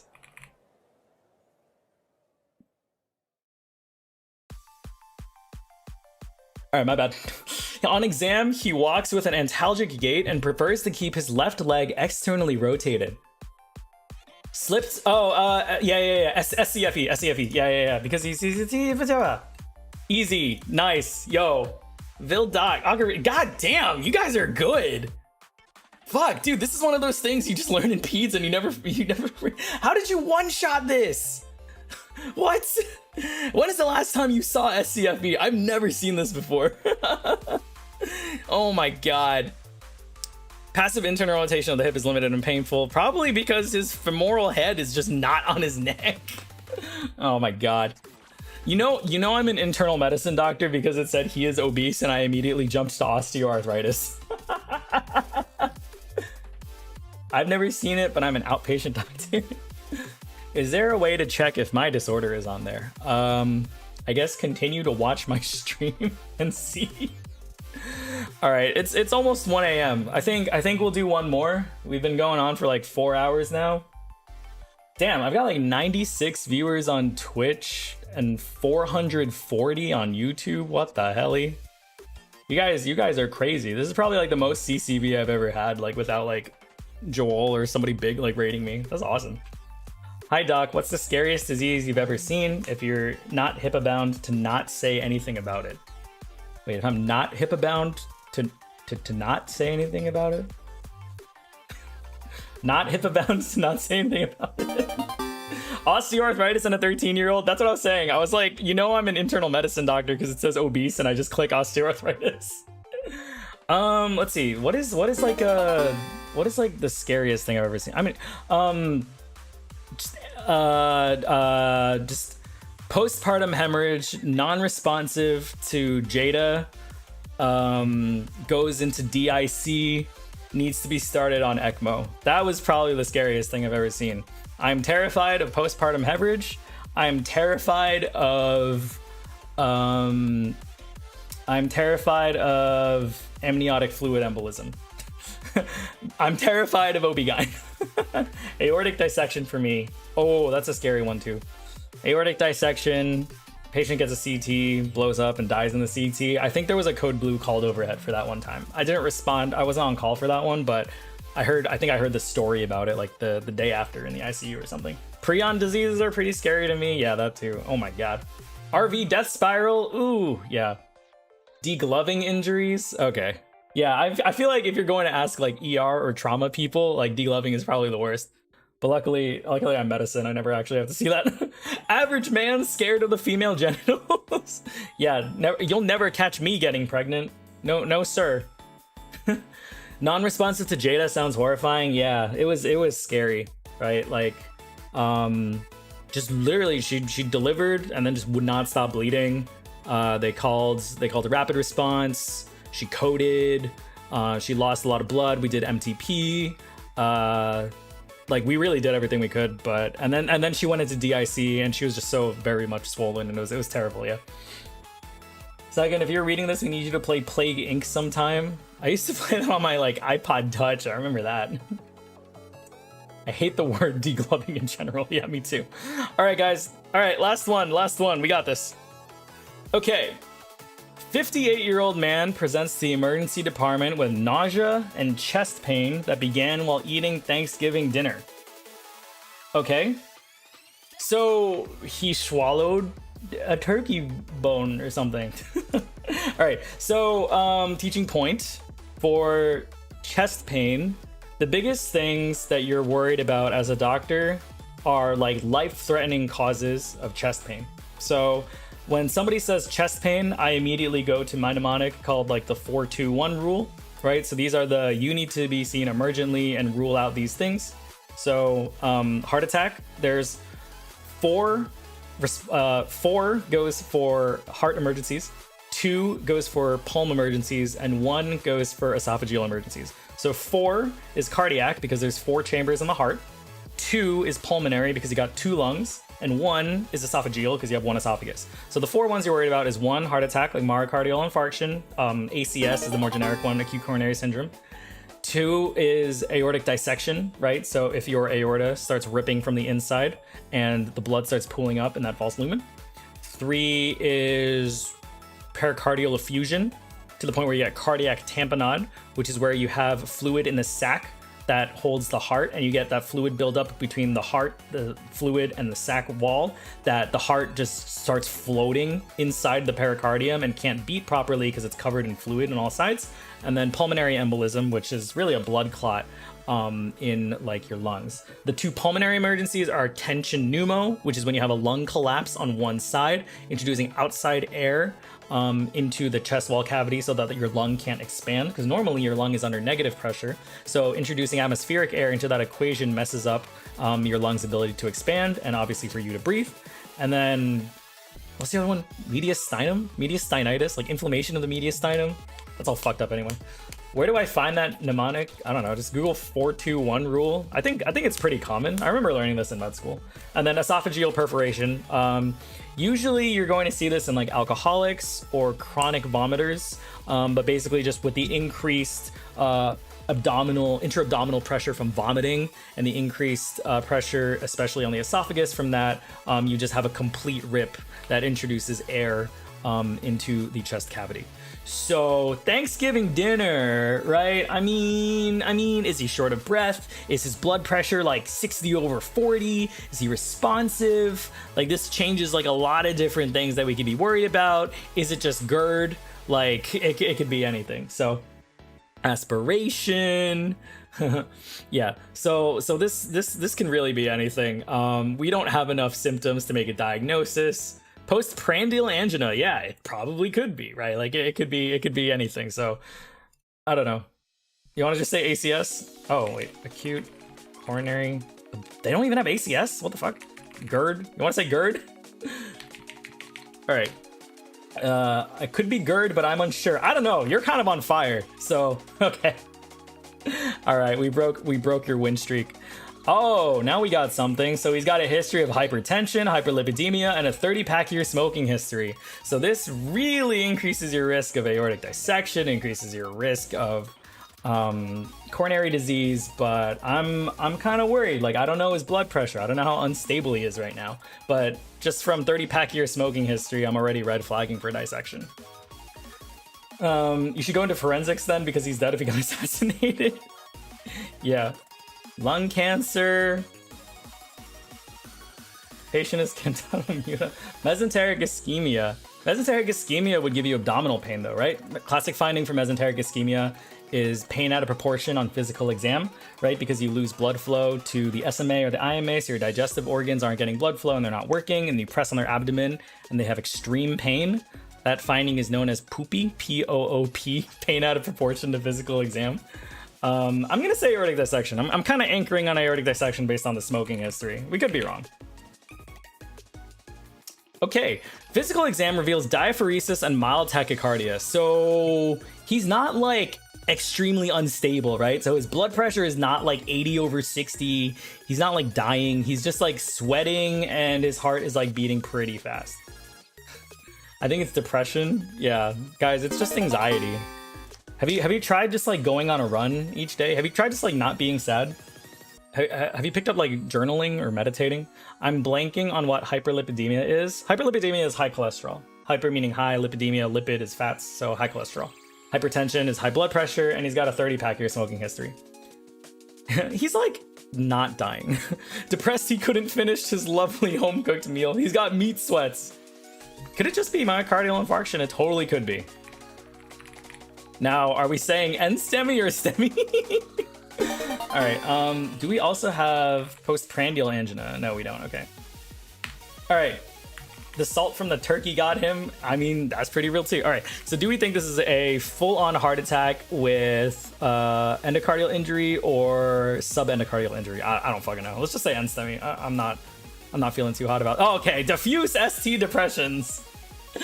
Oh my God. This is a peri... Wait, is this tamponade? Wait, diffuse ST depressions. Is it, what's it called? Shit. Like, it's, Wellens? Wait, no, that's not what I'm thinking of. Fuck, what is this called, dude? He'd be in shock if it was tamponade. But why does he have diffuse ST depressions? Is this pericarditis? No, wait, no. What is this? Can we just call it unstable angina? Because he has chest pain? There's no fucking way. There's no fucking way end-STEMI is wrong, but unstable angina is correct. God damn it, dude! Okay. This is a very stupid question. I disagree with this question a lot. That's bullshit. Yeah, I know, right? Look, it was a heart condition. That was the teaching point. Okay, I wanna do another one. This one doesn't count. This one doesn't count. All right, so it's saying like I wrote. So I put down for number 3. I said ST depression, myocardial infarction, and then the next clue is ECG shows diffuse ST depressions. Like, what the fuck do you want from me? All right, so basically what it's trying to tell you is that he does not have any injury, but he can predispose himself to injury. If his troponins are negative, that means troponins are basically a protein, kind of like a marker that your heart gives off when it starts suffering injury. So troponins are very sensitive. And if you do have any sort of injury to your heart muscle, or if they lose oxygen for like a little bit and start having damage, they will give off troponins, so you will see them. So serial troponins being negative means that they took 3 series of troponins and they were all negative, which means that even with a very sensitive lab test, it doesn't look like there was any damage. So he's not actually having a myocardial infarction, but he came in with chest pain, he came in with diffuse ST depressions, he's got a very high risk history, he is unstable in the sense that he could probably, you know, go into those episodes at any time. Not currently injured, but can be injured. Yeah, that's like all of us. All right, let me do another one. This is bullshit, guys. This is semantics, dude. If the note, okay. Ooh, oh, this is a good one. This could be fucking anything. All right, 32-year-old woman presents with weight loss, anxiety, and palpitations over the last month. Right. So we're worried about things like psych, we're worried about cardiac, we're worried about endocrine, right? So this can be a lot of different things. Thyroid storm, yeah, right? So hyperthyroidism, right? So when you're thinking about weight loss, you can think of why are they not eating? Is their body just on active overdrive, burning up every single calorie that they eat? Is it because they're not eating at all? Because maybe of some depression, psychiatric conditions, they've got anxiety too. Are they too worried to eat? Is it anorexia? These sorts of things. And then palpitations. Okay, now we're kind of tying it all together. So, right, hyperthyroidism, thyroid hormone is really like your body's gas pedal, right? So if you got too much thyroid hormone, you're going to be driven in this constantly on switch state. If you got too little thyroid hormone, you're going to be in this low energy off switch state. I like hyperthyroidism. Let's go. What the fuck is this? They don't have hyperthyroidism? They have thyroid storm? They have Wolf Chaikoff effect, but they don't have... All right. Iodine deficiency. Oh my god. What the fuck? All right. We have, out of the hyperthyroidisms, we've got thyroid storm. And I think that's it. I think the rest of these are hypothyroidisms. What the fuck? Oh, ectopic thyroid. Thyroid medullary carcinoma. It's called Graves. Oh. Oh. Do they have plumbers maybe? No, they don't have. Thyroid storm. pseudo hyperthyroidism.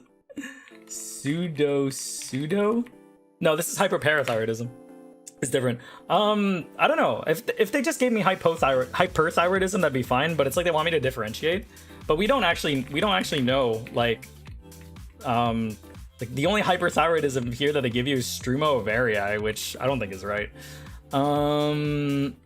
If I type in thyroid, we get thyroid storm. Thyroid storm could be a good one. I don't know how crisis she is though, but let's go for that. What's the difference between hypo and hyper? So hypo is low, hyper is high. So hypothyroid is like you're gonna be lethargic, you're in torpor, you've got hair loss, brittle skin, brittle nails, like you can't wake up, these sorts of things. Hyperthyroid is you got too much thyroid hormone, so your body's constantly on the gas pedal, right? You've got palpitations, you're sweating, your blood pressure's super high, weight loss, anxiety, jittery, etc., etc.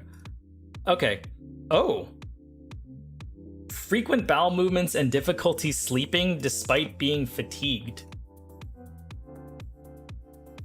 Does thyroid give you bowel movements? Wait, frequent bowel movements.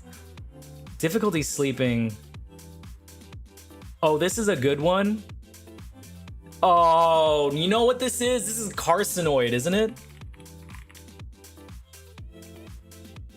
Right, because it's not thyroid, it's a serotonin flush, right? Oh fuck. 32-year-old woman, but maybe she's got yeah. Wait, what? Are there? Oh, wait, it's not carcinoid. Oh shit. Dude, I thought we were really on it on that one. Okay, so she's tacky, but she has no goiter, thyroid tenderness, or exophthalmos. So Graves is pretty specific. Like if she had exophthalmos and her eyes were popping out, those would be. But she has no goiter, no thyroid tenderness, so we're not worried about de Quervain's. I think this is Rydell's. Is this Rydell's? Radioactive iodine uptake is significantly reduced, which means that her thyroid is not uptaking her thyroid is not uptaking iodine, which means it's not uptaking any building blocks, and it is probably shitting out thyroid hormone independently instead of taking up too much thyroid hormone. So, is this Rydell's? Rydell thyroiditis? Dumping syndrome sounds so good. Isn't Rydell's woody goiter? What the fuck is a woody goiter? Hang on. Rydell thyroiditis. Rydell thyroiditis. Yeah, it's... Oh, that's what it means. Oh, okay. Damn. Wait, I don't even know what this is then. Hashimoto, I'd expect dry mouth and eyes. Sorry, I misunderstood. She's not radioactive. We are. Oh, shit. Wait, so she's pumping out her own thyroid hormone for sure. Didn't I already put thyrotoxicosis? Exogenous thyrotoxicosis? Do you think she's doing it to herself? Exogenous thyrotoxicosis means that she's taking thyroid. Saiken, it's a... God damn it. God damn it! Oh, wow. Wow, okay. Okay. Could be exogenous, exactly. All right, so basically, this is what being a doctor is like, because you... God damn it. So, she's had all of the symptoms of hyperthyroidism. There are frequent bowel movements, difficulty sleeping despite feeling fatigued. Her heart is pounding like crazy. She's got weight loss and she's burning a lot of energy. She's got anxiety. She's probably super jittery. Her heart is tachycardic, which means that she's, you know, very high heartbeat, heart rate. She's got no goiter, thyroid tenderness, or eye findings, which are pretty specific to individual thyroid diseases. So goiter would be an enlarged thyroid that you would see in a couple of them, like Riddell's that I was thinking of. Thyroid tenderness, you would also see in these conditions like de Quervain's, or eye findings, which is popping out eyes, which you see in Graves' disease. Which are all common hyperthyroid diseases, but it doesn't look like she has any of those.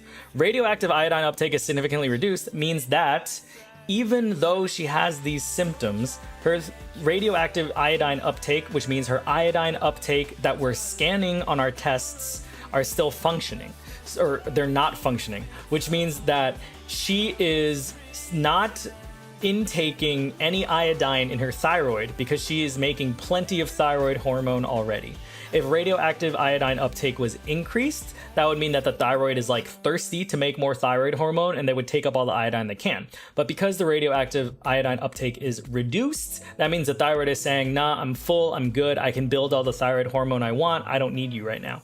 And the fact that TSH is suppressed with elevated free T4 and T3 levels, I mean, you're still thinking that these are all symptoms of hyperthyroidism, and it's really just, what am I looking at that we're missing? Because suppressed TSH and free T4 and T3 is exactly what you see in hyperthyroidism.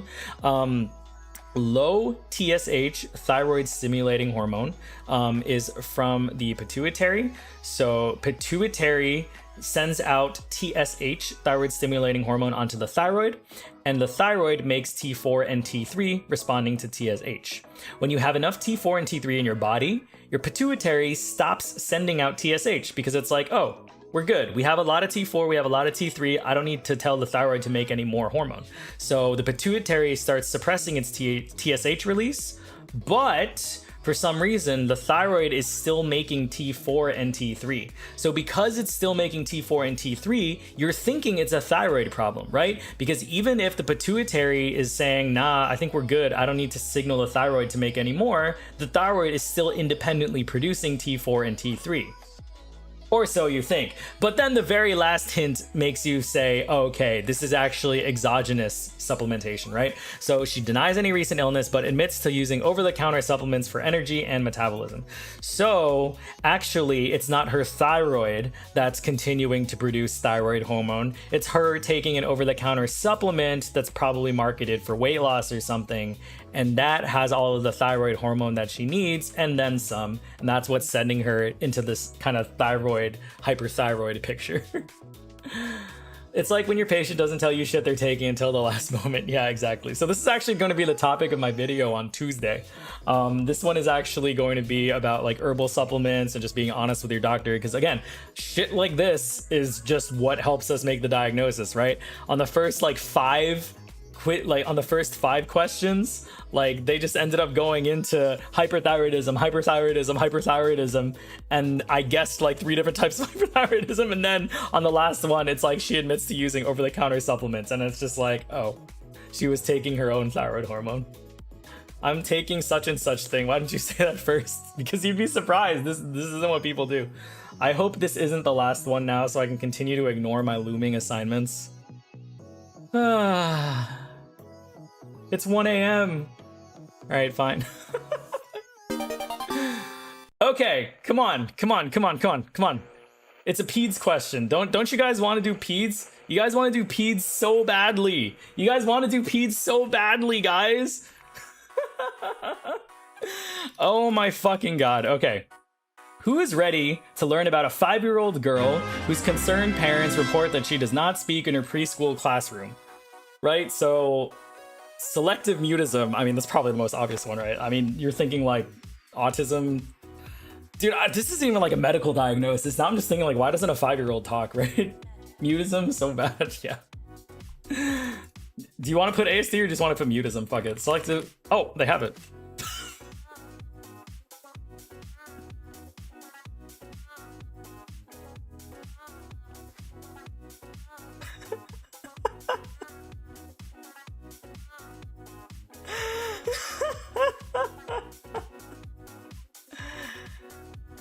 Guys, I think it's time for bed.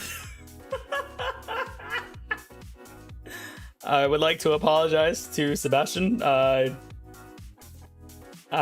probably should have said that when we went on our hyperthyroid, trip. But okay. I think we're done here. And it's gone. And it's gone. All right, guys. Yeah. Okay. Thank you everybody on Twitch and YouTube hanging out with me. This was a huge turnout. It's like 500 CCV or something. Jesus. Yeah, that's crazy. I don't know why you guys find Doctordle so fun. If anything, I get more frustrated with the questions because it's like I'm so used to board style questions where they give you all the information. So it's like getting one thing drip fed to you at a time is like so bad. But I mean, you guys like it, so fuck it, we ball. Yeah, I want to try to do, more of these kinds of streams. I mean, Doctordle obviously is super popular with you guys, so I'll probably do, like another one maybe next week or so. I do want to continue playing Trauma Team on stream. Trauma Team was huge on the subathon, and it's still like video game that I want to play with you guys. So I do want to do that. Like I said, follow me on Twitter. Join the Discord if you want to figure out when I'm going live next, because it's hard for me to, figure out regular stream schedules.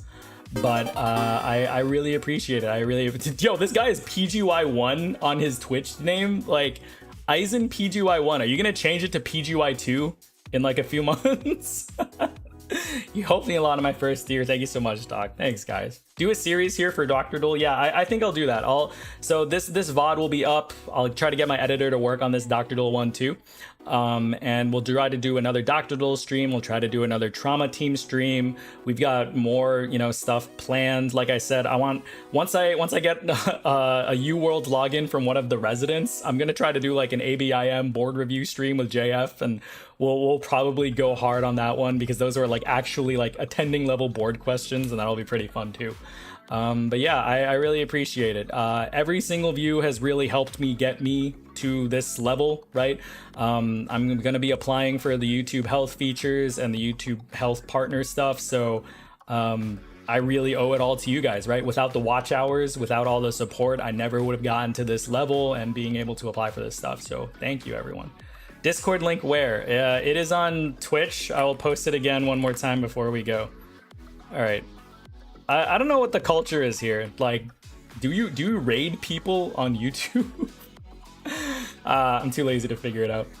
Is UWorld a good investment for studying for the MCAT? I took the MCAT in 2015. Okay, we didn't have UWorld back then, but I've used UWorld for step 1, step 2, step 3, and ABIM. So I trust UWorld more than anything. So I would say if they have a version for the MCAT now, I would say use it. Yeah, all right, so just continue to follow me on the rest of my socials to see when I go live next, and I appreciate it. All right, stay healthy, guys. Bye-bye.